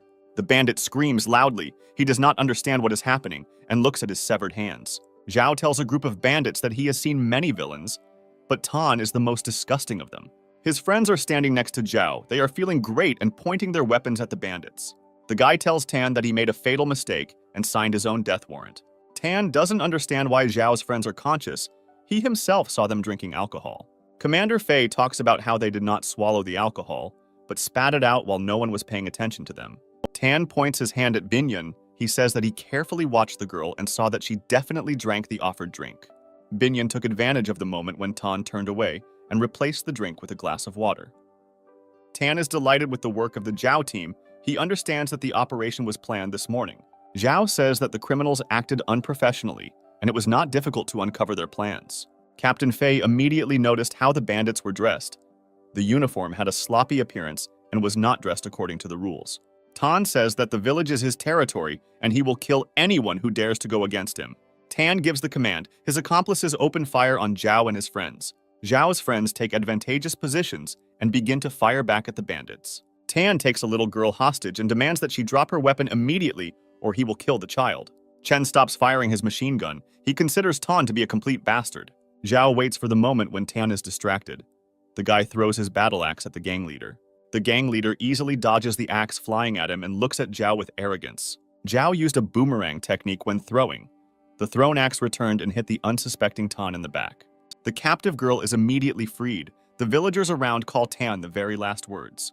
Tan tries to get back on his feet. He says that the second part of his team ambushed and destroyed the entire village. Dennis reports that this insidious plan was not realized and brings captured bandits into the premises. Tan is very surprised. He does not understand how they managed to reveal his plan. The bandits inform their leader that they were captured while trying to take the villagers hostage. Zhao believes that the fate of the bandits should be decided by local residents. He asks Pin what to do with the villains. The villagers feel very angry that the gang leader did this to them. Tan tries in every way to justify himself to the villagers. He asks to forgive him. Local residents do not accept the gang leader's apology and are going to beat him up. Pin plans to donate food supplies to Team Zhao as a token of gratitude for their good deeds. Zhao refuses food. The guy tells the villagers that they have enough food. Pin tells the guy that the villagers will feel awkward if the young people don't take the food. Captain Fei believes that this time they cannot refuse. Zhao agrees with the military man. Zhao is concerned about whether the villagers will be able to properly control the bandits. Pin tells the guy that they have enough security, and the chosen punishment will benefit the peasants. The villagers order the captured bandits to move faster. They use them as arable animals for fieldwork. Tan asks not to shoot at him and tells the locals that he will work faster. Pin informs Zhao that the locals are unable to kill the bandits despite the fact that they are villains. Pin asks Zhao why the young people did not immediately inform Tan about their plans. Zhao answers the man. He says that the locals would not believe them in this case. Zhao believes that without evidence, he would not be able to convince the peasants, since they considered the bandits to be their saviors. Max's bodyguard believes that sooner or later the bandits would have shown their true colors anyway. Chen says that the peasants were very lucky because Zhao's team was nearby. Zhao asks the villagers to be careful and not take the word of strangers in the future. Chen says goodbye to Pin. The guy says that as soon as he arrives at the government base, he will figure out a way to take the villagers away. Local residents bid farewell to the Zhao team and ask young people to be careful on their journey. Suddenly, Captain Fei begins to lose his balance. Chen rushes to his commander and asks how he is feeling. The young men remove Captain Fei's clothes. intending to examine his wound. The officer's wound became very inflamed, and the man developed a high fever. Policeman Feng treats Captain Fei's wound. Zhao asks him about the officer's condition. Feng answers the guy. He says that things are bad, since the wound has festered and the man has a high fever. The guys think that Fei needs to rest and recover, otherwise he won't be able to get to base. Pin considers it dangerous to transport the officer in this condition and suggests leaving him in the village. Zhao listens to the peasants' words and realizes that they have no other choice. Chen says that he will not leave his commander alone and intends to stay with him in the village. Fei says that this is not necessary and orders Chen to move to the base. Chen does not agree with his commander's order. He cannot leave Fei alone in this state. Pin asks the guy not to worry and says that Fei will not be left alone, as there are many people in the village who will take care of him. Captain Fei asks Zhao to take care of Chen and look after the guy, since he is still young and inexperienced. Zhao promises the captain to look after Chen and says that as soon as they arrive at the base, he will send help. Team Zhao set off. Chen constantly talks about his commander. Dennis is no longer able to listen to Chen. He asks the guy to change the subject or spend time in silence. Zhao reports that they will arrive at the base in 2 days and asks Chen to tell him more about the rules for visiting the base. Chen tells the young people that the rules are quite simple, but there are a lot of them. The first post of the base conducts a routine examination, which determines whether a person is infected or not. The second post has some serious heavy weapons in case zombies break through the first post. The third post is the last protective barrier and is equipped with hybrid weapons with high explosive ammunition. Chen continues his story and says that in addition to this, the base is regularly patrolled to avoid fights and provocations. Zhao asks Max to stop the car immediately. Max doesn't understand what's going on, but follows the order. The main character reports that he senses a large group of zombies ahead. Not far from the road, there is a large tree that aggressive zombies are trying to climb. There is a young man in the tree armed with a bow who is ambushed as zombies surround the tree. Dennis immediately reports this to Zhao. He is very worried about the guy who was trapped. Xin asks to save the guy. Dennis asks Zhao what they should do in this situation. Zhao intends to save the guy alone and asks his team to stay in the car. Dennis says that he will go with him. A trapped young man uses his archery skill to fight off the zombies. One of the monsters has reached the branch where the guy is on and is trying to attack him. The guy deftly performs an acrobatic trick and shoots an arrow at the attacking zombie. With the help of accurate archery, the guy manages to hold off the zombie attack. The archer is very angry because the number of zombies is not decreasing, and more monsters are joining the attack. Zhao is surprised at how quickly zombies learn. 2 days ago, he didn't know they could climb trees. The zombies stop their attack. They redirect their attention to Zhao and Dennis, who are approaching them. Dennis asks Zhao a question. He is interested in why the guy didn't take his battle axe with him. A huge flock of zombies leaves the archer and runs towards Dennis and Zhao. Zhao tells his friend that he has recently found firearms more effective than melee weapons. During a short battle, Zhao and Dennis destroy a flock of zombies. The archer watched the battle from a tree. He was very surprised at how easily and professionally the guys destroyed the monsters. Dennis tells the archer that all the zombies have been destroyed and invites the guy to climb down from the tree. The archer accepts the guy's offer and uses a graceful acrobatic leap to descend. The young man admires how the guys dealt with the zombies and invites them to meet. The archer approaches the guys. He says that he is 20 years old and his name is Robin. Robin tells Zhao that he was born and raised in a mountain village. After an outbreak, all the villagers died, and he was left alone. Zhao asks the guy why he stayed in the village and didn't try to find living people. Robin reports that his parents' graves are in the village. He doesn't want to leave them, so he didn't run away. Robin carefully examines the monsters he destroyed. The guy does not understand why other people cannot resist zombies with the same ease. Zhao takes out his battle axe and tells the guy that killing zombies is not so easy. If you don't hit the monster in the head, then it won't die. Robin thanks Zhao for the information and asks what his and his friends' names are. Zhao tells the guy his name and says that his best friend Dennis is nearby. Robin is grateful to the guys for saving him and hands them a piece of dried meat as a sign of respect. Zhao tells Robin that it will soon be dark and asks the young man to return to the shelter. Dennis is very surprised by how Robin is still alive. The guy believes that he does not even have basic knowledge to fight zombies. Robin carefully watches the guys leaving and pays attention to the binoculars that hang on Dennis's belt. Robin calls the guys bloody freaks and pulls the bowstring, about to shoot his bow. Dennis sees the guy's aggressive intentions and demands to stop immediately. Robin shoots with his bow but misses. He takes out an arrow for the next shot. Dennis, with the help of his sword, repels the arrows fired by Robin. The guy does not understand why Robin attacked them. Dennis persistently demands that the guy stop and explain the reasons for his aggression. Zhao waited until Robin was reloading his bow and attacked the guy. The main character comes close to Robin and disarms him with a throw. Zhao, using a painful hold, holds Robin. Dennis once again asks the guy about the reasons for the attack. Robin says that he will avenge his dead relatives, and the bandits will not go unpunished. Zhao holds Robin tightly with the help of a grab. He tries to calm the guy down. Zhao asks Robin a question. He asks the guy why he thinks they are bandits. Robin tells Zhao that he has a very good memory and has memorized the items belonging to the bandits. The guy claims that the binoculars that Dennis has belonged to the leader of the bandits. Zhao tells the guy that the bandit leader was captured, and Dennis took the binoculars for himself as a useful trophy.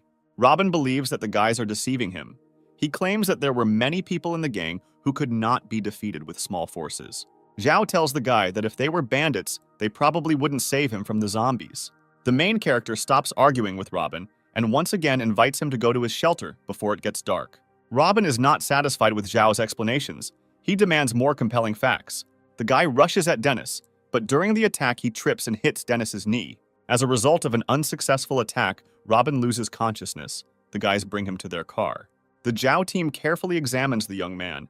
The girls say that the guy looks young and most likely has not eaten for several days. Robin regains consciousness. He slowly opens his eyes and sees Shin in front of him.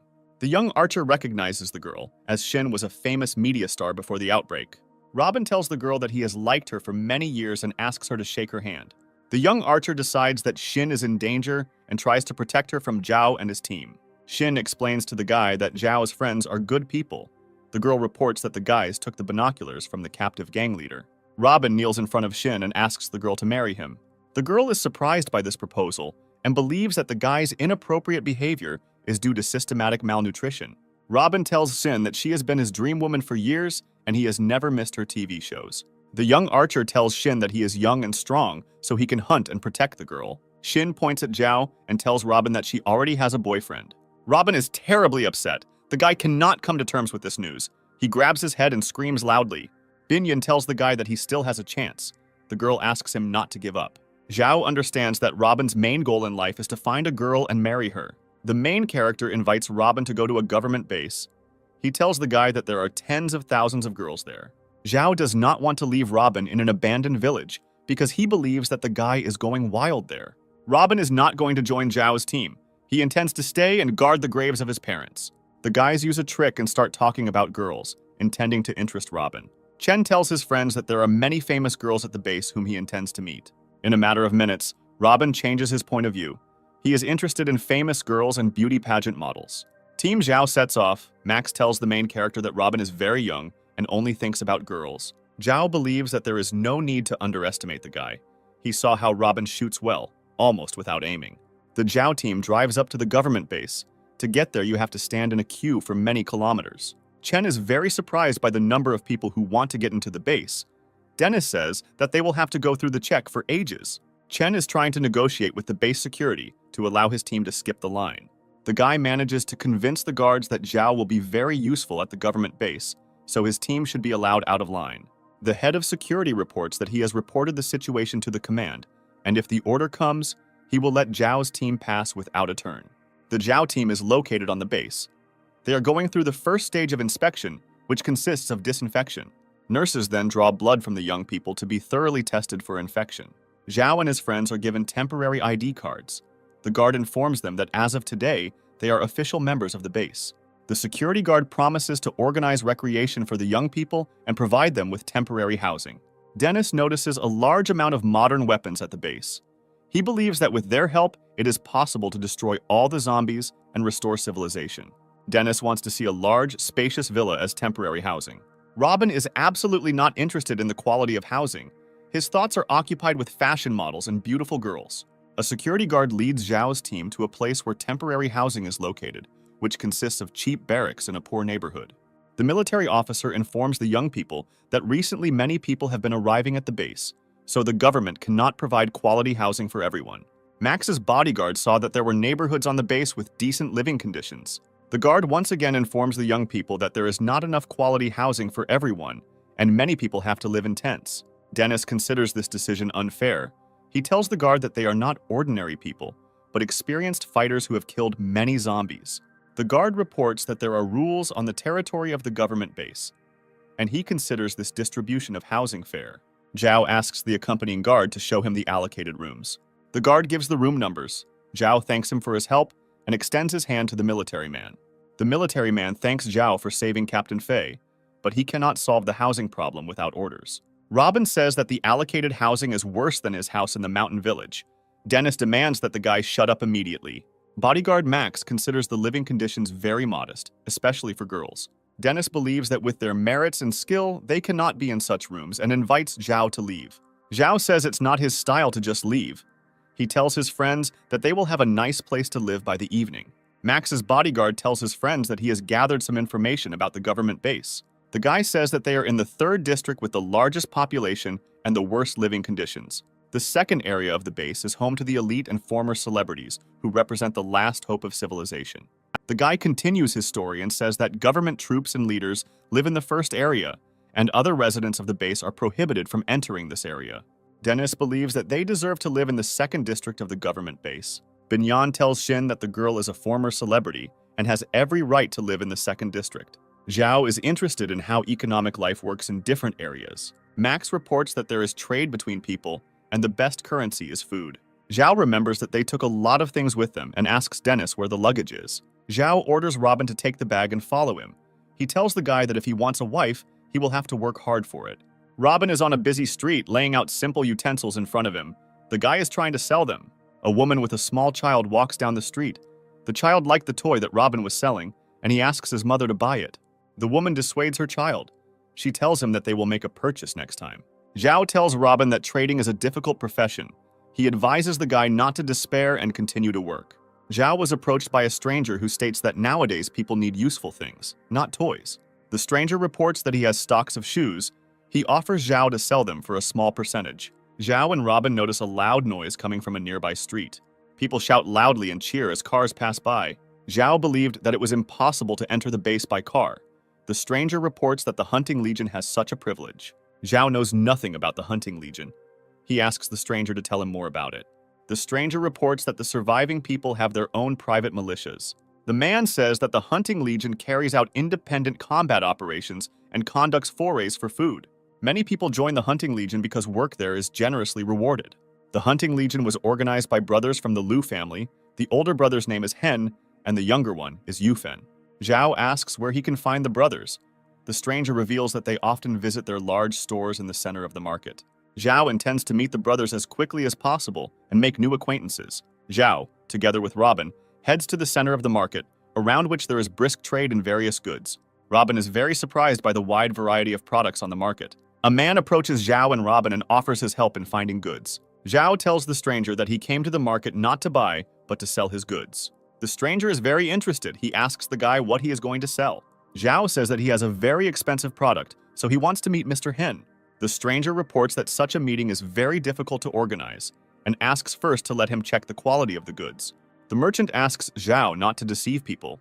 He says that the guy was selling children's toys. Zhao takes out a package of medicines from his pocket. The guy says that he has various medicines in large quantities. Medicines are considered a valuable commodity in the government base. The man asks Zhao where he got the medicines. Zhao tells the man that this is his secret that he cannot share. The man is very interested in purchasing medicine. He starts bargaining with the guy. The stranger orders his subordinate to immediately go to Mr. Hen. Robin believes that selling scarce goods is much easier than selling old children's toys. Mr. Hen's subordinates bring Zhao a chair and fresh fruit. They want to make a good impression on the new client. An unfamiliar young man approaches Zhao and says that he will pay much more for the medicine than Mr. Hen. Mr. Hen's subordinate is very dissatisfied with the guy's behavior. He considers it impudent to compete with his master in such a way. The stranger speaks disrespectfully of the Liu family and does not consider Mr. Hen to be a special person. Hen's subordinate grabs the guy by the clothes. The young man tells him that he is from the 2nd district and can create serious problems for the man. Robin is surprised at how arrogantly and rudely people from the 2nd district behave. The Liu brothers come to the market. Mr. Hen asks his subordinate to let the guy go. Zhao carefully examines the young people. He realizes that the Liu brothers are standing in front of him. A guy from a rival clan asks Mr. Hen not to worry. He says that he just wanted to know the price of the medicine. Mr. Hen's younger brother takes out a knife. He is outraged by the impudent behavior of the young man. Hen asks his brother to put the knife away immediately. He says that they are civilized people who can always agree. Hen tells Zhao that he and his brother founded a hunting corps in order to maintain order in the third region. The guy doesn't like the fact that Hen and his brother feel like they are the masters of the third district. Hen informs the guy that the second and third districts are not much different. If any person disappears, the government will not interfere with it. The guy reacts emotionally to the threat. He makes sarcastic comments about Hen's organizational abilities. Zhao is closely following the proceedings between the two competing factions. He believes that Hen will win. Robin says that people are not much different from animals. The strong always try to dominate. The guy from the rival organization is called Wei, and he tells Hen that his family won't let him take over the entire market. Hen invites Wei to hold an auction. Zhao will sell the medicine to the highest bidder. Mr. Hen approaches Zhao. He asks the guy his name and introduces himself to him. Hen tells Zhao that no matter the outcome of the deal, he will consider him a friend. Zhao answers Mr. Hen. The guy says that he is new here, and it is a great honor for him to become a friend of influential people. Zhao wants to hear the price Hen and Wei are willing to pay for the medicines he has. Hen offers to pay for the medicines Zhao has with a large amount of food. Wei reports that he is willing to pay twice as much as Mr. Hen. Robin thinks that we need to agree to Wei's terms. Zhao asks the guy to take his time. Zhao tells buyers that he doesn't need food. He says he needs a new home. Wei tries to convince Zhao that the main thing is food, and living conditions are almost unimportant. Zhao suggests stopping negotiations if Wei does not have a suitable building. Wei says that he will contact his master soon, and Zhao will find good housing in the third district. Zhao wants to get the house of the master whom Wei serves. This option suits him most. Wei considers such a demand a stupid joke. He says that his master would not exchange life in the second district for a couple of boxes of medicine. Zhao turns to Mr. Hen and asks what his proposals will be. Hen tells the guy that this is not a problem for him. He can move out of his house today. Wei is very dissatisfied with the fact that Mr. Hen was able to cleverly outplay him. The guy expresses himself rudely towards the hunting legion. Yufen takes out a knife and demands Wei to immediately move to his quarters if he wants to stay alive. Wei harbors a grudge against the brothers. He is going to tell his master about the incident and take revenge on the brothers in the near future. Hen tells Zhao that the guy lost a major client today. Zhao was not very upset, since he prefers to make transactions without intermediaries. Zhao is surprised that Hen did not ask him about the amount of medicine and immediately offered to exchange them for a house. Hen says drugs are in short supply today, and even a small amount can save someone's life. Dennis runs up to Zhao. The guy tells the main character that several armed soldiers have come for him. The military man informs Zhao that the leadership wants to meet with him, since they learned that the guy defeated the mutants and saved Commander Fei. Zhao is brought to the officer standing at the entrance of the headquarters. He asks the guy what his name is. Zhao introduces himself and gives his name, after which the military thoroughly searches him. The military man reports that this is being done for security purposes, and all people entering the building are subject to inspection. The private informs his commander that during the search, a large battle axe was found on Zhao. The guy reports that the axe is a means of self-defense. This weapon helped him stay alive and get to the base unharmed. Zhao tells the military man that the axe is his personal property. He demands that the weapon be returned to him later. The guy tries to enter the building, but a security officer blocks his way. The security officer reports that the boss just finished a meeting and is now having lunch. The guy is extremely dissatisfied with the current situation. He is outraged that he was searched, and now they are making him wait. The officer thinks that Zhao has a very high opinion of himself. He considers the guy to be an ordinary bully who killed a couple of zombies and considers himself special. Zhao tells the officer that he hasn't eaten yet today. He is jealous of the commander because he follows his diet. The guy tells the officer that he will take an example from the commander and leaves to have lunch. The officer is very dissatisfied with Zhao's behavior. He demands that the guy obey the chain of command and stop immediately. The guy ignores the military man's words. He continues to slowly move away from the headquarters building. The officer gives a loud order to his subordinates, demanding that the soldiers immediately detain the guy. One of the soldiers catches up with Zhao. He tries to arrest the guy and grabs his clothes. Zhao is upset that not even a day goes by calmly. He suddenly turns around and attacks the aggressive soldier. The security officer and his subordinates did not expect such behavior from the guy. They are outraged that a civilian decided to hit a military man. All the guards who were at the entrance to the headquarters rush to the aid of their colleague. The soldiers throw numerous punches and kicks at Zhao, but the guy deftly blocks them. The military man demands the security officer to stop his subordinates, since he promised the commander to bring Zhao safe and sound. Zhao has a higher level of combat prowess, which allows him to deal with guards without much effort. The military is impressed by the guy's fighting skills. The security officer cannot believe that Zhao single-handedly dealt with several military personnel. The guy stands surrounded by defeated military men and makes sarcastic jokes at them. The security officer intends to teach Zhao a lesson, and he attacks the guy. The military man screams loudly and asks the security officer to stop immediately. The military man believes that Zhao does not have the slightest chance to resist the security officer, since he is proficient in all types of martial arts and has many years of combat experience. The head of security deals a series of powerful blows to the guy. Zhao deftly dodges them.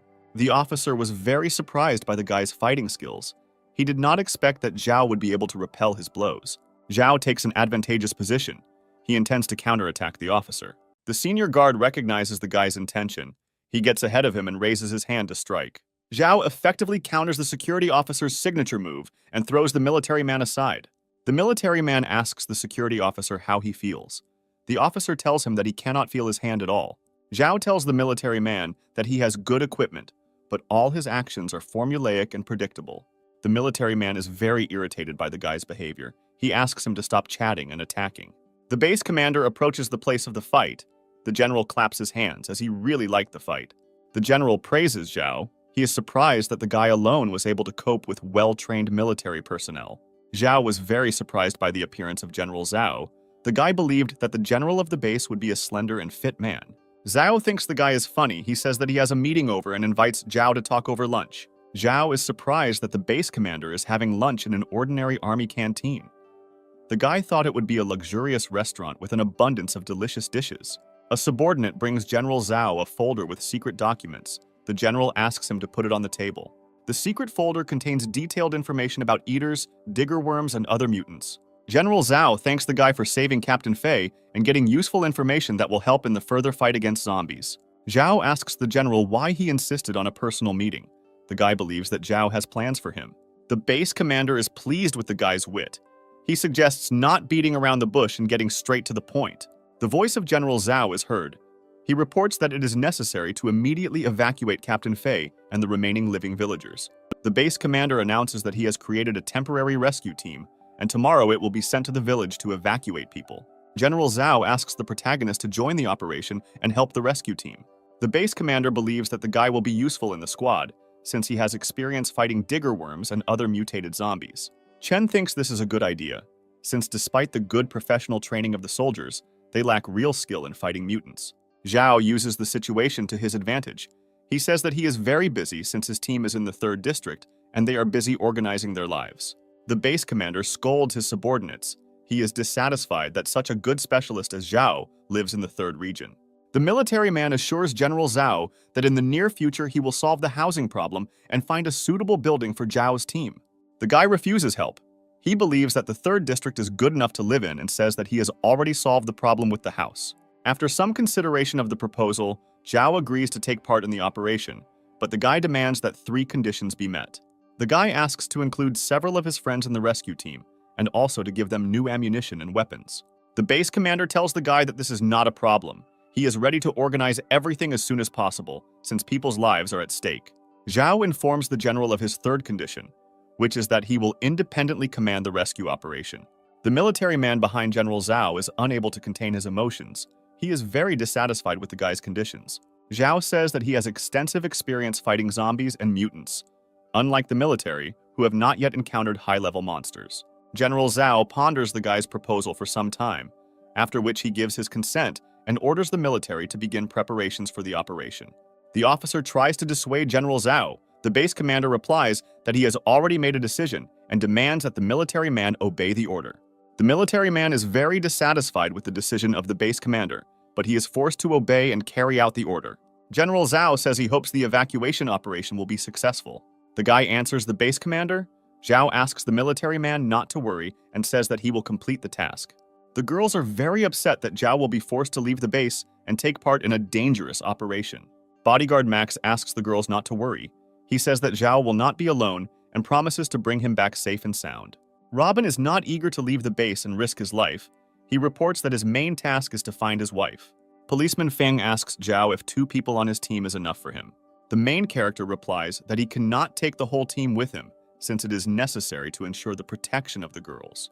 Zhao asks Policeman Feng a question. The guy wants to know if he will remain on his team. Feng answers the guy. He says that he received an offer to join the police team, but he is more satisfied with being with the Zhao team. The guy thanks the policeman for his trust and asks him to stay with Dennis at the base in order to protect the girls. Zhao asks the girls to behave well and not argue with each other. The guy hopes for their prudence. The girls promise Zhao to be obedient and ask him to return from the operation safe and sound. Zhao, using his ring, contacts a virtual god. The guy intends to exchange all the crystal cores for an increase in combat level. The virtual god fulfills the guy's proposal and exchanges the points and crystals he earns for combat skills. Zhao instantly feels his strength increase and his defense level increase. A large column of armored army vehicles is moving along a narrow mountain road. Max's bodyguard is in one of the cars. He carefully examines his new weapon. Robin is unhappy with his new bow. He finds it too light and very difficult to control. The military man tells the guy that this is the best composite bow that can accurately hit the target at a long distance. The officer behind the wheel harbors a strong grudge against Zhao. He does not understand how the base manager could entrust the operation to a civilian. Zhao extends his hand to the officer and offers to forget yesterday's incident. The military man is not going to put up with the guy and asks him not to distract him from the road. The officer uses a radio to inform the crews behind them that they will soon arrive at their destination. Max's bodyguard is annoyed that the officer continues to give orders to his subordinates, despite the fact that Zhao should be in charge of the operation. A column of armored vehicles drives past deserted agricultural fields. Zhao demands the officer driving to stop immediately. The military man asks the guy what's wrong. The military obeys Zhao's command. The column stops. The guy demands the soldiers to be extremely careful. Bodyguard Max and Robin are very dissatisfied with the way the driver is driving the car. Because of the sudden braking, they almost fell to the floor. The soldiers laugh loudly at the guys.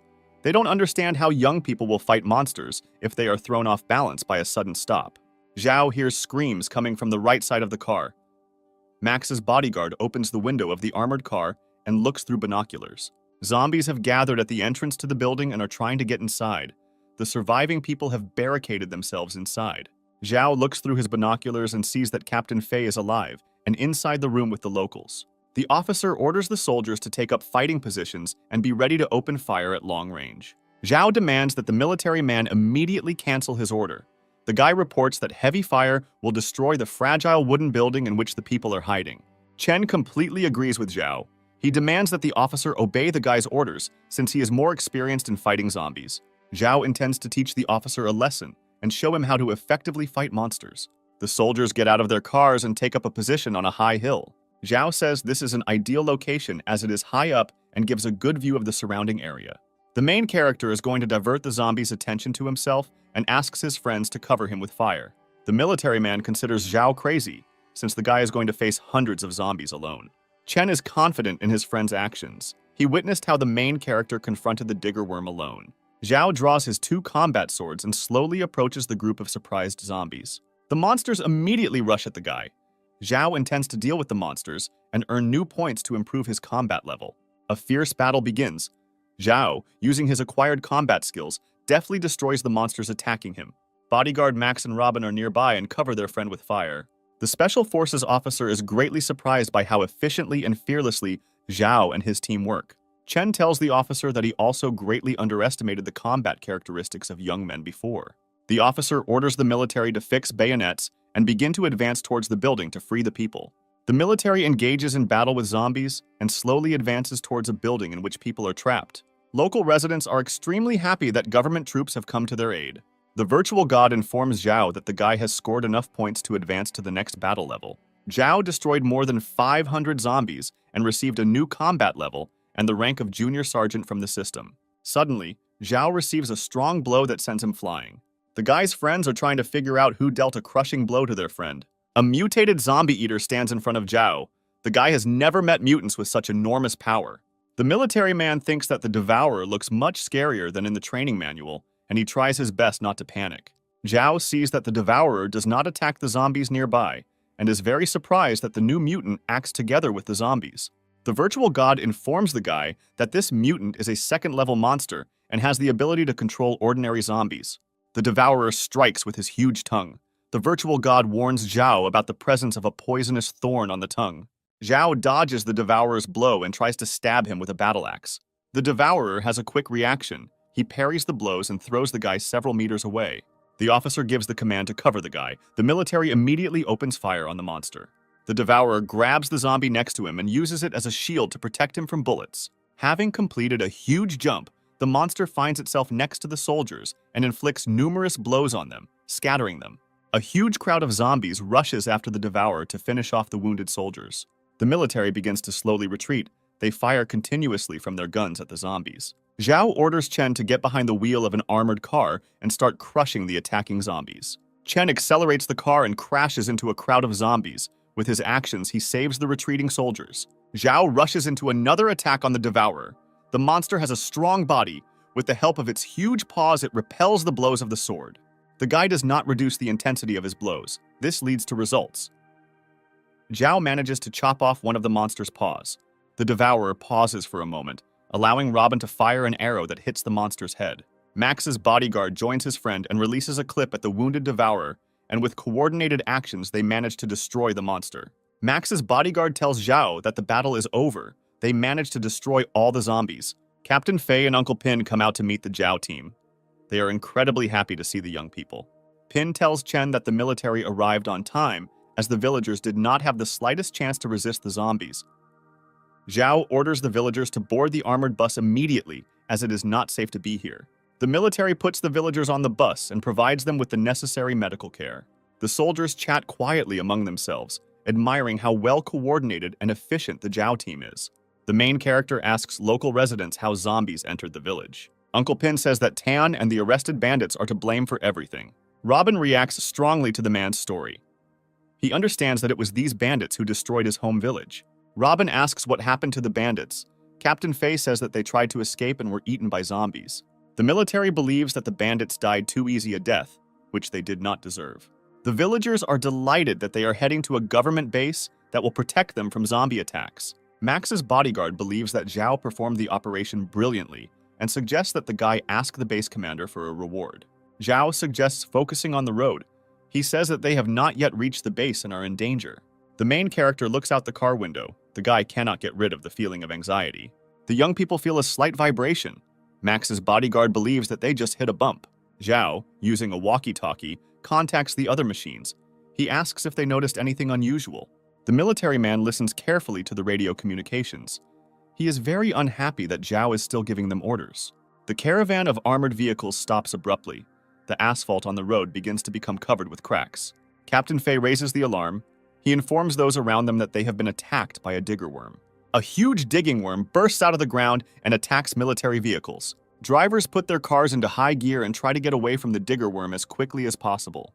The huge monster reaches the nearest armored vehicle, throws it into the air, and begins to devour it. The Special Forces officer gives the command to his subordinates to open fire with all weapons on the digger worm. The military immediately carries out the order of their commander. They open heavy fire on the monster. The bullets do not cause much harm to the digger. With the impact of his huge body, he throws 2 cars aside. Zhao orders all survivors to leave the car. The guy intends to distract the digger worm to allow the others to leave. The surviving villagers leave Zhao's car and transfer to a nearby bus. The SWAT officer tells Zhao that he can't take down the digger worm alone. Zhao informs the military man that he is in command of the operation. The guy demands that his orders be carried out. Max's bodyguard climbs out of the car's hatch and takes aim at the monster with a handheld grenade launcher. Several grenades hit the huge digger worm, causing the monster to rise into the air and roar loudly. The digger worm attacks the car containing Zhao and his friend and begins to devour it. The Special Forces officer orders the reconnaissance platoon to go to the aid of the young men, while the rest move at full speed to the base. The digger worm tries to devour the armored car containing Zhao and Max. The bodyguard says that the car will soon be destroyed. Zhao and his friend open the car doors and jump down from a great height. During the fall, bodyguard Max manages to fire several shots at the digger worm from his grenade launcher. The grenades hit the target, destroying the monster's huge mouth. Zhao looks carefully at the surprised military men and suggests immediately returning to the base. A loud crack of breaking asphalt is heard, and a digger worm appears behind Zhao. The monster rushes at Zhao and, in front of the surprised military men, devours the guy. Friends rush to Zhao's aid, but the digger worm quickly burrows into the ground and disappears from sight. The Special Forces officer orders the villagers to be sent to the base and the military to immediately begin searching for Zhao. The Zhao team is at the government base. Young people wait in complete silence for news. The doors open and a group of military men enters the room. They silently approach the young people. Binyan breaks out of his thoughts and asks the military about the results of the search operation. The military continues to remain silent. The girl understands that the search operation did not bring results. Shin speaks her mind. She says that Zhao should not have been allowed to join the military squad. Tong believes that we need to come to terms with reality. She adds that 3 whole days have already passed, and Zhao is probably dead. Dennis grabs Max's bodyguard by his clothes and accuses the guy of failing to protect Zhao. Officer Fei asks the guy to calm down. He reports that Max's bodyguard did everything possible. Fei offers his condolences to the Zhao team. He is very upset by the death of the main character. The Special Forces officer changed his attitude towards Zhao since the guy sacrificed his life in order to save other people. The officer reports that the base command has decided to award Zhao the highest medal and will organize a memorial service in the near future. Dennis believes that his friend is still alive, and a memorial service is out of the question. The young people try to calm the crying Shin. Binyan asks the military to continue the search operation. The officer reports that the military has done everything possible, and further searches could be dangerous for the soldiers. Dennis rudely tells the military that his friend did not think about the dangers. Policeman Feng tries to calm the guy down. Binyan does not believe that Zhao is dead. She believes that young people need to continue the search on their own. The guys intend to start searching. They will not believe that Zhao is dead until they see his body. Tong suggests choosing a new team leader before the guys go looking for Zhao.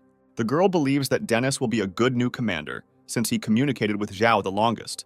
Binyan listens silently to his friend. She is deep in her thoughts. Mr. Hen comes into the young people's room and says that he has just returned from work and heard bad news. Hen offers the help of his people and army equipment to search for Zhao. Binyan thanks the guy from the bottom of his heart. Mr. Hen tells the girl that Zhao is his friend, and he can't just sit idly by. Tong thinks that Mr. Hen is minding his own business. Dennis sits on the bed and silently listens to his wife. Dennis considers Mr. Hen a good person, since he came to the rescue in difficult times. Dennis asks his wife why she started talking about the new team captain. Tong calls her husband a stupid young man. She tells him that she did everything only for his sake. The girl demands from her husband that he begin to take himself more seriously. She believes that Dennis has made a great contribution to the team and should take the place of commander. Tong believes that Zhao has overshadowed her husband's talents, and now it's time for Dennis to take over. Dennis does not want to believe that Zhao is dead. The guy hopes that he managed to escape. Tong believes that it is necessary to think about the future. She does not place high hopes on the government base and believes that only her own team can provide security. The girl tells Dennis that the military used Zhao for their own purposes. She asks the guy to think about what will happen if they are not useful to the military. Tong believes that in these difficult times, it is necessary to rely only on one's own strength.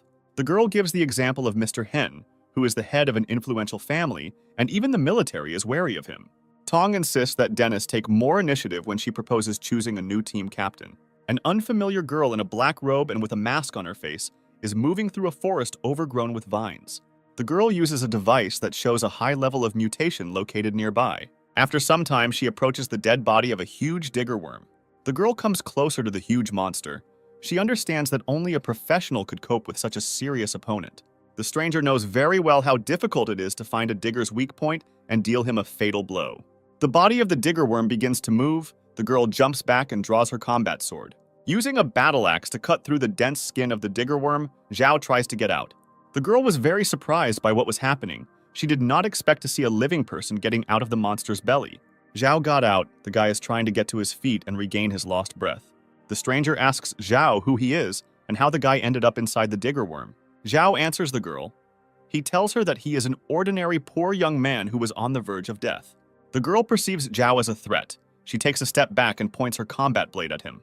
Zhao finds the girl no less strange than him, since she is dressed all in black, has a mask on her face, and is armed with a combat katana. The guy asks the girl to move away and not stand in his way. He tells the girl that he doesn't have time to talk. He urgently needs to find water to wash off the mucus. The girl believes that Zhao has taken possession of a high-level core and orders him to stop.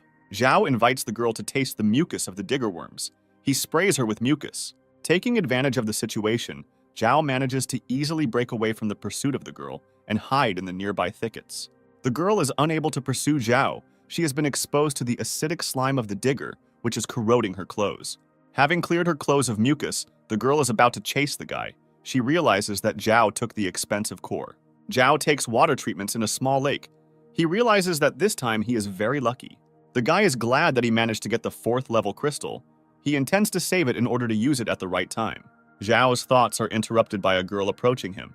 She persistently demands that the guy return the core. The girl takes out her combat katana and points it at the guy. Zhao silently watches what is happening. The guy throws the cannonball in his hands. Zhao does not intend to give it to the girl. He says that he risked his life in order to get the cannonball. The girl tells the guy that in this case, she will take his clothes and he will remain completely naked. Zhao stands up to his full height. He tells the girl that he is a man and has nothing to fear. The girl is filled with a wave of strong anger. She has not met such arrogant and self-confident guys for a long time. A girl approaches a guy. She intends to seduce Zhao in order to get an expensive core. The stranger tells Zhao in a quiet voice that he will be satisfied with the proposed deal. The girl waited for the moment when Zhao lost his vigilance and snatched the cannonball from the guy's hands. The stranger runs away to a safe distance. She tells Zhao that he is a young and stupid man. The girl unclenches her fist. She understands that the guy deceived her, since there is an ordinary stone in her hand. A feeling of rage fills the stranger. She rushes to attack and strikes Zhao with a strong blow with her hand. The guy has a sufficient combat level to repel the girl's strong blows. Zhao repels the girl's next attack and uses a throw to drop her into the water. The guy holds the girl underwater. He promises to let her go if the stranger leaves him alone. Zhao realizes that he overdid it a little. He sees that the girl choked and lost consciousness. The main character pulls the girl ashore. He intends to give her a heart massage and perform artificial respiration.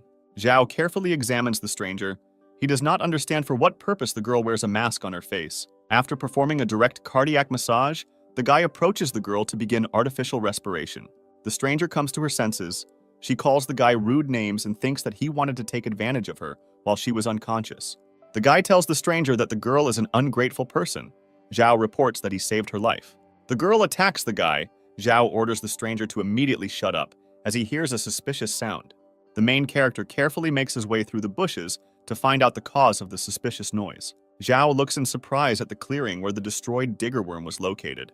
The monster has disappeared, leaving behind only puddles of sticky mucus. The stranger does not give up hope of getting the core of the 4th level. She tells the guy that they have not finished the conversation yet. The girl tells Zhao that she will not leave him until he gives her the core. The stranger looks at the puddles of sticky slurry and makes the assumption that the digger remained alive and managed to get away. Zhao is sure that the digger worm is dead. The guy believes that he was dragged away by a stronger monster. Zhao hears extraneous sounds. The guy pushes the girl aside and prepares to repel the attack. A huge wild mutated boar attacks the main character. Zhao takes out his battle axe and strikes at the aggressive monster. With one blow, the guy blows off the monster's head. The attacking boar was not alone. Zhao and the stranger are surrounded by a pack of mutated animals. Zhao does not lose his sense of humor. The guy talks about how he could eat wild animals if they were not mutants. The stranger is determined. She's going to help the guy deal with part of the pack of werewolves. The boars rush to attack, but they do not reach the people as they are captured by the long tentacles of an unknown creature. An unknown creature, with the help of its tentacles, drags the boar into the bushes. Zhao realizes that a more dangerous and powerful enemy is hiding in the thickets than the mutated boars. Suddenly, long tentacles appear from the thickets, which grab the guy and throw him into the air. The stranger quickly reacts to what is happening. She takes out her combat katana and cuts the tentacle that grabbed the guy. Zhao frees himself from the grip and falls to the ground from a great height. The guy thanks the girl. The stranger answers him. She tells Zhao that she is only worried about the mutant core and not the guy's life. A huge monster appears from the thickets, consisting of many tentacles and appendages on which there are huge toothy mouths. Zhao, using his ring, tries to contact the virtual god to get information about the monster. The virtual god informs the guy that this monster is a mutated plant called a flytrap. Zhao looks carefully into the thicket. He sees that its relatives are approaching the flycatcher. The guy and the stranger are surrounded by mutants slowly approaching them. Zhao asks the virtual god to report on the enemy's weak point. The virtual god tells Zhao that the flytrap has no weak points. The guy understands that the only way to escape is to escape. The stranger asks Zhao why they didn't accept the fight. The guy explains that this monster is level 7, and it will be very difficult to deal with it in battle. The stranger stops her run. She intends to fight the monster to get a high-level core. The girl rushes at the monster, pursuing them. She draws her blade and jumps on the monster. With a powerful and precise blow, the stranger cuts the mutated flytrap into 2 parts. The girl stands next to the defeated monster. She tells Zhao that it was not difficult to deal with him. Zhao is dissatisfied with what is happening. The guy learned from the virtual god that it is impossible to destroy a mutant in this way. Any cut-off part of the monster turns into a separate individual. The girl does not have this information. She is proud of her victory over the monster and tells the guy that he is subject to excessive fear. The fly swatter, cut in half, has fully recovered and come to its senses. It roars loudly and attacks the young people. Zhao orders the girl to never use her sword again, as it will only increase the number of monsters. The guy grabs the girl by the hand and suggests she immediately flee. Huge fly swatters deliver strong blows with their long tentacles. One of the blows knocks the young people off their feet. The girl cannot run further on her own because her leg is injured. The guy throws the stranger behind his back and continues running. The stranger asks Zhao to leave her and save himself. The guy does not intend to leave the girl to be devoured by monsters. Even in an extreme situation, Zhao does not lose his sense of humor. He tells the girl that he must save her in order to repay the debt as a slap in the face. The stranger tells the main character that there is a deep cliff on their way. The guy orders the girl to hold on to him as tightly as possible. He runs with all his might and jumps to the opposite side of the cliff. Zhao fails to jump over the cliff. The guy and the stranger begin to fall down. Zhao uses his battle axe to slow down the fall. Huge mutated fly swatters reach the edge of the cliff. They are unable to pursue people further. The main character, together with the stranger, manages to break away from the persecution. Zhao finds a cozy cave in which he provides first aid to the girl. The stranger wonders where Zhao was able to get bandages and medicine. The guy does not intend to report the virtual box in which useful items are stored. Zhao asks the girl her name and where she knows about mutants. The stranger is unhappy that Zhao tied her up when he was helping her. The girl tells the guy that she won't tell him anything. Zhao tells the girl that he has enough time and intends to return to the conversation later. Suddenly, the guy pulls out 2 snakes from behind his back. Zhao intends to use the girl's fear to force her to speak. The stranger asks the guy to immediately remove the snakes from her face. Zhao reports that the snakes are hungry and says that he will now let them go. The girl is unable to control her fear, foam begins to come out of her mouth, and she loses consciousness. Zhao sits opposite the stranger. The guy is very surprised by the fact that the girl was not afraid of wild boars, but when she saw the snakes, she lost consciousness. The main character experiences a strong feeling of hunger. He intends to eat 1 snake and leave the second for communication with the girl. The stranger regains consciousness. She carefully watches as Zhao sits by the fire and eats the cooked snake. The girl makes quiet moans. She says that she is worried about the intense heat and an incomprehensible vibration under her. Zhao believes that the stranger intends to seduce him with her moans. The guy does not respond to the girl's complaints. Suddenly, a huge tentacle sneaks up on Zhao and grabs him by the throat. Zhao manages to rip a tentacle from his neck. The guy jumps to the side and takes a defensive position. The tentacle hits the guy with a strong blow. Zhao flies off to the opposite side of the cave. The stranger stands near the cave wall, surrounded by numerous tentacles. Zhao, using his ring, immediately connects with the virtual god. The guy urgently asks him to tell him what happened to the girl. The virtual god scans the girl and informs the guy that the stranger is not a mutant. She is poisoned with an organic poison. Zhao is thinking about how to free the girl and return control of her mind. The virtual god tells Zhao that the mutated poison entered the girl through the wound she received in the fight. The guy understands that if the girl is not freed from the poison soon, it will completely mutate her body. Zhao considers such a mechanism very vile, since it allows you to use other people for your own purposes without their consent. The mutated stranger lets out a loud laugh and attacks Zhao. The guy runs up and uses a somersault to get behind the stranger. Zhao finds himself behind the girl. He grabs her by the tentacles and thus blocks the stranger's movement. The virtual god informs the guy that if he frees the girl from the tentacles by force, she will die instantly. The guy listens to the instructions of the virtual god, which is that the girl needs to be injected with an evolutionary fluid that will make her immune to poison. The stranger screams loudly. She manages to escape from the grip and strike the guy several times with her tentacles. The girl drops Zhao to the ground and, taking advantage of the situation, instantly attacks the guy. The stranger's face is very close to Zhao. The girl, in a quiet whisper, asks the guy to help her. Zhao intends to save the girl. He's going to inject her with an evolutionary liquid that will save the stranger from poison. A huge number of tentacles cover the bodies of the guy and the stranger. They turn into one huge cocoon. The next morning comes. Zhao wakes up and realizes that he is tightly bound with bandages. In a secret laboratory of a powerful organization, scientists are conducting research on mutated organisms. The stranger reports on her task to the head of the secret organization. The girl reports that she failed and was unable to get a high-level crystal. The head of the secret organization decides not to punish the girl, since this was the only failure of all time. The girl's name is Taya. She asks to give her one more chance in order to correct the situation. Taya believes that she will meet with Zhao soon, as she needs to return to get the 7th level crystal. Xin has prepared a luxurious dinner for her friends. The girl invites everyone to sit down at the table. Robin can't resist the canned meats on the dinner table. Dennis and his wife slowly descend from the second floor. Tong is unhappy that Shin used too many products for dinner. Shin tries to justify herself, saying that they need to eat well before going in search of Zhao. Policeman Feng thanks Shin for the prepared dinner. He is pleased that the girl takes care of the team. Tong does not hide her irritation. She says that caring does not give the right to dispose of collective property. Shin is very unpleasant to listen to the girl's words. She wanted to please her friends and make them feel good. Policeman Feng says that since all the property is collective, they do not mind a luxurious dinner. Dennis tries to calm his wife down. Tong responds rudely to the guy and asks him to shut up. Tong is trying to win Binyan over to her side. She tells the girl that it is necessary to save resources. Binyan believes that there is no need to quarrel over such a trifle, and she does not mind eating canned food from the stock. Tong changes the topic of conversation and suggests choosing a new team captain. Tong believes that they cannot rely on Mr. Hen forever, and they need their own leader. Dennis asks his friends to listen to his wife's words. He says that Tong is completely right. The guys don't like Dennis's behavior. They think that Tong is putting a lot of pressure on him. Dennis says that Mr. Hen's people will not be able to organize a full-fledged search for Zhao. He is ready to become the new captain and start the search on his own. Binyan asks his friends what they think about Dennis's candidacy. Policeman Feng agrees to choose a new team leader, but he believes that Dennis is not suitable for this role. Tong tries to find out the reason for this decision. She says that Dennis has a lot of merit and is a responsible person. Feng believes that Dennis is too young and hot-tempered to become team captain. Tong does not agree with the man. The girl reports that Dennis was the first to join Zhao's team. Policeman Feng continues to insist on his position. He believes that Dennis can be a good deputy, but not a captain. Feng suggests promoting bodyguard Max to the position of team captain, since he is a calmer and more reserved person. Tong falls into a state of intense irritation.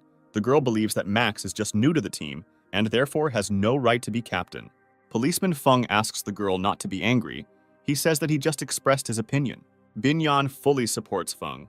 She says that everyone on the team has the right to express their thoughts. Tong demands to vote immediately. She informs those present that her vote will be for Dennis. Policeman Feng and Robin think twice and cast their votes for bodyguard Max. Sin joins the vote. The girl considers bodyguard Max to be the best candidate. Tong attacks the girl. She rudely informs Shin that she does not have the right to vote. The guys are shocked by Tong's behavior. The girl continues to insist on her husband's candidacy and accuses the young people of ingratitude. Dennis gets tired of watching his wife's disgusting behavior. He loudly demands Tong to shut up immediately. Tong is unable to control her anger and is outraged that Dennis speaks to her in such a tone. The young people's conversation is interrupted by loud noise and screams coming from the street. Zhao's team immediately approaches the windows. There are a large number of people on the streets. They are very scared and are trying to escape. The government base has been attacked by zombies. Mr. Hen is in his car and is trying to organize the evacuation of people. Zhao's team approaches Mr. Hen's car. The young people ask him what is happening. Hen reports that the government base has been attacked by zombies. Monsters are roaming the area and are approaching the residential sector. The military on the bridge is hastily installing defensive fortifications. The officer orders the military to block the bridge as quickly as possible and not allow anyone into the government base. The machine gun company takes its combat positions and informs the officer of its full readiness. The military man expects a possible zombie breakout to occur on the bridge, and he closely inspects it and the surrounding area. A group of Zhao approaches Captain Fei. Young people announce their readiness to help the military. The military man reports to Captain Fei that the artillery and machine gun positions are fully prepared to repel the attack.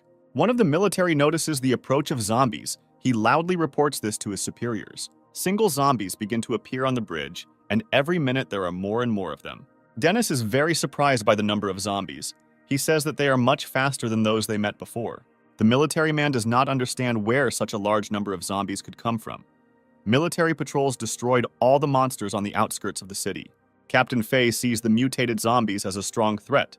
He believes that if they break through the defenses, they will reach the second line in a few minutes. The officer gives a loud command to his subordinates to open fire on the zombies with all weapons. A powerful barrage of artillery and machine gun fire destroys the first wave of attacking zombies. The military man is given the opportunity to destroy the attacking zombies. The officer gazes into the distance. The smoke clears, and a huge number of zombie eaters attack the first line of defense. The officer sees that his subordinates cannot contain the attack of mutated zombies. He orders his soldiers to flee. The zombie eaters are joined by ordinary zombies. They catch up and destroy the retreating soldiers. The military man believes that it is necessary to blow up the bridge in order to secure the government base. Captain Fei is against this, since there are military survivors on the bridge. The military man believes that he must sacrifice his comrades in order for everyone else to survive. Policeman Feng asks the military man to take a close look at the bridge. The military man immediately takes his binoculars and looks into the distance. The military man tells those present good news. He saw a car on the bridge with Zhao in it. The guys from the Zhao team do not hide their joy. They see that their captain is alive. Zhao is driving an armored car. He asks the virtual god why zombies have begun to evolve so much faster. The virtual god informs the guy that the zombies have remained the same. Their high speed is due to the fact that they are controlled by the mutant captor. In order to stop the attack, Zhao needs to find the mutant captor and destroy him. The guy uses sound waves to find him. Zhao, in his armored car, crashes into a huge crowd of zombies, and the strong impact throws the monsters to the sides. With the help of sound waves, the guy manages to find the mutant captor among the crowd of zombies. The main character presses the gas pedal. His car jumps up and flies towards the zombie leader. Zombie eaters come to the aid of the mutant captor. With the help of their bodies, they throw the armored car aside. Zhao manages to balance the car. The guy lost sight of the zombie captor. Zombies attack Zhao's car. They try to break the windows to get inside. Zhao's friends see that their captain has fallen into a trap. They understand that he cannot cope alone. Bodyguard Max asks Captain Fei to give him a car to save Zhao. The officer says that one cannot take such a risk as the safety of the entire area is at stake. Captain Fei makes a decision. He cancels the bridge explosion and gives permission to the Zhao team to save their captain. The officer and Chen are covering the retreating military. The guy believes that they will not be able to resist the zombies for long. Pushing aside the crowd of monsters, an armored car drives up to the military, braking sharply and stopping next to them. Policeman Feng orders the military to get into the car as quickly as possible. The zombies continue to continuously attack the car containing Zhao. One of the monster eaters breaks the car window and tries to reach the guy with its paw. At this moment, a car with his friends appears next to Zhao. The young people open heavy fire on the attacking zombies. Zhao asks his friends to cover him. He jumps out of the car and goes in search of the zombie captor. The main character quickly runs towards the leader of the zombies. His friends clear the way for him with dense fire. Zhao finds a captor in the crowd of zombies. He takes out his battle axe and uses it to clear the way for himself. After some time, the guy gets to the zombie leader and inflicts a strong blow on the monster. After the death of the captor, ordinary zombies lost their speed. Zhao orders the remaining monsters to be immediately destroyed. The military immediately rushes to the attack. They intend to destroy the slow zombies as soon as possible. The military opens fire with their small arms. The monsters are not fast enough to react and dodge the bullets. Zhao hears a loud roar behind him. The zombie captor is still alive. He raises his huge paws and rushes at the guy. A hand-to-hand fight ensues. Zhao picks up a metal crowbar from the ground and breaks the head of the zombie captor with it. The guy considers the leader of the zombie to be smart enough. Since he pretended to be dead, he leans over his body and removes the precious core. Zhao, accompanied by an officer, comes to the house where his team is located. The enthusiastic voices of the girls are heard. The girls rush to the guy and hug him tightly. Sin cannot hold back his tears. Policeman Feng is proud of the guy's actions. The government base could have been destroyed if Zhao had not found and destroyed the zombie captor. Captain Fei, on behalf of the command, expresses his respect to Zhao. The officer asks the guy to forgive him for his past behavior. The officer tells the guy that he was wrong when he considered him an arrogant hooligan. Zhao is glad that good friendly relations have developed between him and the officer. The guy offers to forget past grievances. Tong tells Zhao that the whole team was very worried about him and always believed that he survived.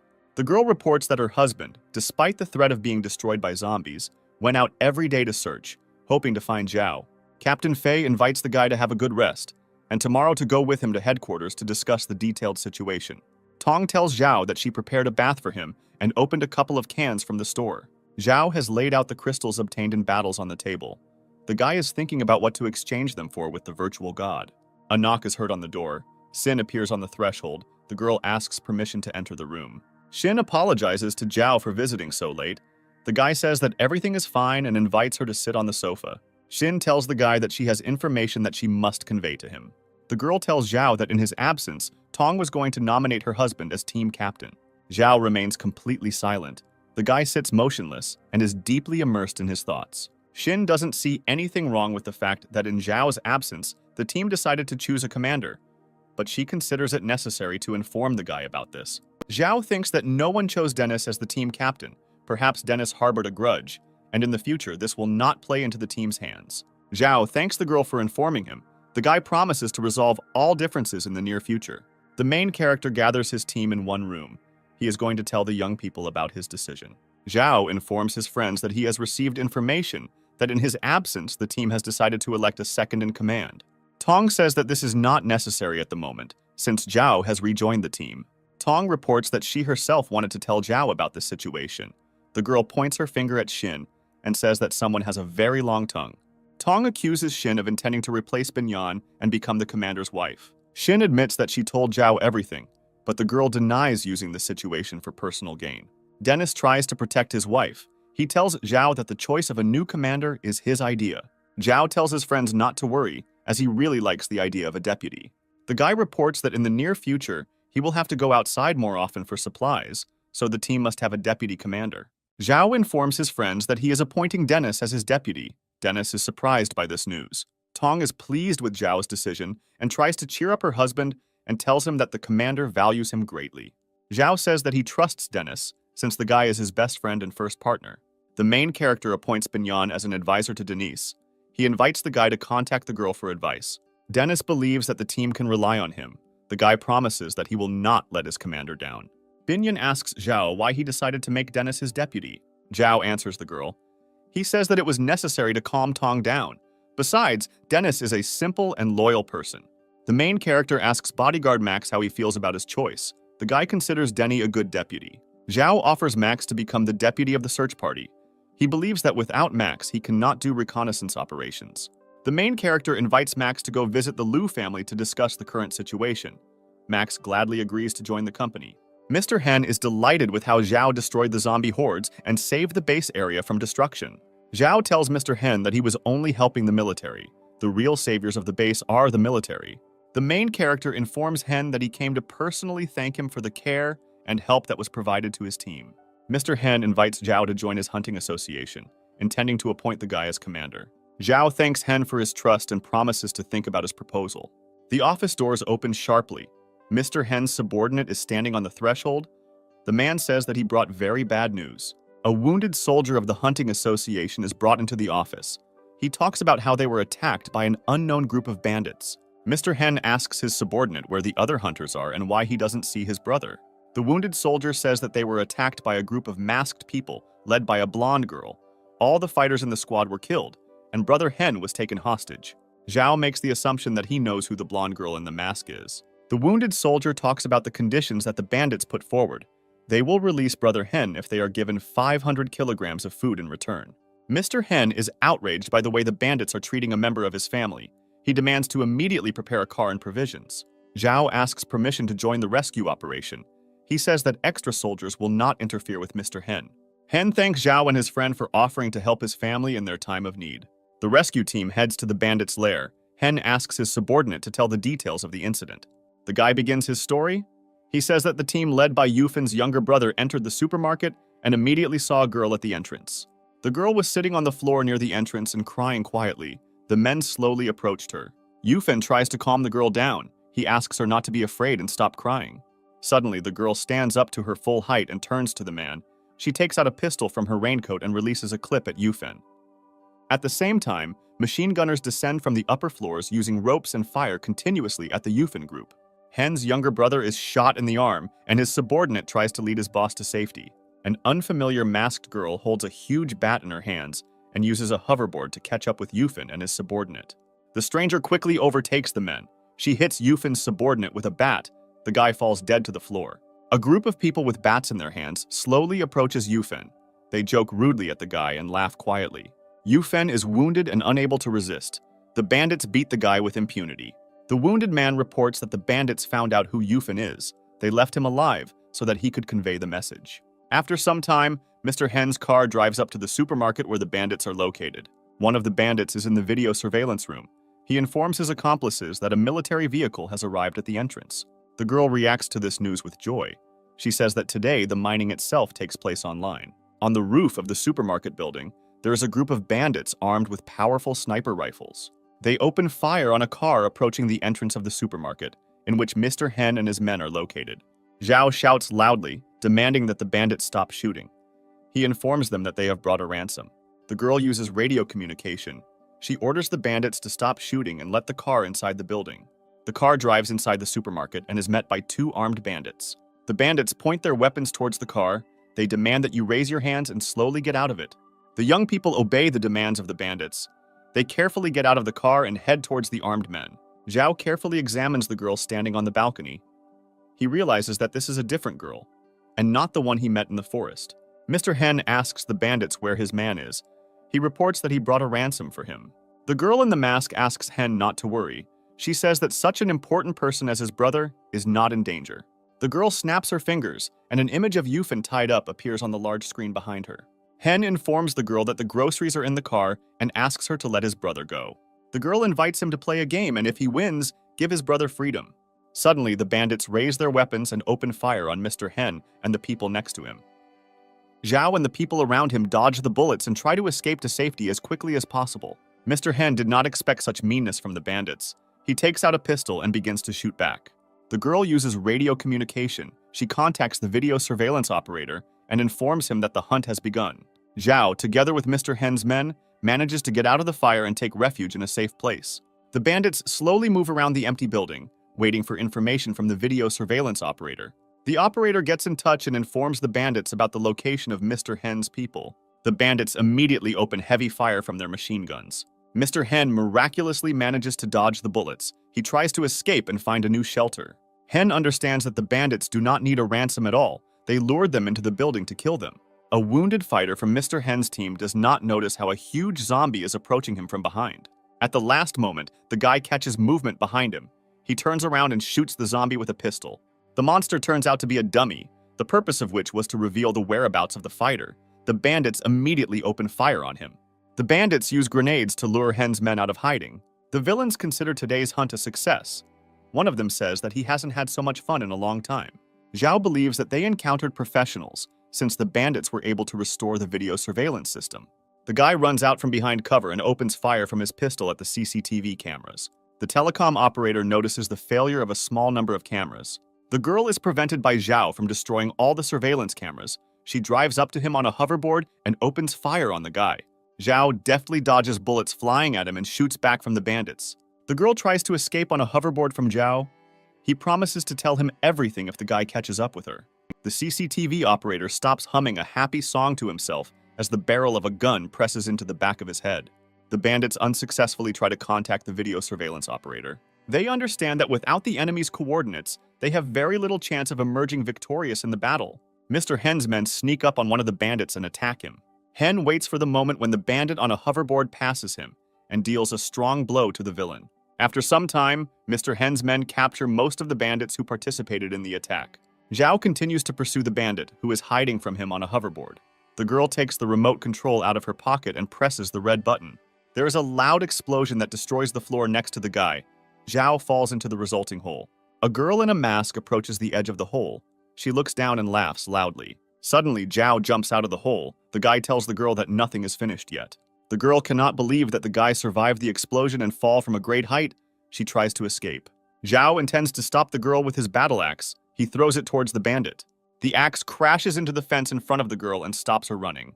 The girl asks for mercy. She says that the criminals were going to kill her if she did not follow the order. Zhao looks at the girl carefully. The guy doesn't believe a single word she says. The girl in the mask, taking advantage of Zhao's confusion, pulls out a pistol from behind her back and points it at the guy. A loud shot sounds. A bullet hits the girl in the hand. She screams and drops the gun on the floor. Nearby is Max's bodyguard, who not only saved Zhao's life, but also found and freed the hostage. On the lower floor of the building, there are tied-up bandits. Mr. Hen is trying to interrogate them. Max's bodyguard reports that the bandits were very well armed and technically trained, and only after blocking the operator did Hen's people have a chance to win. Hen continues the interrogation. He asks the bandits about where they got their weapons, who they are, and what their goals are. The captive fat man reports that their gang used to play online games together, and one of their teammates provided them with weapons. One of the bandits says that all of them were previously considered inferior, and only in online games did they find friends and could fully communicate with each other. The girl says that the people around her have never been interested in her rich inner world. She believes that all people are interested in beautiful appearance, and rich people did not care what was going on in her soul. The girl considers zombies to be flawless creatures who don't care what anyone looks like. The girl recalls that she was constantly insulted by rich and successful people.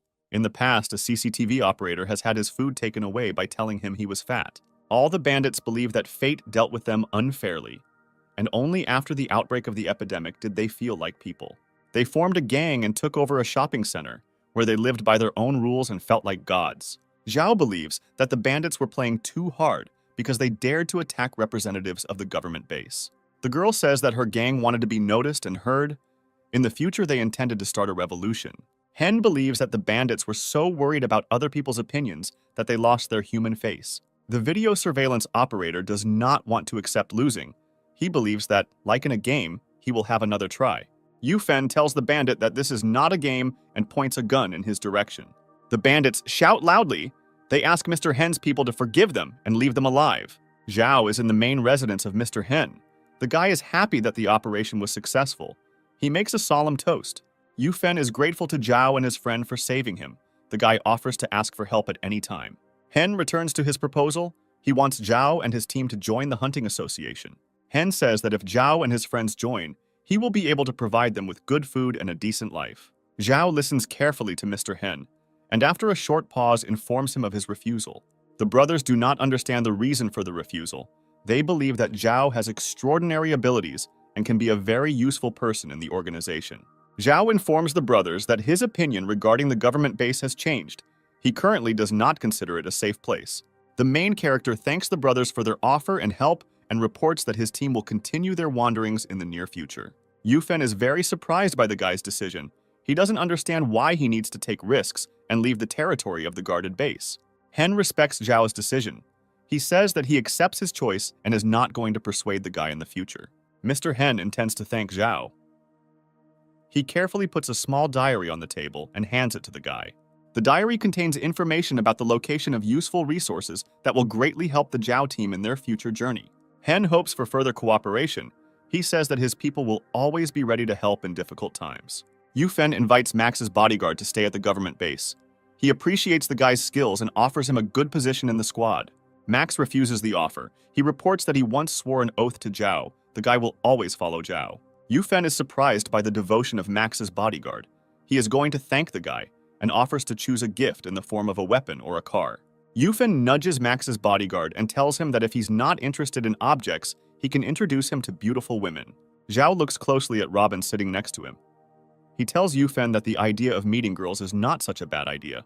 Yufen tells Robin that he can be relied on. He promises to introduce the guy to the best beauties from the second quarter. Yufen informs his brother that he does not fully trust Zhao. The guy considers it a strange decision to give up his quiet life and leave the territory of the base, behind which there are hordes of zombies. Hen answers his brother. He believes that it is necessary to maintain friendly relations with Zhao, since otherwise he can become a very dangerous opponent. The girls enthusiastically examine the large gift box, which contains numerous cosmetics. The girls sincerely thank Zhao for the gifts. Binyan cannot hide his joy and kisses the guy on the cheek as a sign of gratitude. Binyan believes that Zhao cares about her very much, as he gave the girl cosmetics from her favorite manufacturers. Sin believes that she is the focus of the guy's attention, since her shampoo bottle shows a girl very similar to her. Binyan tells Shin that her shampoo is fake and makes her hair fall out. Sin responds with a caustic remark, saying that cosmetics will no longer help the girl. The guys carefully watch the girls squabble. Feng says that the inner world of women is unpredictable. Zhao tells his friends that they have accumulated a lot of things that would be nice to exchange for food. Feng asks not to stockpile food as it spoils quickly. He has heard that the government has issued its own domestic currency. Max's bodyguard says that once they leave the government base, the currency will be completely useless. The news that the team will soon leave the base comes as a surprise to Tong. She has settled into her new home well and does not want to leave it. Tong tells Dennis that he promised to be with her until the end of his days. The guy tells the girl that he will keep his promises. Zhao thinks the relationship between the young people is very sweet. The guy tells Robin that his life will change a lot when he has a girl next to him. Binyan expresses to Shin his assumptions about the orientation of bodyguard Max. The girl reports that the guy is not at all interested in women. Binyan believes that a possible reason is that Max's bodyguard has feelings for Zhao. Max calls the girl's words nonsense and tells his friends that he has a lover. He talks about his beloved, with whom he lived next door and grew up together. And after they grew up, they studied in the same university group. Max and his girlfriend agreed that when they graduated from university, the two of them would move abroad. But the girl was from a poor family and had no money. Max dropped out of school and got a job as a bodyguard. After some time, the guy saved up enough money to realize his dream. There was an outbreak of an epidemic, after which Max never saw his beloved. He hopes that the girl survived. Robin counts the team members on his fingers and comes to the conclusion that only he and Policeman Feng do not have a girlfriend. Policeman Feng asks Robin not to include him in the list. He says that he communicates with women and is successful with them. Robin demands that Zhao immediately contact Mr. Hen so that he can introduce him to the girl. Zhao promises the guy to return to this topic later, since now he needs to collect unnecessary things and sell them at the city market. Robin is at the city market. He thinks it's unfair that he has to do hard work. The young man considers his fate unfair. He is still lonely and has not found a life partner. Robin successfully sells items brought to the market and earns a good amount from their sale. The guy sees a running crowd in front of him. People are very excited and screaming loudly. Robin follows the running people and ends up at a concert of a popular girl group. Fans idolize pop singers. One of them never missed a single concert. The guy in the audience wanted to commit suicide, but after hearing the group's songs, he changed his mind about it, and now he considers the girls his goddesses. The singers thank their fans and ask them not to despair and not give up in these difficult times. One of the fans asks the girls for permission to take a photo with them, to which they immediately receive consent. Robin cannot take his eyes off the model-looking girls. He is fascinated by their beauty. A young man approaches the guy and says that this group is the most popular in the country. The man tells Robin that for 10 credits, the guy can take a photo with the girls. In addition, for a certain amount, he can organize a personal meeting. The man tells Robin that he is very lucky because he provides services to single men. The stranger tries to interest Robin and promises to give him a good discount. The dark side of Robin advises the guy to forget about the problems of the team and take care of his personal life. The bright side tells the guy that love is priceless and cannot be bought with money. Robin can't make up his mind. The guy feels a sense of despair, which he tries to drown out by running fast. The guy does not notice the girl standing in his way. This leads to the young people bumping heads. A girl is sitting on the ground in front of Robin. She holds her forehead with her hand and says that she is in great pain. The guy is very upset by what is happening. He asks the girl for forgiveness and asks how she feels. The stranger asks the guy not to worry. She considers such an incident a mere trifle. The girl feels very weak. Robin carefully takes the girl by the arm and helps her get to her feet. The girl's name is Anna. She tells the guy that she cannot walk on her own because she has sprained a muscle in her leg. Anna tells Robin that her house is nearby and asks the guy to help her get home since she needs to hurry. Robin brings the girl home. Anna apologizes for the fact that her house looks poor and is not tidy. Anna opens a small box containing a small kitten. The girl tells the guy that she was in a hurry home because of him.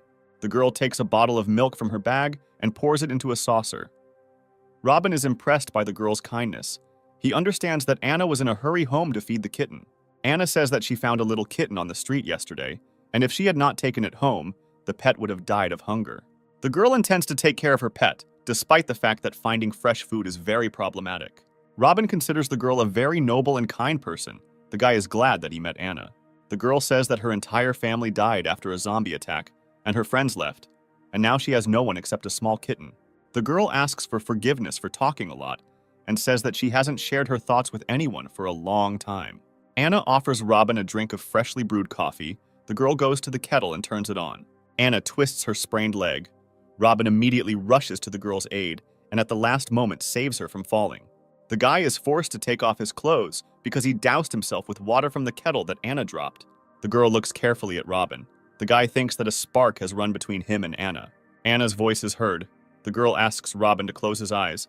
The guy believes that the gods have heard his prayers. Suddenly, instead of a kiss, the young man receives a powerful blow to the head with a bat. Robin falls to the floor and loses consciousness for a moment. Robin tries to open his eyes and sees a girl in front of him with a bat in her hands. The girl calls the guy an idiot. The young man fully regains consciousness. He does not understand what is happening. In front of him is not a young girl, but an adult woman with a cigarette in her mouth. Robin is very surprised. He asks the woman who she is and how she got into Anna's apartment. The woman asks the young man a similar question and asks who he is and why he intended to kiss her. The woman demands Robin to pay for the rent of the premises and for damage to her property. The young man considers such demands strange, since he believes that the house belongs to Anna. Robin is about to pay the woman, but discovers that all his money is missing. The woman calls her adult sons for help so that they can deal with the defaulter. Robin tries to crawl away from the men to a safe distance and demands to leave him alone. Chen believes that hourly hotels are a good business. Police officer Feng supports the guy. He says that such services are in demand in the area. Opposite them, the hotel owner sits tied up on the floor with her sons next to her. Zhao tells Robin that he was very lucky and got off easy. Zhao asks the young man to be more careful in the future. Robin informs his friends that Anna cannot be a bad person, since she saved a stray kitten and took care of him. Tong is very surprised by how gullible and naive Robin is. Policeman Feng tells his friends that during his service, he has repeatedly investigated similar crimes. Zhao considers it necessary to find the scammer and return the money, since it was obtained with great difficulty. Anna is sitting on the floor of the room next to her friend.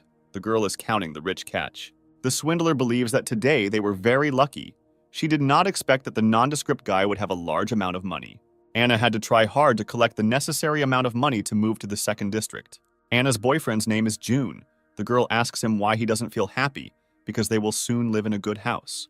June is very worried about his girlfriend because of his wound, she has to take big risks. Anna remembers her first day in the third district. A group of hooligans kicked her out of the house and almost beat her up. June came to Anna's aid in time. He protected the girl from hooligans and wounded his hand in battle. Anna cuddles up to the guy and says that he is the only person who treats her well. The girl is ready to do anything for June. Anna asks her boyfriend not to worry, since he is the only person close to her, and she intends to take care of him. A girl stands on a deserted street. She says that she is tired of loneliness, and she doesn't want to be alone anymore. The guy approaches Anna. He offers the girl his care and attention. The girl uses a paralyzing substance. She sprays it in the guy's face, causing him to lose consciousness. Anna takes money out of the victim's pocket. The girl is very dissatisfied with the amount of money. The girl says that lately, she has come across only poor people, and it is becoming increasingly difficult for her to raise enough money for good housing. Anna is going to head to the city market in the hope of finding a rich victim there. A young man is at the city market. He receives a large number of credits for the goods sold. The policeman considers it unsafe to move around the area with so much money, he offers the guy an escort. The young man answers the policeman. He tells him that he does not need help, since he is an adult and a strong person. Anna is in the crowd of onlookers. She carefully watches the guy and believes that a big fish will fall into her net today. The girl uses her old established scheme. She runs after the little kitten and asks him to stop. Anna deliberately collides with the young man and pretends that it happened by accident.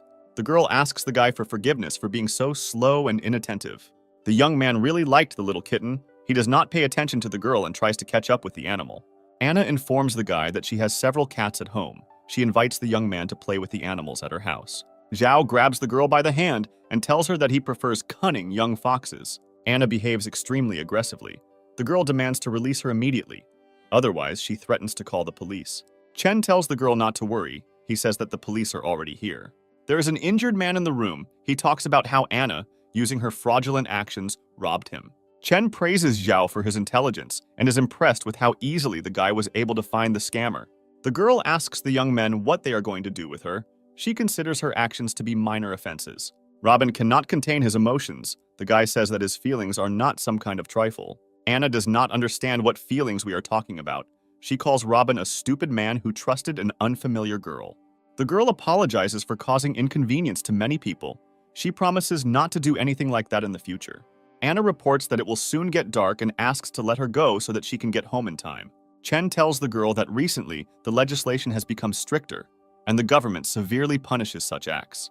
The guy says that the amount of total damage allows the girl to be sent to prison for 3 years.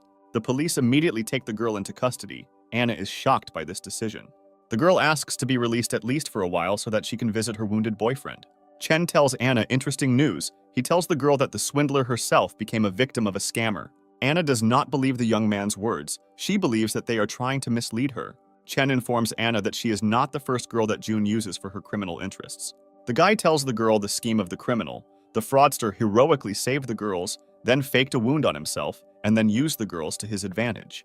Zhao asks Anna where the money she stole is. The girl answers the guy. She says that it is at her house. Anna, accompanied by Zhao and the police, comes to her home. She loudly calls June, but no one answers her. Anna does not want to believe what is happening. She continues to persistently call June and look for the guy in her apartment. Chen informs the girl that June ran away from her house as soon as he learned about her arrest. Anna believes that someone else stole the money, and June was captured by unknown bandits. Policeman Feng appears on the threshold and informs Zhao that everything is ready to begin the operation. Loud screams from the hooligans are heard. The girls of Team Zhao are very scared. They step back and press themselves against the wall. A gang of hooligans begins to harass the girls. Their leader offers to take the girls for himself. June demands to stop the harassment immediately. The guy advises the bullies to apologize and leave the girls alone. June orders the hooligans to hurry up, otherwise he will use physical force against them. The bully tells the guy not to poke his nose into other people's business and raises his stick to strike. The bandit tries to hit the guy on the head. June defends himself from the blow and blocks it with his hand. June screams loudly. He tells those around him that the bully broke his arm. The guy falls to the ground. Passers-by raise the alarm and try to call the police officers. The girls from Team Zhao approach the guy and ask him how he is feeling. June informs the girls that he most likely has a fracture, but he does not regret what happened at all, since he believes that a man should protect defenseless women. The guy gets to his feet. He is about to introduce himself to the girls of Team Zhao. Anna is ahead of the guy. She tells the girls of Team Zhao that his name is June. The swindler, along with his accomplices, is in a military station. The criminals silently await their fate. Zhao thanks policeman Feng for brilliantly organizing the operation. Xin tells her friends that she is impressed by June's acting skills. The swindler's accomplices ask the police to let them go. They say that they have nothing to do with the fraud. Anna asks June to tell her that everything that happened was a misunderstanding. The girl still believes in the sincerity of the guy's feelings. June loudly shouts at the girl. He says that she herself is a misunderstanding, since because of her the police were on his trail. June tells Anna that if the girl had not worked so hard, he would have gotten rid of her long ago. Anna experiences severe shock. The girl closes her eyes. Bitter tears flow down her cheeks. June greatly regrets that he did not immediately get rid of Anna. The guy blames the girl for his arrest. Robin runs up to June. He calls the swindler a vile bastard and deals him a strong blow. June calls the police officers for help. The guy demands to stop the assault immediately. Robin tells June that he doesn't know how to talk to girls, but he knows how to deal with scammers like him. Anna thanks Robin for not pressing charges of stealing money, which is why the girl's prison sentence was reduced to 2 months. Anna tells the guy that he is a good person and hopes that Robin will soon find a worthy life partner. Robin tells Anna that this is not a problem for him, since guys like him are in great demand among girls. Anna asks her boyfriend to look after her pet cat while she is in prison. Robin happily agrees. Anna reveals a little secret to Robin. She says that girls are more greedy for small animals than for guys.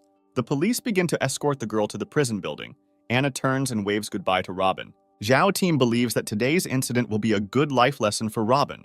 Robin thinks that loneliness is a terrible thing, but it's much worse to lose the person you like. Suddenly, an unfamiliar girl appears in front of the young man. She is greatly delighted with the cat that Robin is holding in her arms. The girl tells the guy that she had a similar cat and asks Robin for permission to take his pet in her arms. A young man hands a cat to a girl. A stranger tells the pet that he is very lucky to have an owner. The girl tells the guy that she lives in the 3rd quarter and asks Robin for permission to come visit and play with the cat. Robin is happy to fulfill the girl's request. He tells the stranger that she can come visit any day. Zhao tells his friends that Robin has a memory like a goldfish, as the guy instantly forgot about his loss. An elegantly dressed young man slowly walks past the Zhao team. Xin turns towards the young man and silently looks at him for a long time. Xin tries to catch up with an unfamiliar young man. Zhao shouts to the girl and asks her what's the matter. Xin runs into the yard where the young man entered. There is no one in the yard. The girl does not understand where the man could have disappeared. Xin tells her friends that the elegantly dressed stranger was her younger brother, named Wen. Robin tells Xin that he has never heard of the girl having a younger brother. Xin tells her friends that she is the only child in the family, and Wen is her half-brother who went to live abroad as a child. Tong believes that the girl was mistaken, especially since her half-brother lived abroad.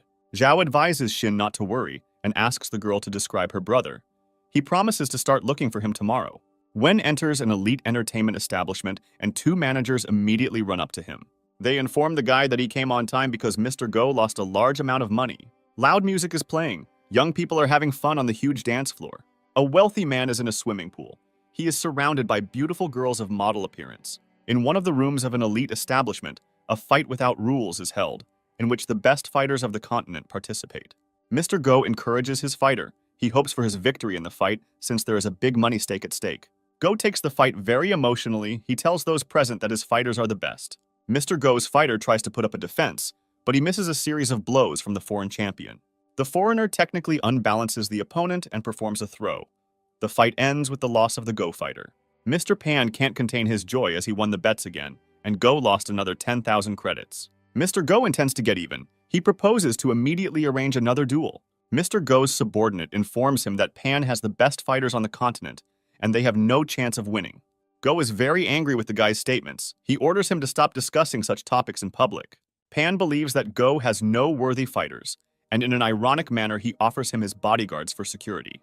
Go takes the criticism to heart and says it still has some upside. Pan gives Mr. Go a chance to recoup and, taking advantage of the opportunity, raises the bets 3 times. Wen enters the room, he accepts the challenge and is ready to fight with the foreign champion. The champion expresses contempt for the local fighters with his gestures and shows disrespect for Wen. The guy immediately rushes to attack the champion and inflicts a series of powerful blows on him.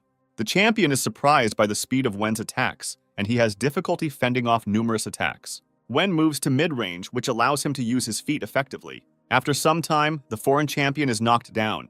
Mr. Go jumps up from his seat and shouts joyfully. Recovering, the foreign champion launches a counterattack, carrying a hidden knife in his boot, with which he intends to destroy Wen. The guy deftly blocks the attack of the foreign champion and deals him a crushing blow.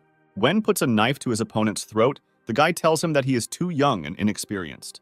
The champion asks Wen to spare him. He accepts his defeat. Wen accepts the opponent's surrender and informs him that the champion will have to pay for the disrespect. Wen grabs 2 fingers on the champion's right hand and breaks them with a sharp movement. Pan is outraged by Wen's actions and demands that Mr. Go stop his fighter immediately, since such behavior violates the rules.